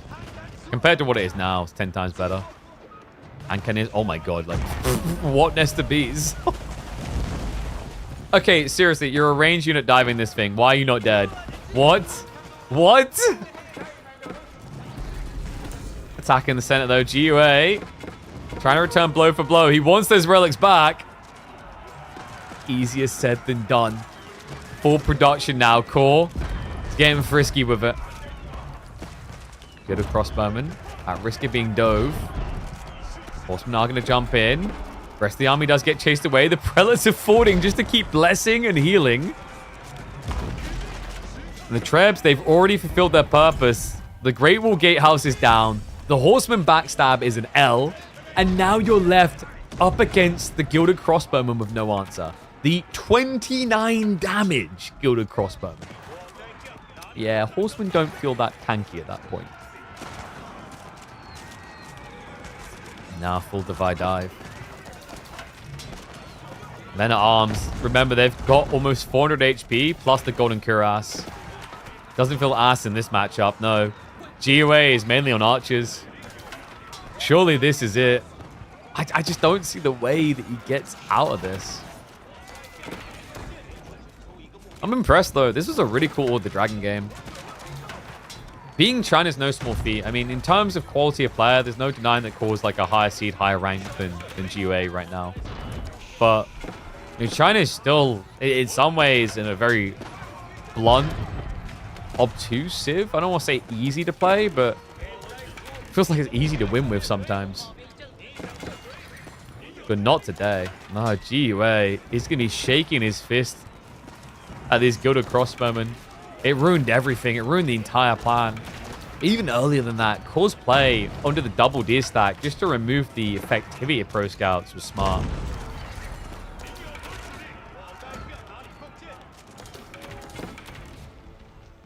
Horseman, just checking for the economy. QA is gathering in some really weird locations right now. Would love if Core managed to get some Order Dragon Spears on farms for AoE effect. Yeah, I just don't think it matters. Oh, there it is. GG. The best Civ in the game. But what is it in the face of the best crossbowman? Damn. So a 2-0 for Core. Means, let's take a look at our bracket. We actually need to update this because we've had a... Is this our third series of the day? I think it's third series. So if you just tuned in, recommend checking the VODs for some fun games. We've had Core vs. UA now. That means that it's going to be Core up against B. We've also had Lucifer versus Sorov. That was a pretty swift 2-0 in the end. I think that series is about 35 minutes long. And then the other one we saw... What else did we watch, chat? Oh, Killyardi versus MSN. We're just going to put 2-1 so it's less confusing for people, but it was technically 3-1. So we have Killyardi through already to quarterfinals.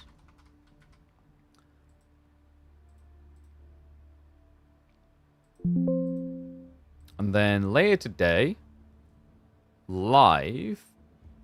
In fact, in 10 minutes, we've got Voldemar versus Numudan. So we haven't got enough time for another series right now.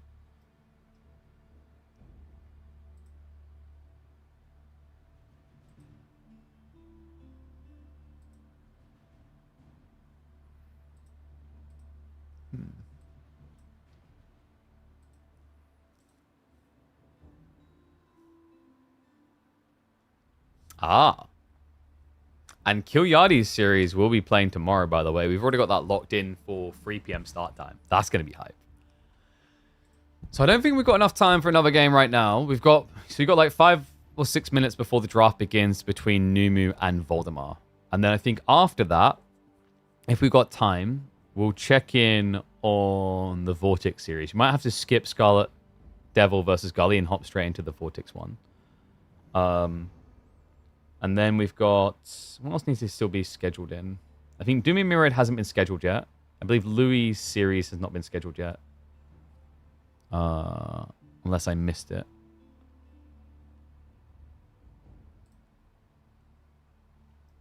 Yeah, we might just have to, like, spoiler alert some of these results because we've got so many series to do. It's going to be spicy. Could do a little 10-minute rant. What are we ranting about today? What's our problem? Variant civs! What's the problem, guys? It's new content. And no, we've already talked about this. We're not doing the push-ups today. Don't bother wasting your money on it. They won't get done. It's freaking unhealthy. We need a day off. We legitimately actually do.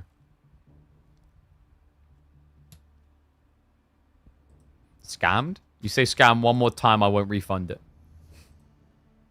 Try me. Where is the reward payout, actually? Let's have a look. Is it here? Not rewards. Where is it? Ugh. Holy shit. Okay is so stingy. Even the channel points is like, let me get a refund. Alright. I'm trying to remember where it is. It's so annoying to find on Twitch. Where the hell is the point redemption? I actually can't find it. It should be here.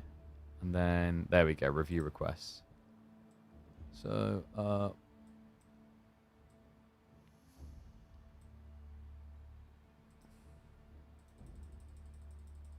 you go all the way through. I have over 2,000 requests because I just do them, but I never tick them complete.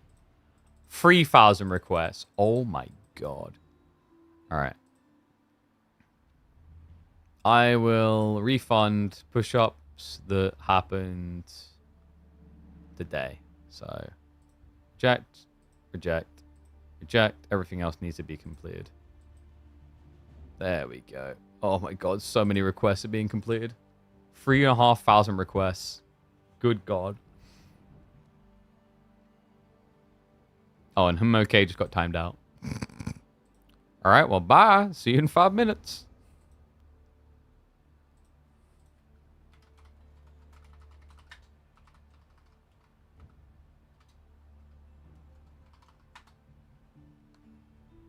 Just got here. Instantly gets timed out. What is the worst Civ right now? Probably English. English or Abbasid is probably the lowest ranked Civ. They both have a really hard time.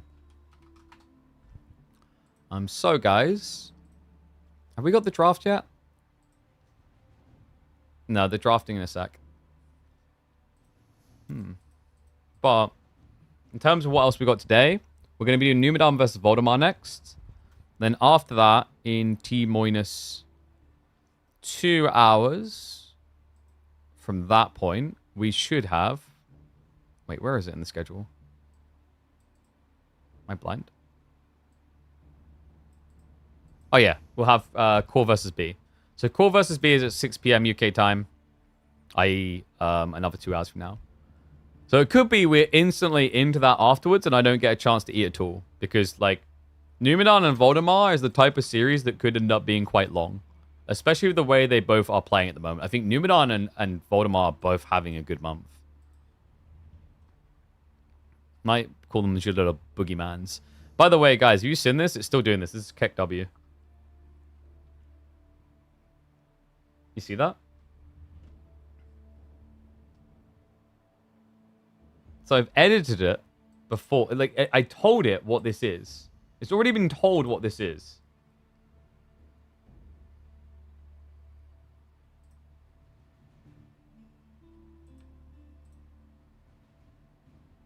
Why?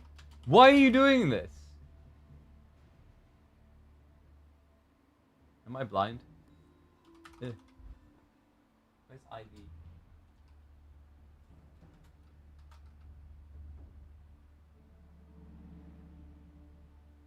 Huh? It's not VI. Does Age of Empires 4 not exist?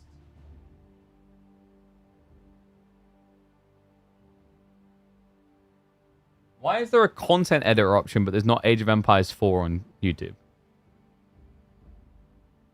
Long what?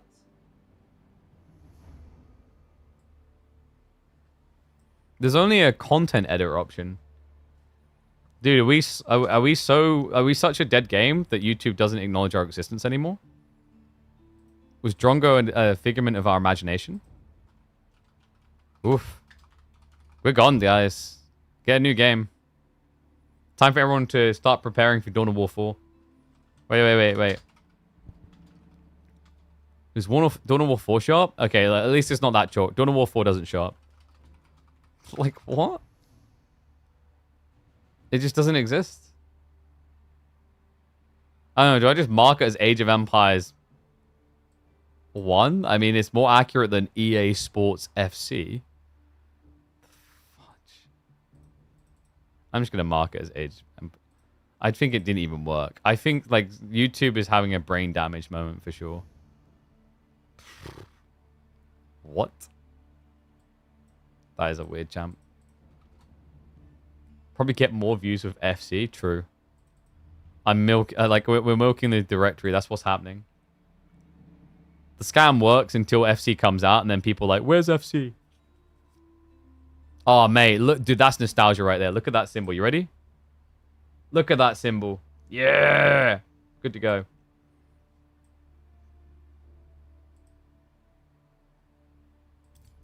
Alright, anyway, we should be good to go in a second with our next series. We're 2 minutes away from when they're scheduled for draft. Let me see if the boys have started. In fact, I'm just going to bump them.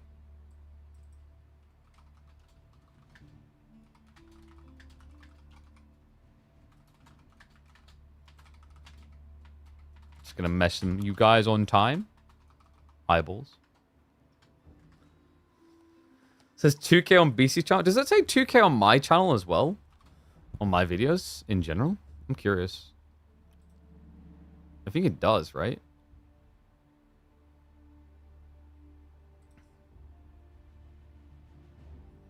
Dude, it just, like, yeah, so old videos have just been changed to categorize as gaming. They don't have a thingy attached to them. The duck? That's weird, Jump. That's very weird.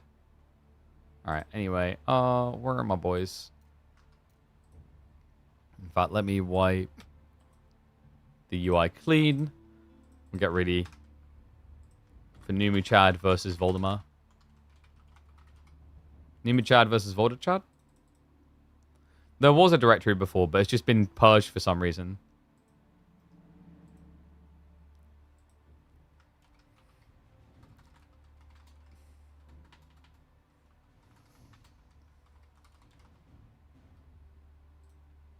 Yo at YouTube Gaming, why doesn't the Age of Empires 4 category exist anymore?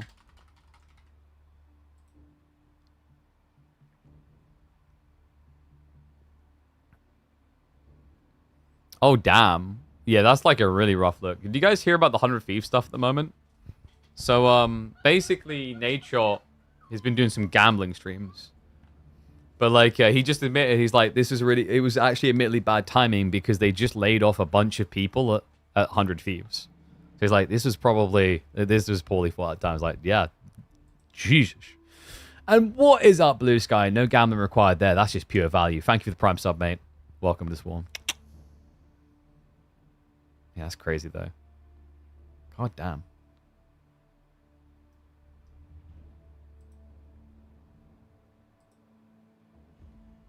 Because he got offered a lot of money.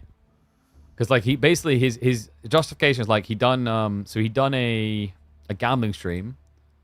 And, like, so what he done is he done the case opening in Counter-Strike. And he's like, I lost money doing that. We got money at first, and we lost money. I was like, but I can guarantee you the type of money that gambling companies throw around, he is making a lot of money now by doing gambling stream. Making a crap ton of money.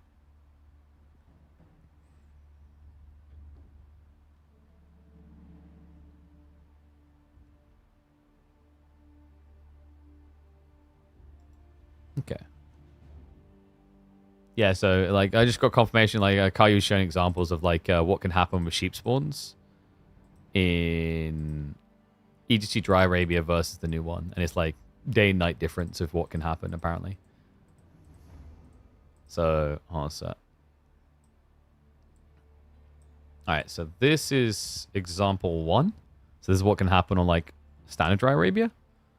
And this is what EGC's Arabia is fixing for. So the sheep could spawn like this, which we've seen before. And this is what should happen instead, fairly reliably. I'm not sure how many versions of the map you had to load to confirm that. I don't envy that. I am way too impatient for that element. I would just mold and get bored. Alright, so we've got Numudan here. We're just waiting for confirmation now from Voldemar.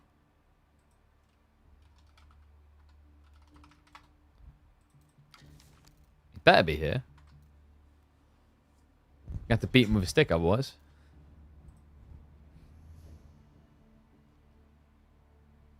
Dude, I'm so hoping that we close this cool new collab this week.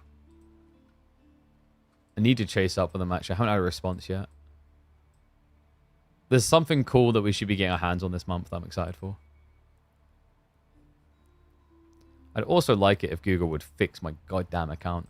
I realized this morning, this is really annoying. So I realized this morning that for whatever reason, like I can't make purchases on the Google store via my like account. It's very weird. So I tried removing my card and adding it again to fix it. And now I can't re-add my card. So I can't buy anything.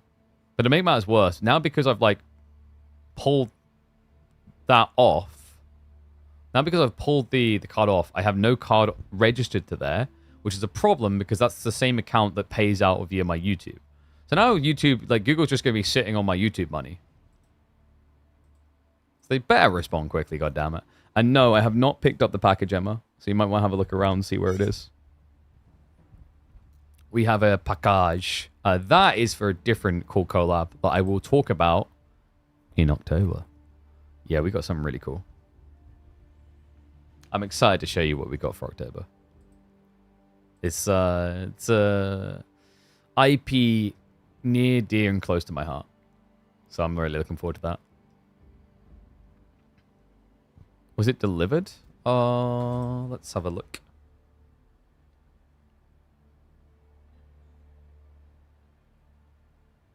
I haven't got a message. Well, Emma, aren't you home? You weren't gone very long, right?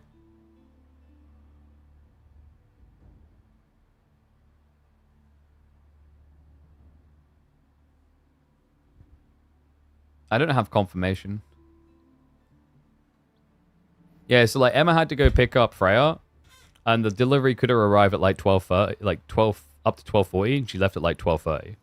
So there's a very high chance, knowing the way that delivery frames work, because they give you like the variant gap, and they always deliver at the end, I find. So it may be that that arrived literally at the end, and I don't know where it is now. Let me see if I've still got the tracking number.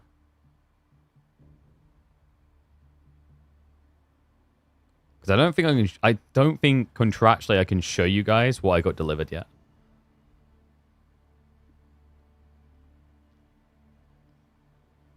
It just says it's out for delivery. There was never another update. Is this just standard FedEx behavior? I'm not sure what the best delivery service has been that I've used. Okay, so Numudan Voldemar. This, of course, is going to be a best of 3.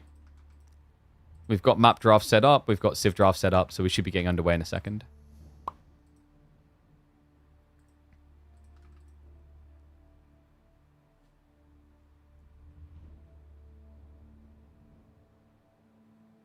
How many years will it be before sheep RNG is fixed across all maps?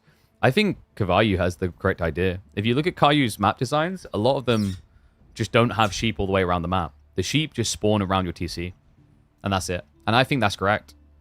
I think just the next step is probably another kneecap nerf to Pro Scouts, just to like really... But maybe you don't need... I think you maybe do to a certain degree need that. But like, yeah, it works. I'm wholeheartedly on board with his idea. I think you just... most maps you can just do that with. It's also really cool because it just makes certain... Like, because you've got some maps doing that and some maps just doing the old sheep spawn, it just gives two so different styles of play. Which is great to see. Want Pro Scouts delete from the game? I think you need more food variants. You don't need to delete Pro Scouts if there's just more food types available. More food types just fixes the problem. That's been my go-to argument the whole time. If we just add in new food types, we don't need to just get rid of Pro Scouts. We can just devalue it by putting less sheep on maps. Less deer rather on maps.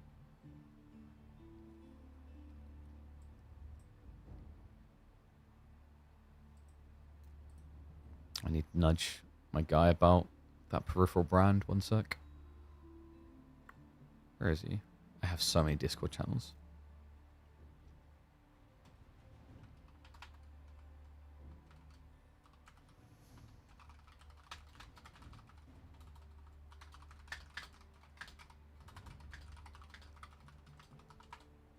Take Anatolian Hills approach to every map and put the sheep on a little island. Oh, God.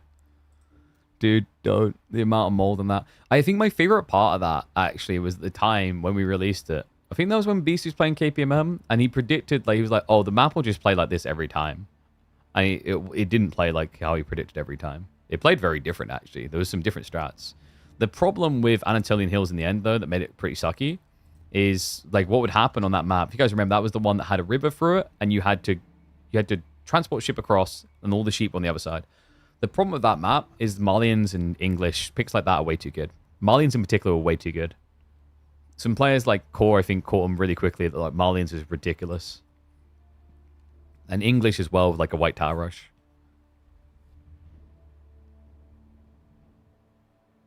The stream would be a 10 out of 10, but you make me wait 3 minutes before your commentary. What are you on about? We're talking the whole time. That's commentary. That counts as commentary. I should have expected nothing more from a person who can't spell Sam. 4 is not an A. It's not an A. They're different. 4 is an A if halfway through writing the A, you go, achoo! And with that sneeze, the draft is complete. Voldemar's got a really good draft.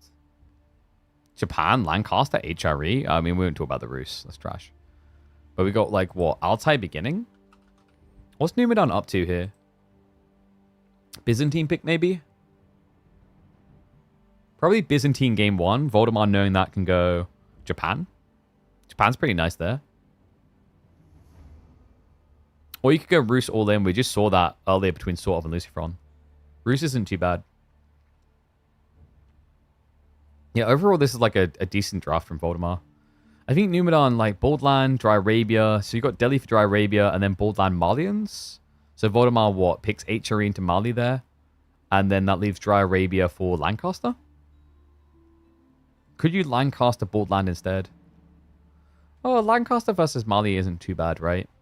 We've seen that already. It's pretty interesting. Because of the Hobbler being so cheap, you can cover a multiple deer quite quickly. Hull can go Dark Age Spears? Yeah. But then you're picking Japan onto Boldland, and I don't think that's like... I don't think that's as valuable as Lancaster and Boldland. What's the tablet in front of my keyboard?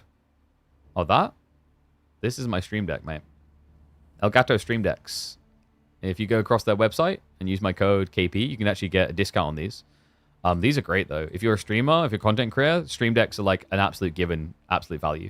But even people who aren't content creators have uses for Stream Decks. Like, they've become a broadly usable device for many different things. Like, I'm trying to think, like, off the top of my head. Let's have a look. Uses for Stream Decks. Because I've been seeing, like, all kinds come up. Because I think people use it for, like, Photoshop. They use it, like, for all that type of stuff as well. It's basically, the thing about Stream Deck is it's a way of creating loads of shortcuts. That's the easiest way. So you can set up macros on it to do, like, anything, any tedious, like, a bunch of configuration you have to do through multiple key presses or whatever you can do with this. Yeah, like, think of a Stream Deck as, like, having an extension of your keyboard with shortcuts. And then there's loads of built-in things that Stream Deck has in terms of, like, apps, etc. that you can link into. For example, the top buttons here, the green ones, that's Spotify. So I can, with the press of a button... Okay, apparently not, because I think I need to update the Spotify one. But, like, if I press this button, change song, change song, change song. So, yeah, it has a lot of cool uses. You can use it to mute mics as well. You're welcome. What? How did you get that from Stream Decks? I'm not Australian. I don't sound like that. You guys seen that advert? The, oh, I love my dick. You guys seen that one? It's so good. It was a skit. It's like a guy talking about his deck. His decking. How great it is. But, like, it's intentionally, like, sexual in everything he says. My wife loves me dick. They love it so much, the neighbors come up. It just keeps going on and on for, like, a good 3 or 4 minutes. Because I think, if I remember correctly, it was going to be an advert for decking. But they decided not to. It's funny when you look up adverts that didn't get approved. Like, there's one for Nissan where there's 2 guys talking about the cars. And the other guy's like, well, my car does this. He always one-ups him. And the other guy just turns around, reaches his car, and pulls a gun out and shoots him dead. And then it just goes across the road to, like, a Nissan. And it just says, Nissan, just stay out of it. It's like the most random advert ever. Like G-keys? What's G-keys? I don't know what G-keys are. Should I know what G-keys are?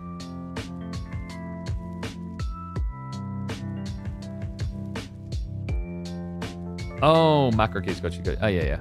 Yeah, basically like that. But you have a lot of them, right? Like this one right here has, so it's 2, 4, 6, 8, 32. But you can get them smaller as well. The boys should be hopping in game a second. They're just hopping into lobby, so we should be ready to go shortly. Like, I have a backup Stream Deck.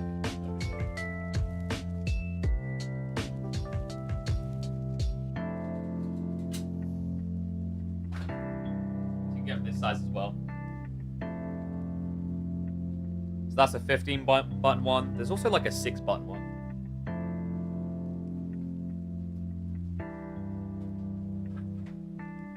Like, if you ask any production guys in esports, most of them swear by them. They're so useful.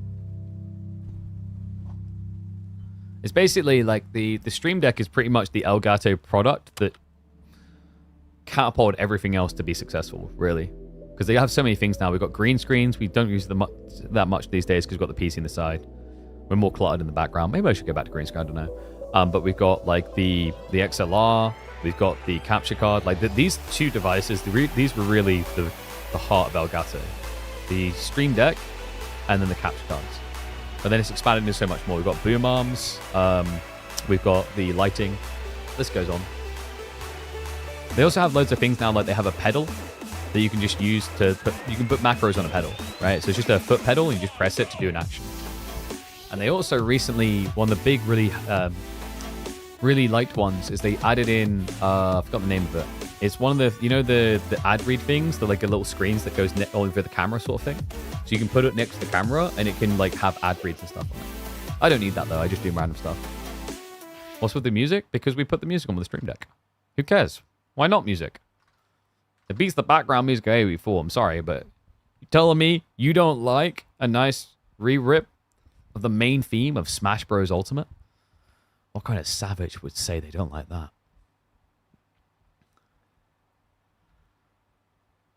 Keyboard has 9 extra G keys in addition to F key. There you go. You know what I'll never understand? Savages that use a 60% keyboard for RTSs. I'll never get it. There's something deeply wrong with a person who does that. You guys know what 60% is, right?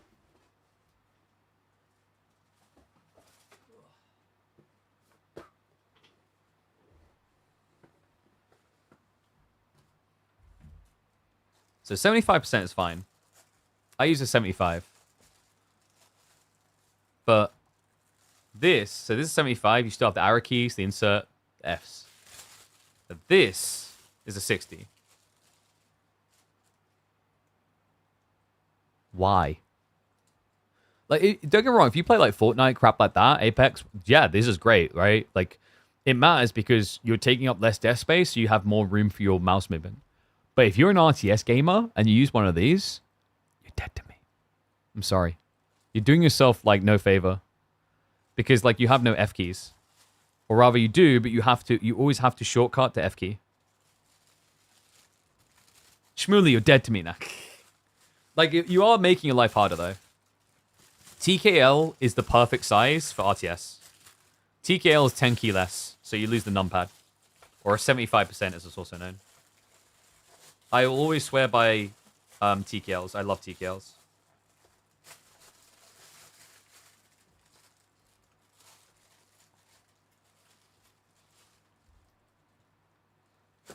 Also, like, the other thing is, even outside of RTSs, if you do production, like if you're doing, let's say you're doing Photoshop, you know, doing Premiere, all those things, the F keys also get used there. So F keys get used for a lot of things, actually. If you're just a gamer and you don't play RTSs, you probably don't care about F keys, though. But then, how will you ever alt F4? Oh, that's true. Yeah, we need F keys in Dirt for pausing as well. Might get your F keys going? Yeah, like the default behaviors aren't bad if you don't like want to go through the habits of like control grouping your production buildings, because F1 is... I'm going to butcher this. I think it's F1 is eco buildings, F2 is research buildings, F3 is military buildings or something like that. So that's pretty handy already. Oh, we should get predictions up. Is Fatblop here? Sorry, F1's military. I done the wrong way around. I knew I was going to do that. F1 military, F2 research, I think. Like blacksmiths, etc. And then F3 is eco buildings like mills, etc. And I butchered it again. No, dude, how did I get that mixed up? Landmarks is... Wait, is landmarks free? I just didn't realize. In fairness, I think the only one I use is F1. And then you'll occasionally know when I've, like, can't find a university, because that's when I start pressing F2, F3, and F4. Okay, F4 is like... I mean, people with keybind are different crap, is what I'm learning here. It's like F1 by default. Let's have a look. F1 by default. F4 is town center, apparently. I don't know what the hell my setup is. But let's get underway. We got predictions? No. I need more mods. I really need to set up some sort of way of getting mods. Fat Blop's been doing it all his own. All the other mods are cop-outs. They do nothing. They just sit there, jerking off, making monkey noises and laughing. Right in the power play, like Farm Man last night. Oh. I'm calling him out. Welcome back to the channel to feature the two rising stars at the moment in our weeklies. I've been impressed by these two. They're having one hell of a month. It's Numudan and Voldemar. These two have been on a meteoric rise, I feel like. Voldemar almost beat Marine Lord in a best of 5. Numudan has been slaying some of our best recently or taking him to the verge of defeat. This is going to be something special. Unfortunately, it's only going to be a best of 3. That's right. Round of 16 clash between the two Scandinavians. Numudan with the Ottomans to open up in the green. Voldemar will be taking to House of Lancaster in the yellow. And you know what? Voldemar may have gotten a little bit lucky there. That was a bit close. Yeah, Numudan didn't garrison. Voldemar, it's going to be a spear rush. Why would you ever do this against Ottomans? Because your push is stronger initially. Remember, when you pick House of Lancaster, you get a 20% gathering rate buff to your sheep. So we'll just use it to poke on the gold. And Numudan, a very unfortunate spawn for him. Ford gold. Stone is a retracted. Tree lines are as well, though. And this is tricky, though. Voldemar is trying to get in position. He might get a kill here. I swear, Voldemar recently. That was so smooth. First blood drawn. A worker going down pre-2 minutes. Numudan, I think he got the gold necessary. No. He didn't get the gold. So it has to be a repull. 5 out into the gold. Voldemar might actually be able to sneak another one here if he's quick. Wait, whoops. That was unintended. The pathing, though. The pathing griefed him, so it looks like Numudan will get what he needs. Well played, though. Definitely worth the investment for Voldemar. The idle time achieved, the worker kill. In a confident position now. Now we should just see him hunker down and look for the age up. How's Sheep looking? Oof, Sheep is rough, though, for Numu. Voldemar, he's at 12. Numudan is going to be coming around. There's at least 2 more sheep here. I think he just found another one in the corner. So a bit of a recovery for him. But Voldemar now has the full eastern length to go through. Yeah, actually, wait. Did Voldemar... Voldemar missed that. Oh, my God. The sheep. Because they were inward towards the TC, he missed the double here. That's so unfortunate. It would have been a huge edge for him. Especially considering just how quickly you gather from said sheep. Okay, so Minaret Redress are on the way, pretty much the norm. Close enough to the deer, he might just like push them in towards it. Because remember, this is just a giant mill. And Voldemar, a lot of gold actually being gathered already. Looks like it was an overgather.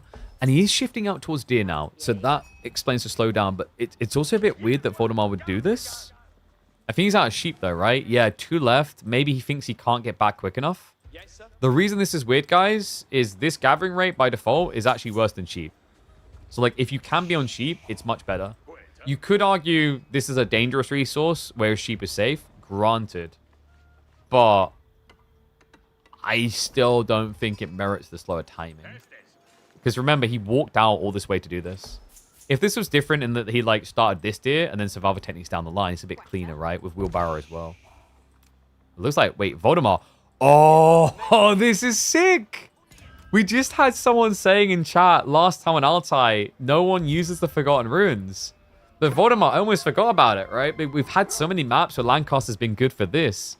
You need stone for manners. And reminder, Altai features Forgotten Runes in the back corners. This map actually has 7 relics on it. You never really see it because no one goes for these. Voldemar will just garrison inside. Stone now being gathered. Numudan did just scout that though, so he knows about it.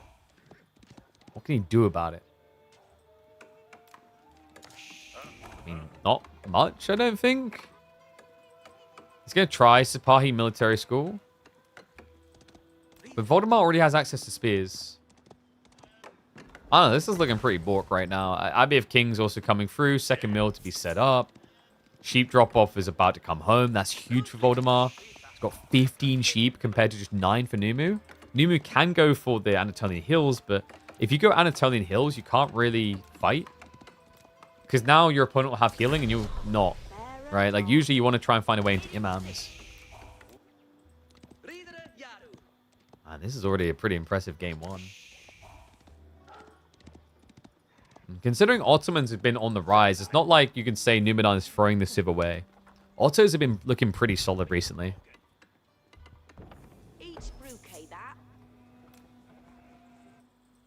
Voldemar just going to get a sniff of what's coming. Should be happy with what he sees. Archers queued up out the military school. Double military school. So Voldemar gets the greed then. Yeah, first mana should be coming in momentarily. Just waiting on that final stone drop-off. Remember, he gets 60 stone a minute from this. So every 2 minutes, he's able to pad himself with a mana. At least when it comes to stone.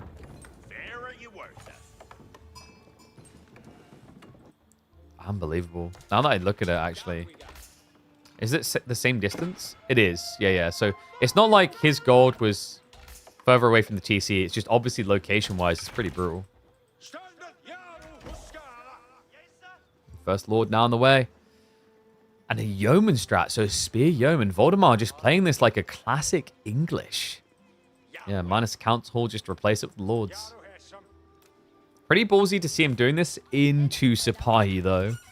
This could easily end up backfiring. Also, wait, has Voldemar...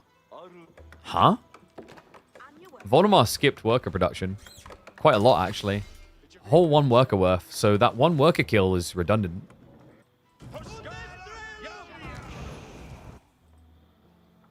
Numudan. Oh, no! Voldemar, he never sent a spear over here!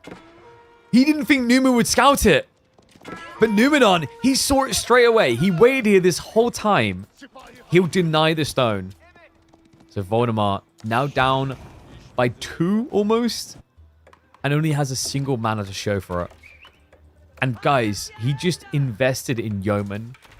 This is expensive. So now just saying, build manors, build the mining camp, lol, move the villages. Not easy. To make matters worse, you're still exposed on the backside. He's going to pull away now, but the gold could become problematic. He's not even at maximum lords yet. Are you kidding me? Lose a worker on the opening and then just take the lead like this. With 2 military schools, by the way. It's not even as if Numudan aggressed hard with his investment, right? Like, he actually set up for a long feudal.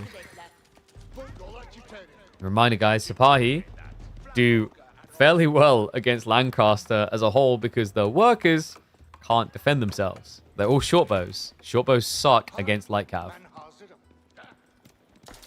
Yeah, you prefer to have the shivs because then when the one Sipahi comes nearby, you just turn around, hit him, and he has to go running.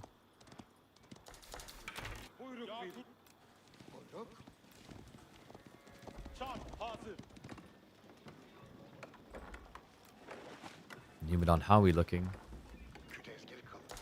5 Sipahi's pretty strong, actually. And he's close. He's ready. Yeah, he's been holding the whole time. I thought Numu would have just went sheep, but he didn't. So he still has the Imam option, guys. That's quite surprising. Yeah, I thought with the state of the food, he'd just have to go to it. But props to him on resisting the temptation. Extra stables coming through now. I like that he didn't take Imam straight away when it had no real value. He's essentially been holding onto the point as a get out of jail free card. So if before he has the second point, he runs out of sheep, he can just press the button and pull. And sure, you can argue this gives you a slightly worse gold gathering rate, but he hadn't been gathering gold for a lot of this. He only just moved out for the south side. Mirrored blacksmith timings now. All right, what was the predictions like, by the way?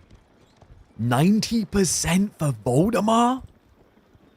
That is crazily one-sided. I know we just saw Voldemar go on an absolute bender, almost beat Marine Lord. But Numudan's position in this game looks pretty damn good. He's still got Sipahi rotating around the back. Spears are there, though, and Voldemar will be quick enough to pull away.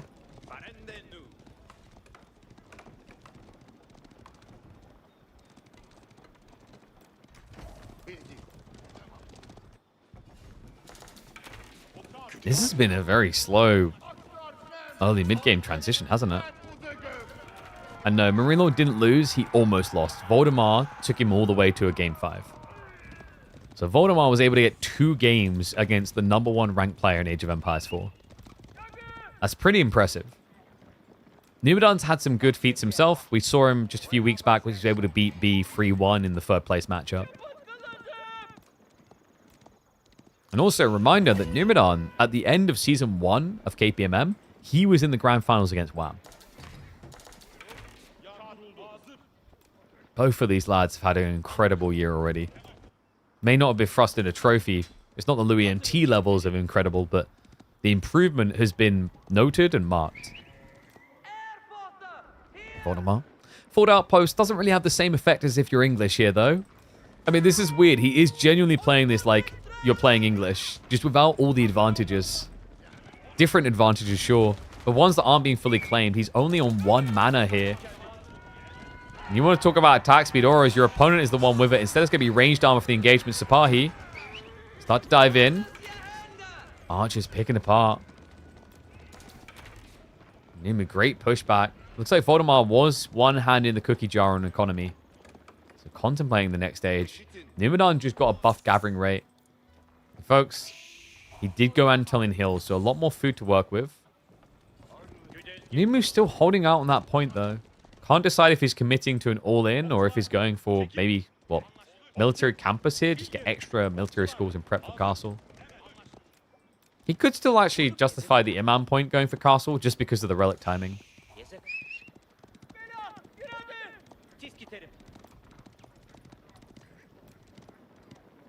Voldemar is going to square up again. Now, reminder, it's very hard to actually kill these archers. 85 HP instead of the 70. Courtesy of the Lords.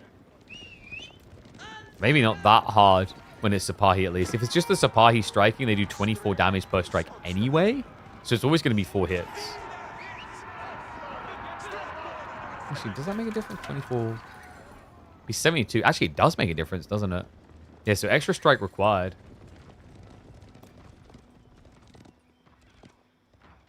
That's interesting. I think with Horseman, it's not quite the same, if I'm remembering correctly. Because Horseman, by default, would be 18. All right, so... no, it's 72 again on 4. Man, when you think about the difference in kill timings because of the Lord's health, it does kind of break the matchups a lot. It's why it's been looking so dominant. And now the Hobbler effect. Worst Horseman against best Horseman, but the gap is closed with that extra HP. Numudan just has so many archers for you to target. Numudan, who also is looking for Castle Age here. In fairness, though, his army is not much smaller. Yeah, even the army value difference isn't huge here, but reminder that Voldemar does have that 20% booster on HP.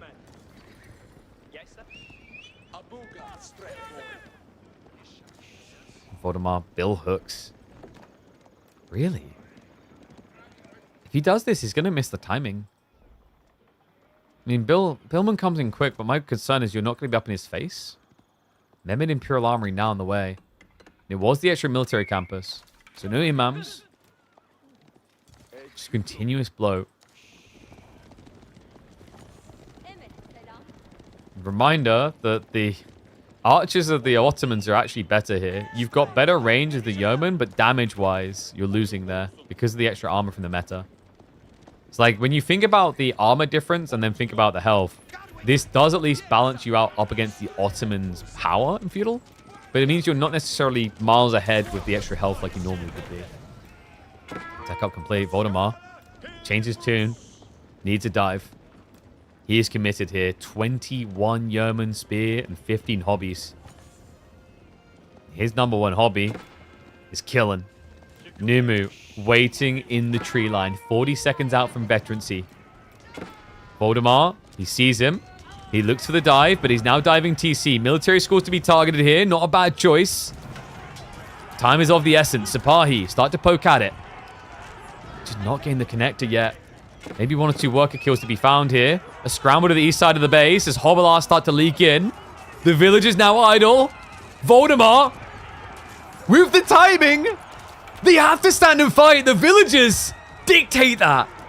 Sipahi thrown into the spearman waiting. The Hobblar line actually kind of getting in the way. The Lord's tanking through. But Numudan, he's bought the time. The veterancy, it kicks in. The upgrade is there. And the villagers keep on running. Sipahi now waiting for the re-engage opportunity. However, Numudan needs to get the meta back in range. Briefing himself here. Sipahi upgrade, just 20 seconds out. And Voldemar, exhausted from this push. He hasn't done enough damage. Numudan, beautiful execution of a turtle there. Well, this turtle is able to snap your fingers off. Remaining Sipahi will chase down the archers. Voldemar is going all the way to 0. Numudan now a whole age ahead, a whole army ahead. Can't help but feel that this game is dead. Voldemar, a good idea, an ambitious attempt though. Just felt like he was missing the hammer and anvil strategy there. You know, he commits cavalry essentially like an anvil, really. Like, he had them in reverse role where the yeoman was the one looking to smash and the Hobblar were the ones looking to hold, but he just had nowhere near enough Hobblar on the north side of that engagement to keep Numudan in place. That is going to be a fullback, hunker down and tech. Voldemar has at least got the 3 manas. Didn't kill the military schools, though. That's the thing you have to remember. These are worth, like, what, 2.5, 3 villages? Each. So add in another 12 there. So you're not really seeing a situation where Voldemar is miles ahead on economy. But we'll feel far behind in military. White Tower forced as expected. That's a bit weird, actually. I wasn't expecting that. Janissaries queued up. Janissaries feels a bit weird considering you just shoot yeoman. So maybe he's expecting the tech. He's expecting a night beginning. Wait, not what I would have anticipated.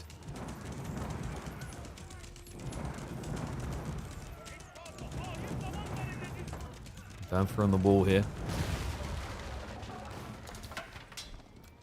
Jans to protect Mangonel? Yeah. But I think you have choke points for that anyway. Like, you might be expecting it to be mass Hobblar. I can kind of see the thought process, but, like, I guess if you have to choose between building spears or building Janissaries to defend against Cav, you know, either one's going to get counterplayed by Yeoman. Dive in. Numudan realizes he's not going to get anything out of this. He was already prepping for the monastery, though. So it will be map focus control and then him looking to get his hands on relics. We're on Altai, folks. The game is definitely not over yet. And Voldemar, he's making it a mass Ulsgar's trap. Maybe not mass, but he's using it as an effective front line. Which makes sense. Like, you could use Spearman against Sipahi, but your opponent already has archers, and the stone walls are also coming up. You know, why do we need English anymore? He said he was trying to emulate English. He's doing the exact same thing an English player would do if he just lost the other game. I'm just going to fall back and build my walls because I've always got Imperial. And in fairness, Lancaster feels like a better English in a lot of matchups for that timing. Weirdly enough, not when against English. Actually, English versus Lancaster, I actually quite heavily favor English there. Oh, what? He builds one tiny stone wall and you call him Voldemar? Ignore these other wooden walls. We don't talk about those. What about Numu wall over here, huh? Actually, you know what? You know what a different type of wall is? Dams. This is Numudan. Yeah, he's actually building quite a lot of palisades. Oh my god, how is this best of 3 likely to be longer than our grand finals? I mean, I'm not wrong with that prediction, am I? It's quite feasible.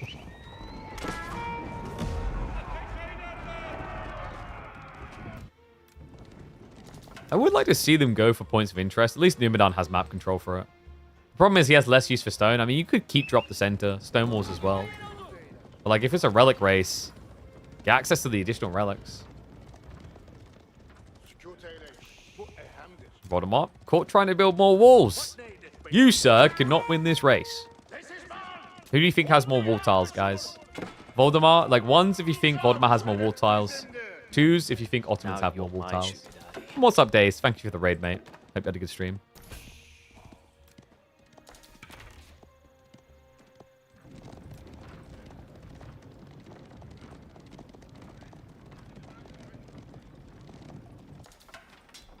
I feel like this video could just end up being titled Voldemar versus Numudan. Because Numudan has got 18 wall tiles so far. Voldemar sitting up at 19 on the palisade, plus the 2 stone walls. But they've still got a lot of walls to both build. This is just ridiculous. Guys.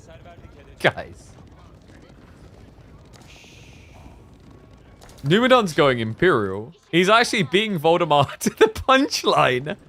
And then those walls aren't going to matter because Great Bombard territory is approaching. I don't know, man. I don't like this plan for Lancaster. I know I said they're really good on late game, but think about what they're up against here.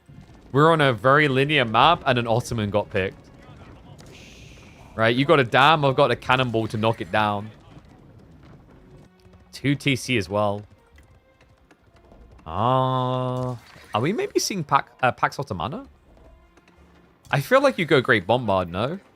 Because Great Bombard can push into your opponent pretty quick before he can tech himself. But Pax Ottomana is going to be kind of tempting on 2 TC.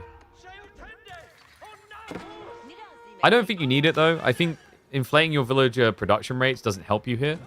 You're going to have so much passive production anyway. Just play for the attack timing.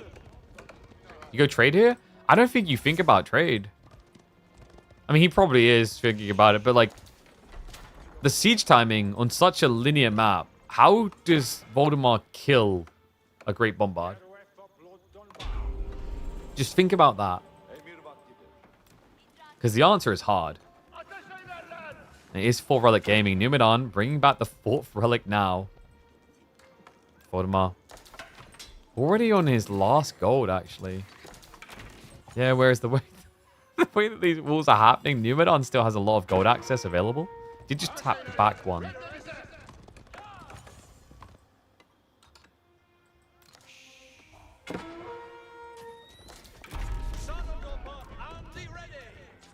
Now, in your mind right now, you're thinking, who is winning this? The answer is nobody. Because we're watching an Altai game where both players are going to end up in Imperial Age. And they've walled the map. That is exactly how nobody wins. That is the concept of nuclear landmines made reality. That was actually an idea pitched, by the way. Nuclear freaking landmines. Just think about the brains on that one. My country came up with that idea. Now, before any Americans laugh, you guys were worse. You came up with nuclear mortars. That is actually somehow worse. Is Will Observatory coming in, though? And Voldemar is probably like, wait, how did he... Why is he... Huh? Voldemar is still at 3 manas? Oh my god. He thought... I think he thought they were going max pop and then attack. So Numudan caught him off guard with this. Because he wasn't even posturing to attack. What's crazy is still, guys... This is what's going to make your jaw drop. Numudan just went Imperial. Look at the army value. Look at the destroyed value. Where did it all go? Where did it come from? Cotton Eye Joe. I'm sorry, I had to. The horsemen are now sneaking around the back. A decent army to defend with. Mango, Springolds. Into a bulk infantry. Numudan realizes he might be needed at home, so he's going to start marching back now. But we've got upgrades coming through. Sipahi upgraded. Janissary upgraded. We've even got the Janissary guns on the way. Going to feel like a trench gun to the face. Numu once more invites Voldemar into his base. This time, I feel like it's going to be less of a game of Ring-a-Ring-a-Rosies, though. Sink shot. Connects onto the Janissaries. A good connection there.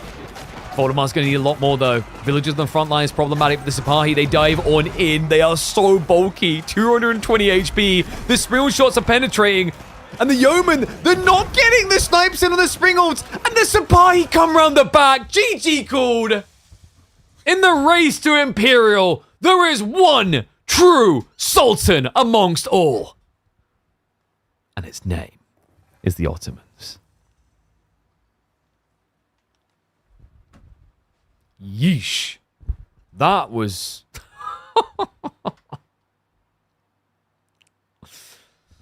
Wow. Very reactive game from Voldemar, which is crazy because the way he opened that, it felt like he was trying to be the aggressor really well.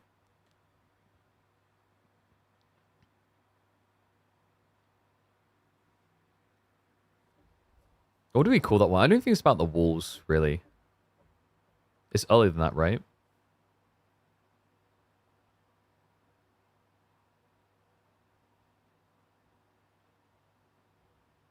I need to think on that one.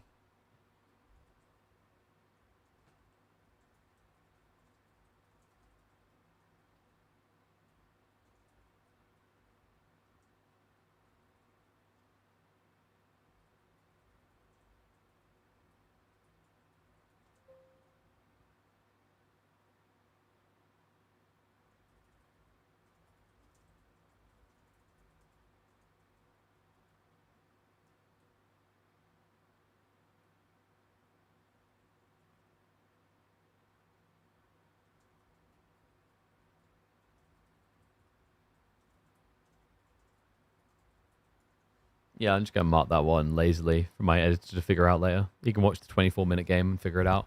Okay, anyway, game number 1 will be going to Numudan. Ottomans able to trounce the House of Lancaster. Let's see what we got up next. Chat was mistaken about who would win. Look, like, dude, you got to keep in mind chat is going to see a Lancaster pick and then always say it's going to win. Like, that's the way. They're going to back the guy that almost beat Marine Lord.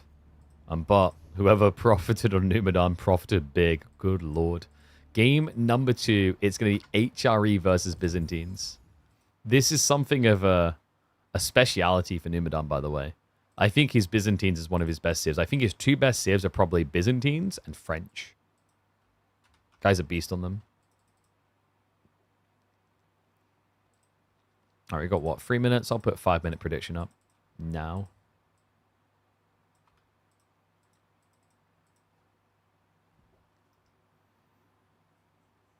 Numudan better than Marine Lord? I mean, confirmed, right? That didn't even look close. Come on. Wait, if Numudan does 2-0 Voldemar, then he is better than Marine Lord, right? I mean, statistically. Is that not how it works? Oh, that's interesting, by the way. You know, we were talking about the other day what engine Dawn of War 4 was made in? So I think it is the same engine they used to make the previous game they made, but apparently it is made in Unity.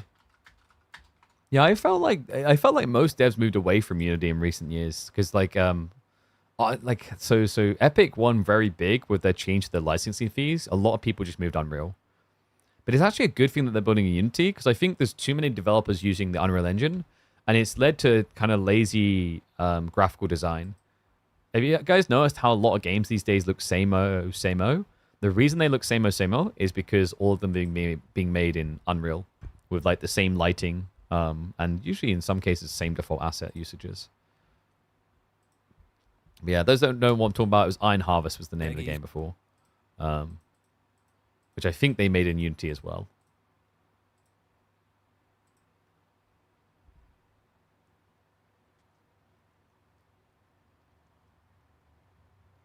You're the only person who predicted Trump would win. Who would have thought just promising people anything would win? Like, I don't know. I feel like everyone should have learned their lesson when Brexit happened. Just because you just promise anything.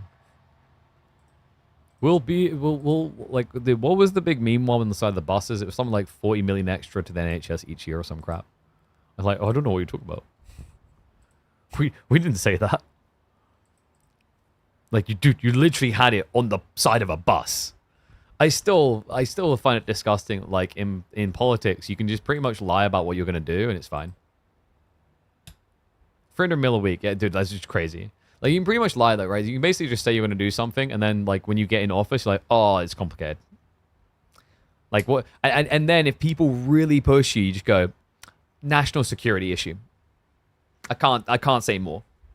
I'm sorry, like, I don't want to, like, a national security.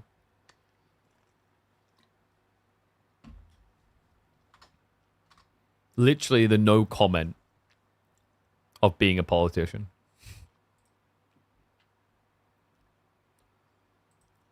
Wait, no, they have no comment as well. Damn. Although, in fairness, I feel like when you're a politician, if you have to use no comment, you're royally screwed. You know, like, anyone else notice that? Like, genuinely being able to say national security is like your no comment. If you say no comment, it's like, oh. It's the same as like when you're in court and you have to say no comment. It's like, uh-oh. Why no comment, bro? Like, you know when someone in America uses, is it plead the fifth? It's like, when someone pleads the fifth, you're like, oh, Alright. Let's get ready to go, though. Enough about politics. I mean, we mean politics. We're not doing any of that cringy deep crap. Whoop, whoop. Alright, here we go. This man might be one of the most aggressively scary Byzantine players that exists in Age of Empires 4. But he faces off against the man who almost destroyed Marine Lord in a best of 5. Welcome back to the channel, folks. Game number 2 of only a best of 3 between Numudan and Voldemar. And Voldemar was the man that almost took down Marine Lord just 2 days ago. So he should be hot and sweaty. He's going to need to be because he's playing from behind in this series. Numudan leads in our $20,000 esports circuit here in the round of 16 for Midweek Muster number 5. Oh, man, there's something about the way I said that. Did anyone else just in their head hear Mumbo number 5 instead? No, I gotta stop. Somehow YouTube will detect that and DMCA me. So HRE up against Byzantines. Interesting matchup these days, actually. I feel like in the past, HRE felt pretty kushki. But Byzantines just a well-rounded civ now in general. I think they have multiple different directions they can go in with their strategies. And it looks like he was worried about a Dark Age rush. Yeah, HRE is one of the best civs for it. But it was a bait and switch. Did you guys see that? Voldemar, he cancelled the racks as soon as Numudan drifted by. So he tricked him onto berries for a Hippodrome build, expecting there to be spears. There will be no spears. That was sick. That was really well played by Voldemar.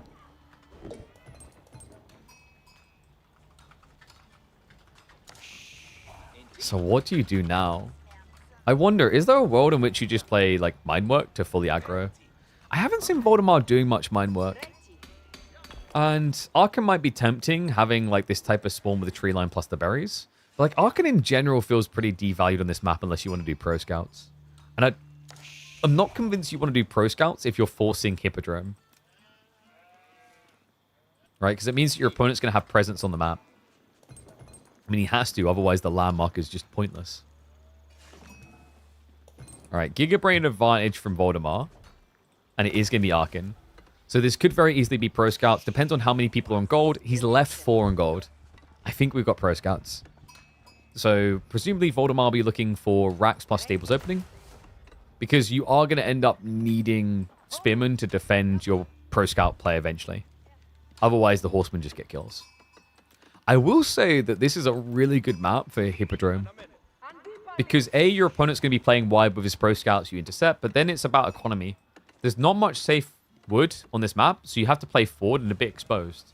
Makes it very easy for Horsemen to raid, and reminder, the Imperial Hippodrome with Triumph does buff you up to 13 damage.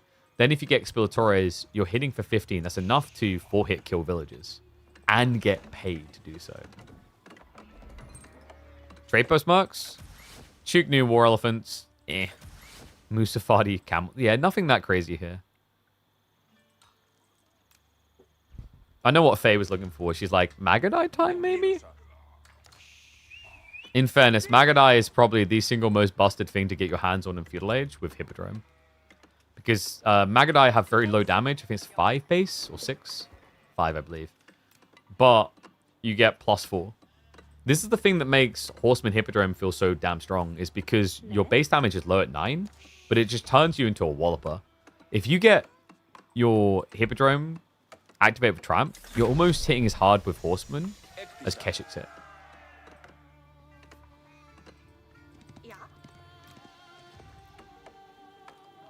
Pro Scouts now on the way from Voldemar. I watch way too much of this game. I don't know. It's fun though that we're kind of reaching a point where Arkham may simply be only justifiable if you're going Pro Scouts. I know that sounds weird because they're like, oh, so wait, why do you think that's good, KP? They're going Pro Scouts. But my thought is we're just seeing a lot more respect shown potentially as time moves on to mine work. Wish he goes on neutral marker? Why? Zug here is a mistake. No way do you want to play Horseman Zug. Lombos are just better than Zug.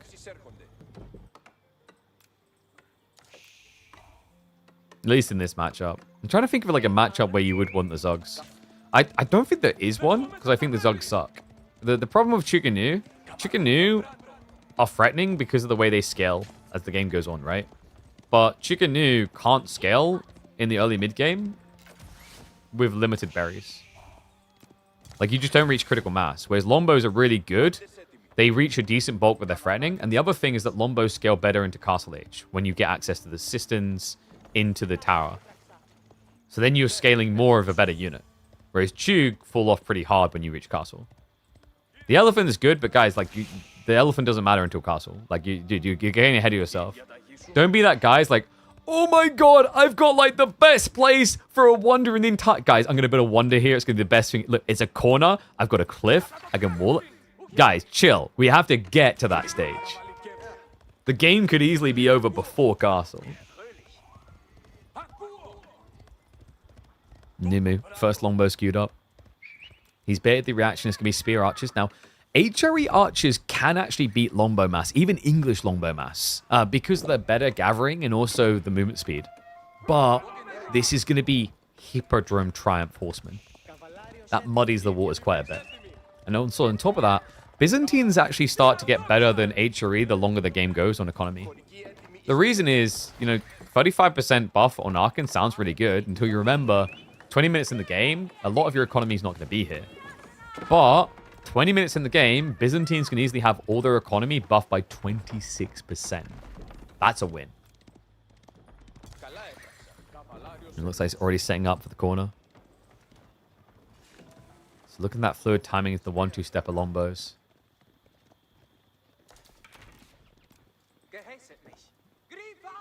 Voldemar already dragging the deer from far north. Numudan is looking for him. Not able to find. Can't put a price on elephants. Poachers disagree. I mean, I don't know. Gamers disagree too. I'm pretty sure I had a very specific price in mind when I would buy elephants in Zoo Tycoon. The joke's on you, sucker. Elephants always have a price. I don't think... Have we seen a single Byzantine war elephant strat? I don't think we have. I think the problem with war elephants... We'll pause that, because we're focused on this. Horseman, nice jump in. He even pulls the more injured one away, but there was another spear waiting. Okay, so Triumph for 2 archers, 1 horseman return. That's not a great trade. He needs more. We'll get it. Nice. Baits the micro. Triumph has now ran out. So snatches another. That wasn't too bad in the end, but that was the first Triumph. That was the high value one. I don't really feel like he got that much out of it. Now we're down to 0 tickets. So pretty rough.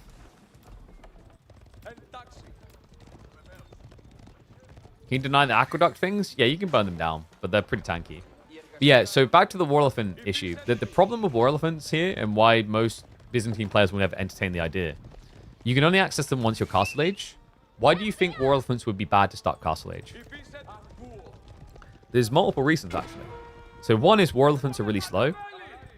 It's not something that's going to be advantageous on the opening. Like, you're thinking things like cavalry are useful. But that means if you're doing cavalry as well, let's say you're doing cataphract war elephant. Okay, so everything you just built gets counted by the same thing. Spearmen, crossbowmen. Going war elephants is the same problem with the Eastern mercenary contract, where everything gets counted by crossbowmen. In a hyper late game, I think it is kind of slept on. But at the start of Castle, when you think about your issues of how much oil you have and the type of units you're going to build, You're already building units that would encourage people to build expos.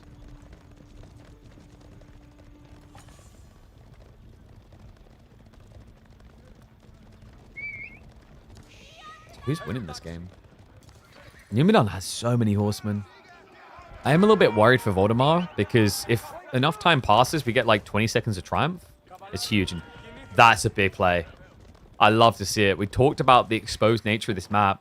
This actually might be one of the best maps in the game for this. Expilatoris now coming through.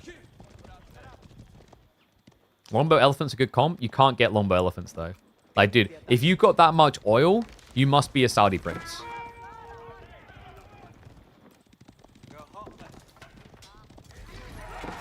Horseman. Whoa, Numudan. Lost track there.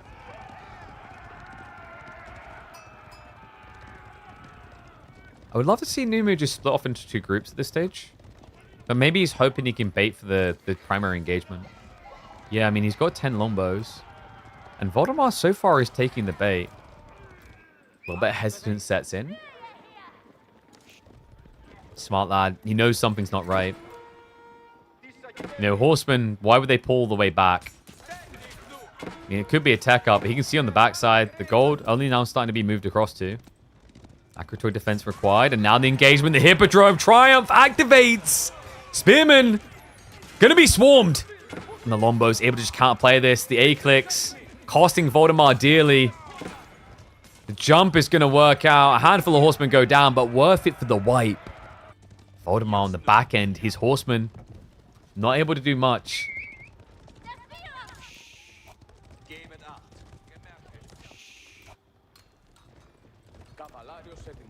Now, an opening here with Expilatoris. He's able to 5-hit kill villagers. Voldemar has got wheelbarrows, should be able to get away from it.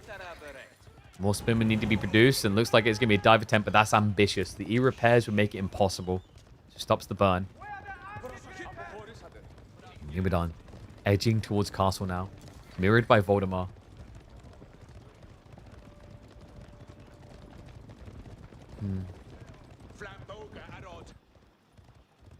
Alright, here we go, guys. This is the moment. Golden Horn Tower on the trade post. We go War Elephant now. Regnant's coming through. Numu a little bit slower on his timing, mind you. Yeah, playing very defensive, actually. Voldemar's getting so much value off of just a few horsemen here.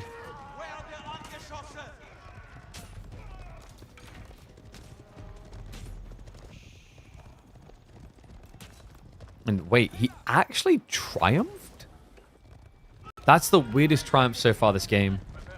Maybe it's just because he didn't have many tickets, so he didn't care. He was hoping it might just get a little bit of a pinch maneuver.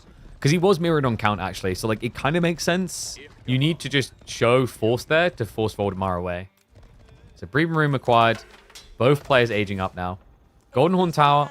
Assistant at level 4. Level 5. No. Numu. Come on. Oh my god, the angle is actually kind of tilting where you could see where he'd get it wrong. Okay, so we do not have level 5 System. That's awkward.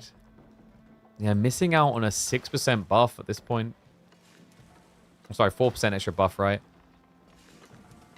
Still, Voldemar isn't that buffed either. Yeah, the Archon only achieving 16. Maximum, like, 18 out of 45. And also, he pulled the Prelate straight away. So it doesn't even value what little left he could buff. That does mean that Numudan is much better off economically. Or should be. But the problem here is the food difference with deer. Deer is ridiculous.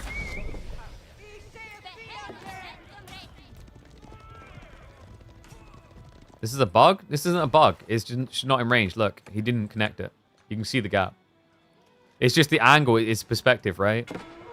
You ever see those kind of like those stair puzzle like perspective things where you look at them and then you turn it like, oh, that type of thing. Cataphract queued up by Numu. And the horseman is still problematic. He's starting to think about walls and has got them on the way. Lombo's vetted up. We'll better scare him away. Voldemar did not upgrade these horsemen, understandably. The relic game is going well, guys. Voldemar He's pulling 2 more back. This is going to be a free relic game bare minimum. Still the potential for 4. I mean, Numudan. This is the other tricky thing about playing Hippodrome over Grand Winery. Grand Winery is organic in the way that you play into relics. But with Hippodrome, you have to find the room in your build order to construct a new monastery. This also hurts a lot on mercenaries. You can't get as many when you play Hippodrome.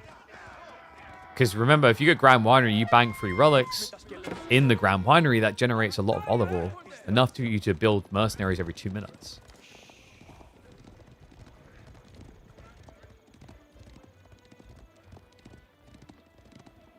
Yo, what's this shade about resolutions between platforms? You're a family. Look after each other. Unless it's like you want to have a war and who can dono more money, in which case go, go, go. Otherwise, look after each other or I'll cut your 2K support. I got power.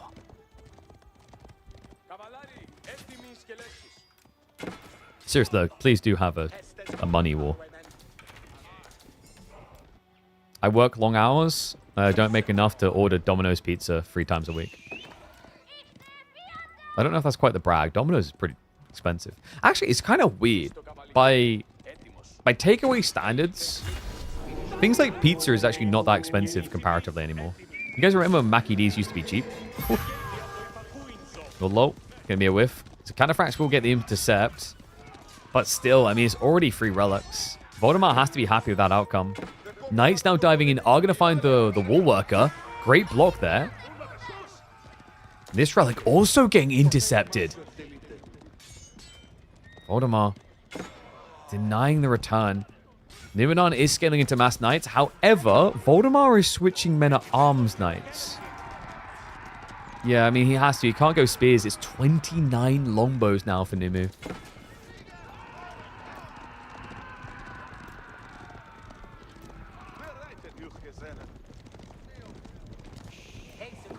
And interesting, I say he can't go spears. He feels a necessity to. A little bit surprised. Maybe he hasn't seen how many longbows it is. It's crazy, actually, how quickly this creeps up on you. And yeah, he did notice. There we go. Level 5 system now. Because reminder, he's getting 3 longbows. As in, for free. He's getting 5 of them every minute and a half. It blobs quickly.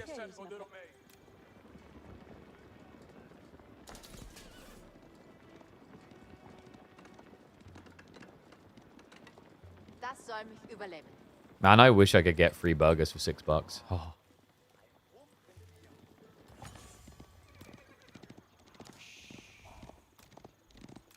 Numudan. Use these cataphracts worth about $3.30. Farms only now being set up by Voldemar, but I mean Numudan has a big problem with that too. It's not Grand Winery farms. So it feels a little bit more annoying to do. Alright, we know how this goes. Both of them love Imperial Age. Which Civ is better in Imperial Age? Byzantines, actually. Byzantines would triumph, plus the fact Byzantines in the late game just get a lot of value out of things like the foreign engineering. Mercenary flexibility is pretty scary. But HRE tend to get that late game quicker.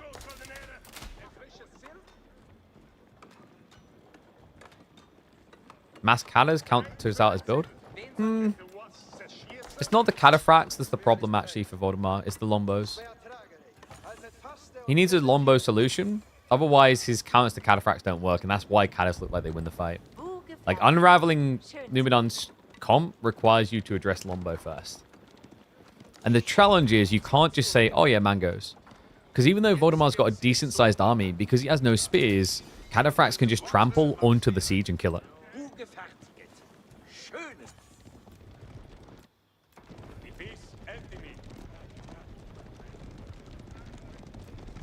Yeah, like, usually when we get takeaway, my partner just always wants pizza.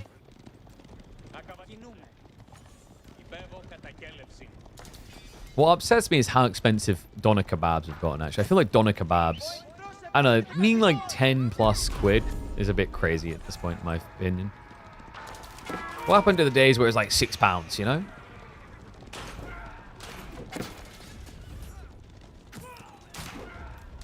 We'll dive in from Cadas. Lombo's now arriving. These emplacements are frustrating. Yeah, because they're already fortified. They've got the extra armor. And even if you get them low, they have got emergency repairs. Longbow mass just camping. I'm not really liking this for Numudan right now. It's quite the challenge to break this type of emplacements. But he still does have the Triumph. That's the big ace up his sleeve. So as long as the Cata line holds strong. Backstab coming through though. Voldemar mirrored there. And there's the activation. Triumph is in. Lombos have to start a step away. At this point, Numu may have slightly overextended though. He's fighting underneath those emplacements. Cataphracts trying to keep pace here, but the Lombos are going to get melted. Voldemar able to hold and turn it around.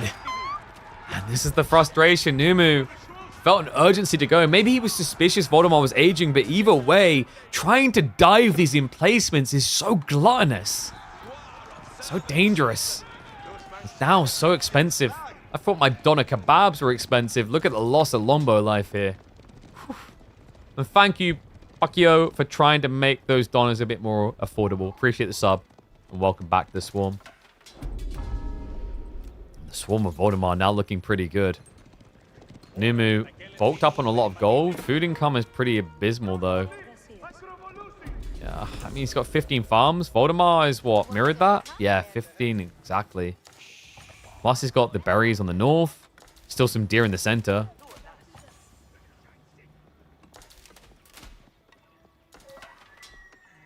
You're hungry for kebab? I'm usually eaten by now, man. You think you're hungry? I'm hungry. Where is das Meal?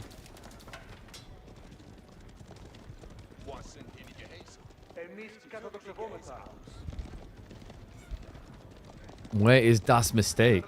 I mean, Voldemar, this comp just looks so good now. 14 knights, 24 crossbows. The Lombo number's not big enough to really threaten anymore. Now push forward. He hasn't got heavy maces, but that's coming through. 35 seconds out. Talk about apes. It's time to full HRE ape it. Rape it? Rape it. I just realized how that sounds. Pray it, as in HRE and then ape at the end. Jesus Christ. Let's cut that piece.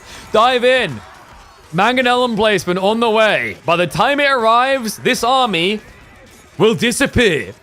Voldemar, the magician. Yeah, this is just not working. Numudan, way too much is dying. This is over. Double Sacred Site locked in, and Voldemar now double barrel sending it. Good turnaround, and it means we are going to be getting a game 3. Voldemar lacked urgency in that first game, makes up for it in the second, understood his advantage, uses the patience to his advantage, and then thrusts it deep into the Byzantine base.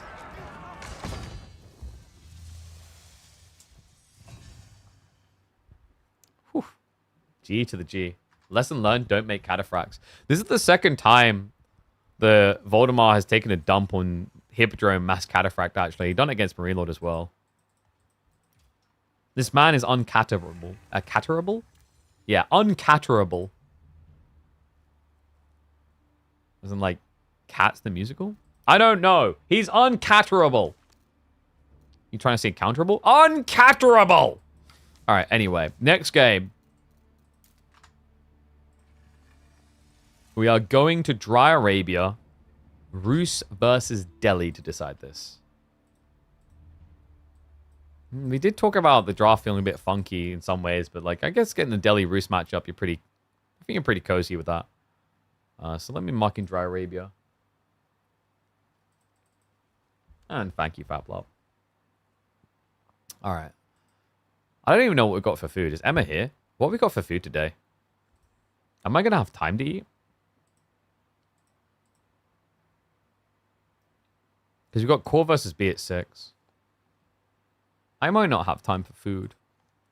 I might be starving. McNuggets? You think we can afford McNuggets? You know how expensive those are? Do you know how much chicken my daughter eats? I'll be out of house and home, mate. Chicken nuggets? From Mackie D? Nah, mate. You must also own a McLaren. McDonald's, the food of the rich. McDonald's, the food of the bourgeoisie. Food? Like, we were just asking, what's for food? We're in the middle of a game, damn it.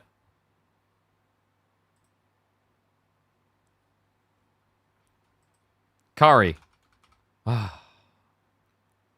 Dude. But I don't get to eat curry. I'm stuck.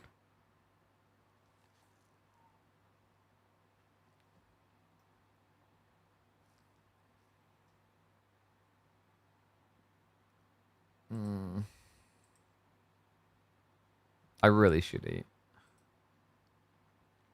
You could do core B tomorrow. I mean, we've done a decent amount today.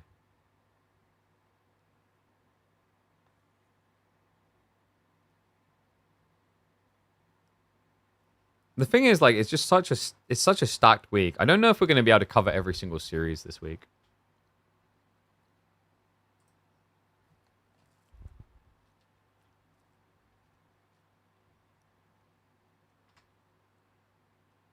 Can we all put in for KP Domino's? True, you should. My curry's going to be cold now.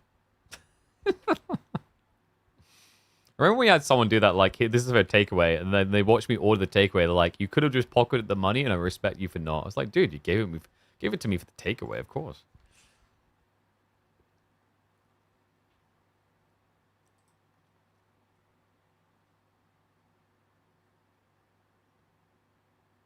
How many subs is one Domino's? I mean, at that point, you might as well as, like, PayPal, right? Like, depends where you're from, right? So, like, a Domino's double pizza order is, like, what, 30 quid? 30 pounds, man. Holy crap. So, 30 squid, which equals... It's about 30 quid-ish. So, it's like $40. Sheesh. It's crazy that that is the more, like, cost-efficient thing than, like, all the other things.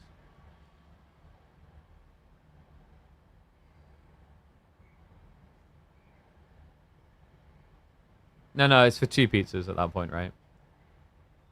I think it's like they have the 2 medium pizza deal or whatever that we normally go for. Which isn't too bad. Actually, I think that might be the large pizzas. Because and that's what I mean by value. Because what we do there is that's enough pizza that, like, you have pizza the next day as well. That's what I mean about Domino's has become, like, good bang for buck value. Compared to other, like, takeaway. No, for 2 pizzas. Because you get the double pizza deal. You don't get scammed by, like, when Domino's has, like, the normie prices or whatever. You go in for, like, the double. You go in for, like, the 2 for 1. Well, not 2 for 1, but, you know, like, the two for deal. I mean, it's redundant today. We've, like, already got the food, right? Actually, yeah, £14 for a large pizza is what you pay. But, like, if you pay the £30, you get 2 sides, and I think you get... Actually, it might just be the 2 sides one. It's not that great of a deal, really. But, like, so, yeah, like, compared to the normal price, not that great of a deal. But, like, £14 for a large. The large is, like... You'll probably be left with 4 slices for tomorrow. Or if you want to be strategic about it, you can, like... You can half one day, half the next.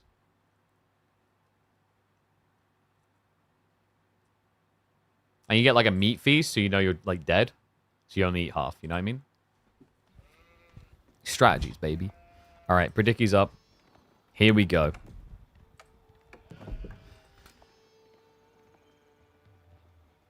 A deciding game number 3 emerges to find out who is king of Scandinavia. Oh, is it going to be Voldemar? Oh, or is it going to be Numudan? I don't know what. Oh, we just have to keep doing it. Leonidas, baby. Let's go. Delhi versus Rus. Dry Arabia to decide it all. To see who is going to be heading through to be beaten by Wham. No, I'm kidding. to face off against either Wham, Lash, or Mahodo.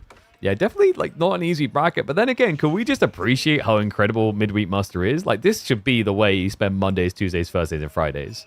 The caliber of games that you're getting set upon here each week already. Just look at that bracket and tell me that is not stacked for a weekly tournament. I'm so proud of it. My crown and jewel. Well, Delhi Really the crown and jewel for Voldemar in his series against Marine Lord, but this time, shoe is on the other foot. Let's see how it's going to play. 10 subs is a Domino's for KP. I think it's about like 10 subs, yeah. If you're in America and therefore it's the $3 going through to me, 10 subs is $30. So like, yeah, that's close to like the double pizza deal. We were just talking about the insane price of like fast food these days. And actually how like pizzas has somehow come out as like efficient. Which is weird that like Domino's is like pretty good value for money on takeaway. Considering that when I was a kid, like, you know, like back in, 2004, 2005, we never had Domino's. That's the fancy people's food. You got like you can afford Domino's? You must be rich. Right? When I was a kid, it was like the Mackie D's. You know, you like the full meal for £4 or whatever. Not anymore. Wait time for these games in Mood Killer. Is there any progress being made on this account by the development team? No, because like it's not to do with the development team. These boys could set the game to have no spectate delay. But for tournament integrity, unless players are streaming their POV, we have a 5-minute delay. That's just the nature of it. In fairness, these two were a little bit slow, though, because usually if people are organic and quick in setting up their lobbies, there shouldn't be a 5-minute delay, because we were already 5 minutes behind at the start. So for some reason, there was like 10 minutes between each game here. So it's just about players being quicker, really. But Dome of Faith coming in pretty quickly. 4 on it. Looking at the spawns, by the way, we have got, what, double for deer, split deer. Yeah, but here's the thing. Although there's a lot of kind of push togetherness with the deer, so you can deny it as deli, there's also a lack of safe berries for Numudan. Except for his starting ones, they're all pretty exposed. So that's something to keep an eye out for if Roos decide to play aggro.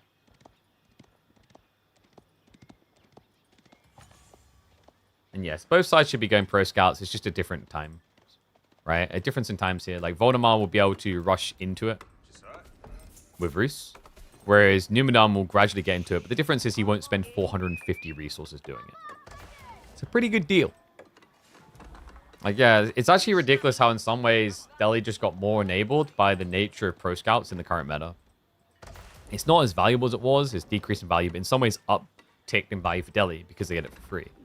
If you think about it this way, you build a Dome of Faith, you spend, what does it end up being, 80 gold to build a scholar, which means you can build, what, 5 scholars for the price of Pro Scouts?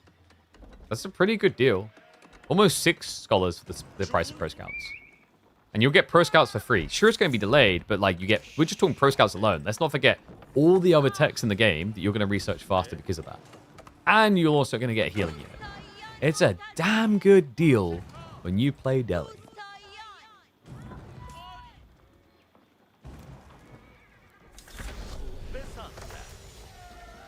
Also, in fairness, having the breaks between games isn't necessarily bad. I think it's like, it can get boring when you get delays on a main tournament broadcast. You're just there talking about the draft. We just talk about all kinds of crap. It's what we call the human element of the stream. Because, as we all know, pigeons are believed widely to be robots of the government. So, that's how I convince you guys I'm not a robot. But that is exactly what a robot would say. Ghazi now coming in, Numudan. Playing the robotic mode of a Deli player. Yeah, they always open Ghazi. It's just the bread and butter. Pro Scout's already ticked in, so Voldemar, 45 seconds out. I love this. Voldemar's a really big fan of this. We saw him do this in the series the other day. He builds the hunting cabins with 2 villagers, but he drops sheep at them straight away and clubs them. So they don't need to run back, just in case, A, he gets pressured by early spears or whatever, but it also just gives them a purpose until you're ready to switch them onto wood, or potentially have wheelbarrow. In this case, it should be a switch onto wood, because there is no wheelbarrow. Or not. Wait, what? He's pulling more people across. Voldemar is pretty light on food, no? For a guy who's adding in Raxes anyway. Pro Scouts ready, waiting, and able. He split them everywhere. Him is going to be turning up now with his own scout, but without the Ghazi, it's going to be very hard to contest this. Spearman already there. Clean timing from Voldemar. Nimu straight into the arch range. Pretty predictable, though. This does open the field for Voldemar to now react with Knights. which has been quite a regular occurrence for Roos recently. But priority on the Wooden Fortress first.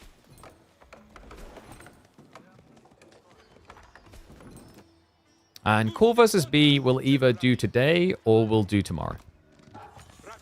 It's just the economics of time.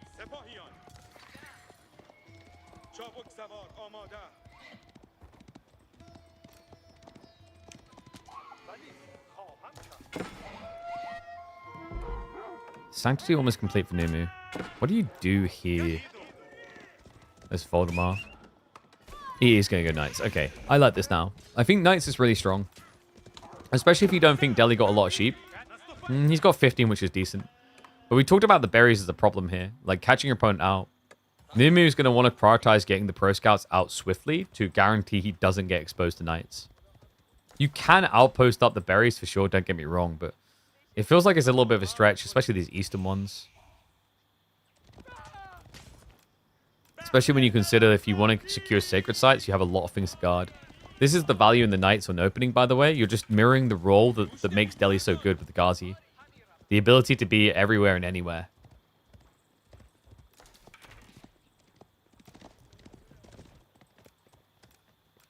And what was the predictions like? 58% for Voldemar. This is our closest game on predictions, no? I think every other time it was kind of a wash one way or the other. Especially that game one where 90% of predictions went for Voldemar and Numudan ended up winning. That one was a kick to the teeth.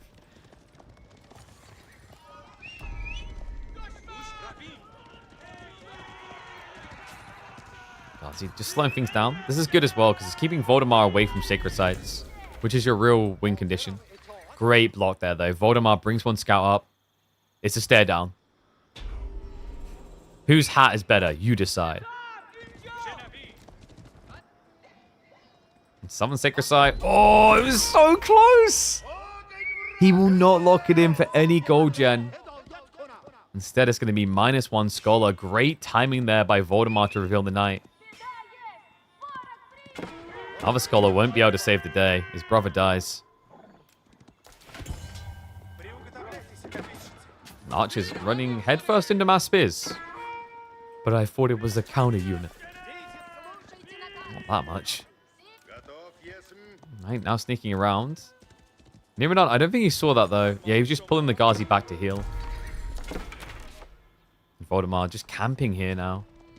I think he's waiting for the moment that Numudan steps up aggressively. Unfortunately for Voldemar, Scout is here, so Numudan can actually literally just harass the Knight away. North side a lot better, though. He denies that Sacred Site, too, so that's -2 Scholars.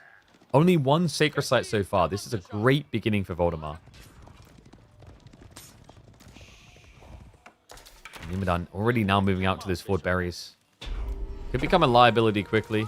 The risk also is the deer being pulled back here. There's a good chance you could end up getting scouted freely. But for now, Voldemar's on autopilot mode. Just picking the deer up. Yeah, maybe. He actually might see the orchards. Which if he's paying attention to that, lets him know that his opponent's already here. Yeah, I don't think he'll see that. Great grab there, though. First Knight gets killed.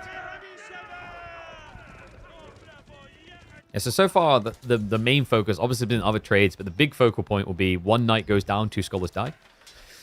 Economically, not a good trade for Voldemar. That's 160 resources while he lost 240. But it's the effect. It's a slowdown of so many things for Delhi. Dive in here is going to be a fail. Scout will be sacked for it. An army now steering north. Yeah, that's now 2 Sacred Sites for Numu. He's coming for the 3rd. Only a few spearmen. He's been quite light on his commitment so far. I wonder if that changes. I think he's paranoid because the ideal world is one in which Voldemar needs to build archers. It sets you up so nicely because you get a lot of wood. It's almost like Numudan is just trying to lay the foundation for a spear spam instead of trickling it out. This is rough. An overcommitment. Numudan. Did he misread? Knights able to push this away. Spearman being target fired down. The Ghazi trying to delay the commitment until they're gone. I don't know if they've got that much time to play with. No, so he has to just hard commit it in. It means the Knights are going to be winning out here. A few more Spearmen finally arriving for Numu. Might be the turnaround. Looks like it might be enough for him to stabilize. Only 3 knights remain alive. Make it 2. Great recovery there. A bit shaky at first for a moment. Numudan baits Voldemar into an overextension, ultimately punishing him. Destroyed value so far, neck and neck, though.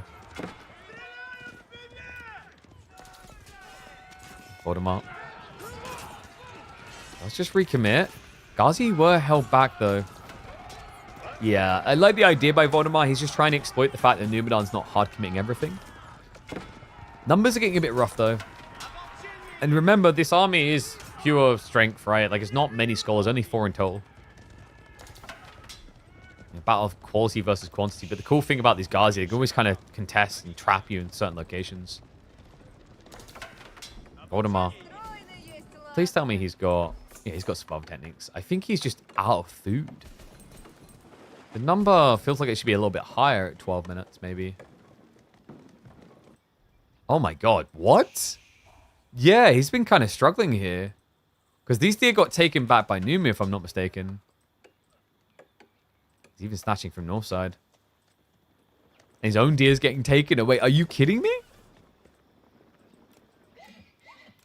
Numudan, a great stranglehold on the venison. These fights are why I hate when people say micro doesn't matter anymore. It's not that it doesn't matter. I feel like expression is harder, though. Because a lot of the time, it can just look like a big blob of blah. Like, visually, and especially because broadcasts do this, they zoom out. Visually, it's very hard to indicate. I think the other problem is, like, in some matchups, the trade-out isn't a quick death. Some it is, but others isn't. And compared to other esports out there, it creates kind of a slower vibe about things, if you will. Voldemar, a little dive into the base. Just right out the other side, Numu. He's just camping it. Yeah, it's not just the deer here, it's also the boar, so it's just a lot of food denial. I would actually love to see him just kill the boar, just to make sure Voldemar starves. Because remember, it's deadly. If they kill the boar, it disappears. Voldy's showing up. He doesn't want to let this go for free. How many archers, though? Numudan doesn't have a great counterplay to Spearman right now. Nice, able to scare him off. I gotta say, army quality right now, I'm definitely leading Voldemar. Ghazi just have to bail. Yeah, the problem right here is just Numudan doesn't have enough archers yet. And he's very far forward.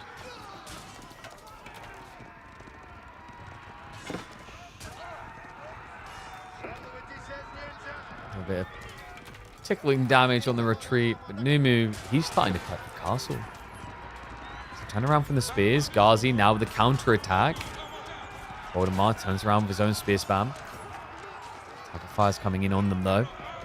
Not able to stand his own for long here, so he will be forced away. And Numudan, this is impressive, man. Look at the macro. The Sacred Sight effect really has started to eat away at this. The problem is Voldemar doesn't have an insane number of knights to show in response. No, this is just Sacred Sight effect. I mean, you know, normally you'd be saying Sacred Sight balanced out by Pro Scouts, but it's Pro Scouts both ways, guys. Remember, the food gathering rate has been just as great for Delhi almost. Only 10% advantage for Roos. Then when you consider the nature of the berries, Numudan is remaining competitive.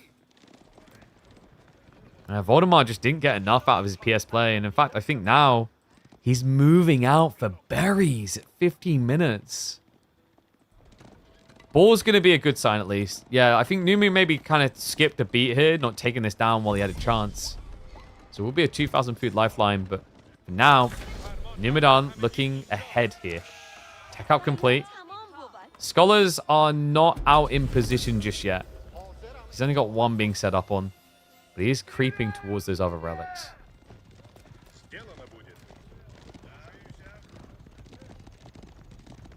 Yeah, not your sexy 5 relic pull that we sometimes see. I was expecting him to be in position for maybe at least 2.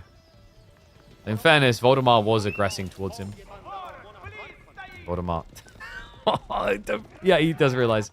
It's so hard to catch Scholars without a Scout, guys. Because Scholars, there's a tech that gives them better vision. Yeah, usually they can just kind of dodge if they see early enough. Which often they do. Great intercept. Voldemar now knows that the target is relics. There's another scholar creeping down here. High Trade House is on... Sorry, I think I just... Well, I'm definitely not choking on the amount of wood underneath this thing, because there's barely any. I want to puke a little. What is that? Oof. Mate, we were talking about McDonald's earlier. If you're looking at the menu right now, that's the Happy Meal of high trade houses. Only when you open the bag, they didn't even put a toy in. You ain't happy. Oh, get your numbers in.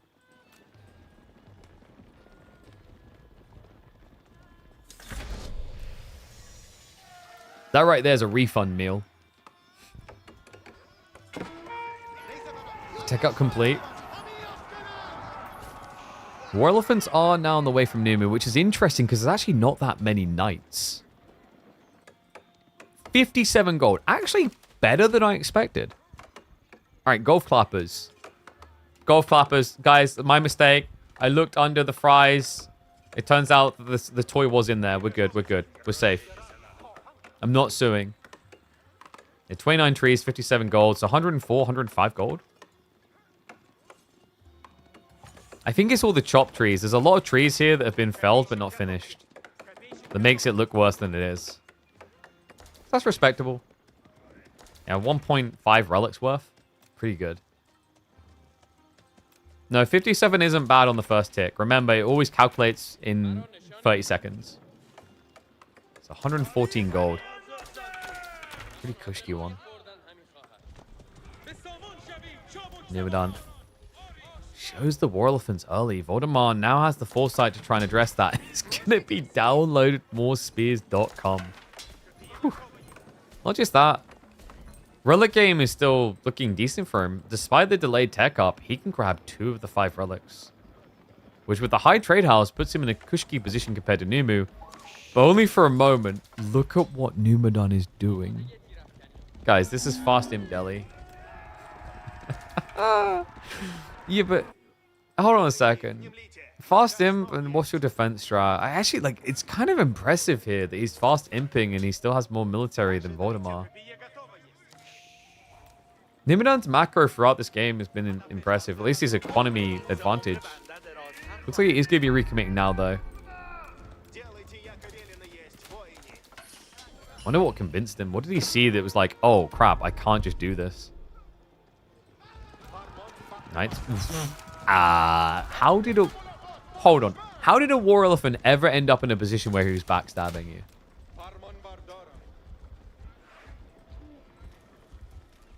Rogan? Like, a bit weird. Anywho, Numu. He has a farm issue. Voldemar has at least started to think about that. They're both, I think, 5 or 6 farms in. So both do have to address this problem. Remember, you know, Voldemar still has more finite resources left. He's got the boar, very soon to exhaust, but he's also getting 350 food per minute in his base.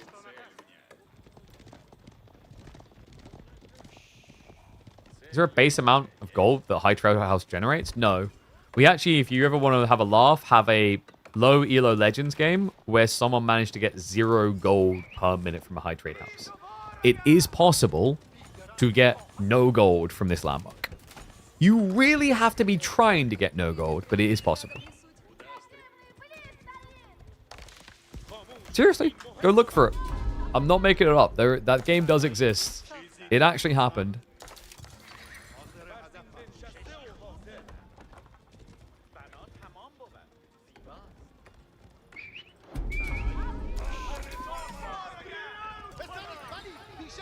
Okay, so Numu. What's the plan here? Because for a moment it felt like it was fast imp, but I feel like we're just going to end up there anyway. Yeah, like this game seems to be hunkering down a bit. Horseman mass from Voldemar, but we're fast approaching 200 pop on both sides.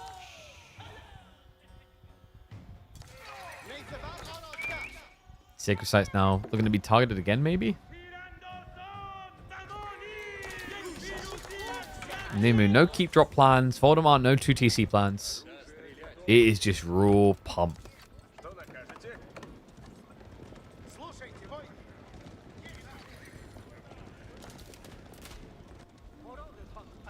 The army's now looking for that clash. The big fight arrives. 52 spearmen, 34 archers on the other side, though. Who can clear who quicker? Range damage 2 coming. Melee techs are missing for Numu. Until now, he hadn't been prepping them, and now the clash does come in. War elephants are protected behind the line. The crossbow count looks good, but the scholar focus healing is working. No way. This is just ridiculous. Why does this always work? The war elephant's now breaking through. Ghazi onto the back line of archers, and he split the fight in two. He's caved his skull in. The elephants always win. It's an elephantopoly. Oh my god, this Civ. Whoa, pet him better. Good job, Dumbo. We won the game. This Civ. Every time. Mass spearmen into war elephants. You'd think it would be worth something. You'd think it would do something. It just doesn't. And the crossbow count, it's not able to contest that scholar pool. Yay! The game looks done. I mean, Voldemar, he's got Boys Fortitude coming in. For what? He's building into horsemen here. The war elephants, I don't know. I feel like they've got his ticket punched. In fairness, he's still got 16 crossbows. Maybe there's hope. Dive into the base. Scholars need to get a bit deeper to make sure they're healing. Voldemar on the edge here, man.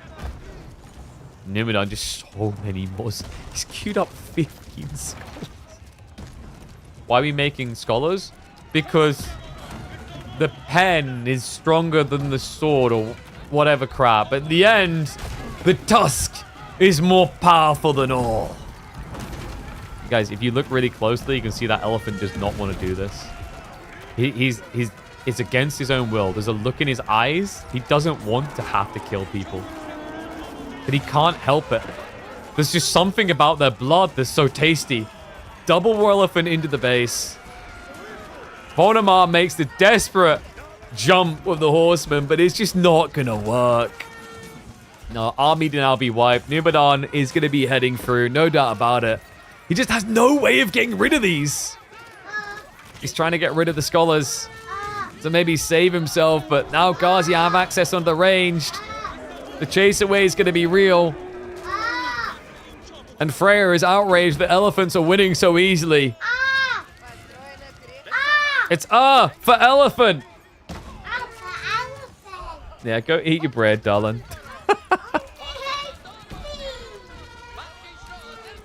My daughter is even mortified by Delhi wins. This can't keep happening.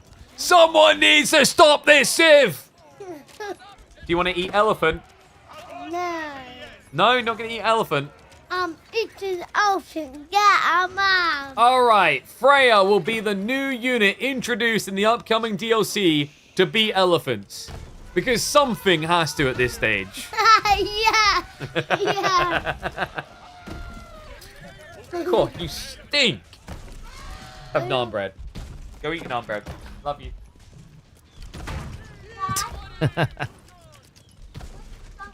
Yeah, I'm gonna come soon, darling.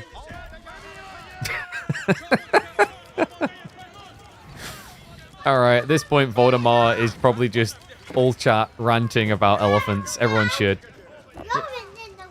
Yeah, I'm gonna have come dinner. Off you go.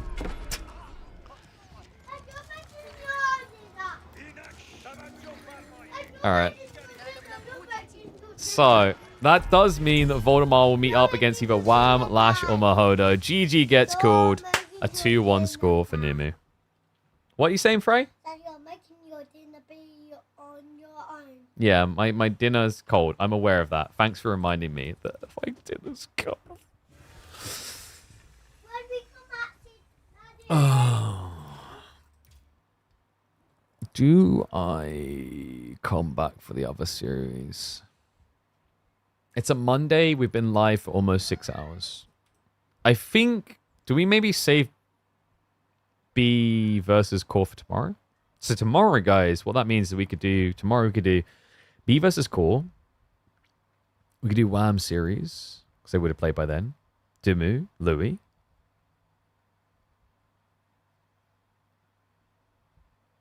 And then we still have quarterfinals. I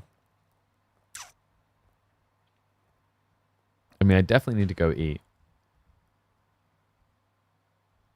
So if we do B versus Core, I'm going to have to put up a video anyway. How many people would leave? I'm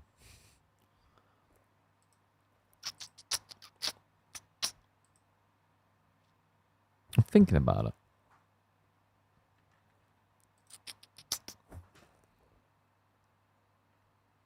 I think because I know I've got a bunch of emails to catch up on, we'll call it at 6 hours. Sorry, guys. I know some of you want it to be longer.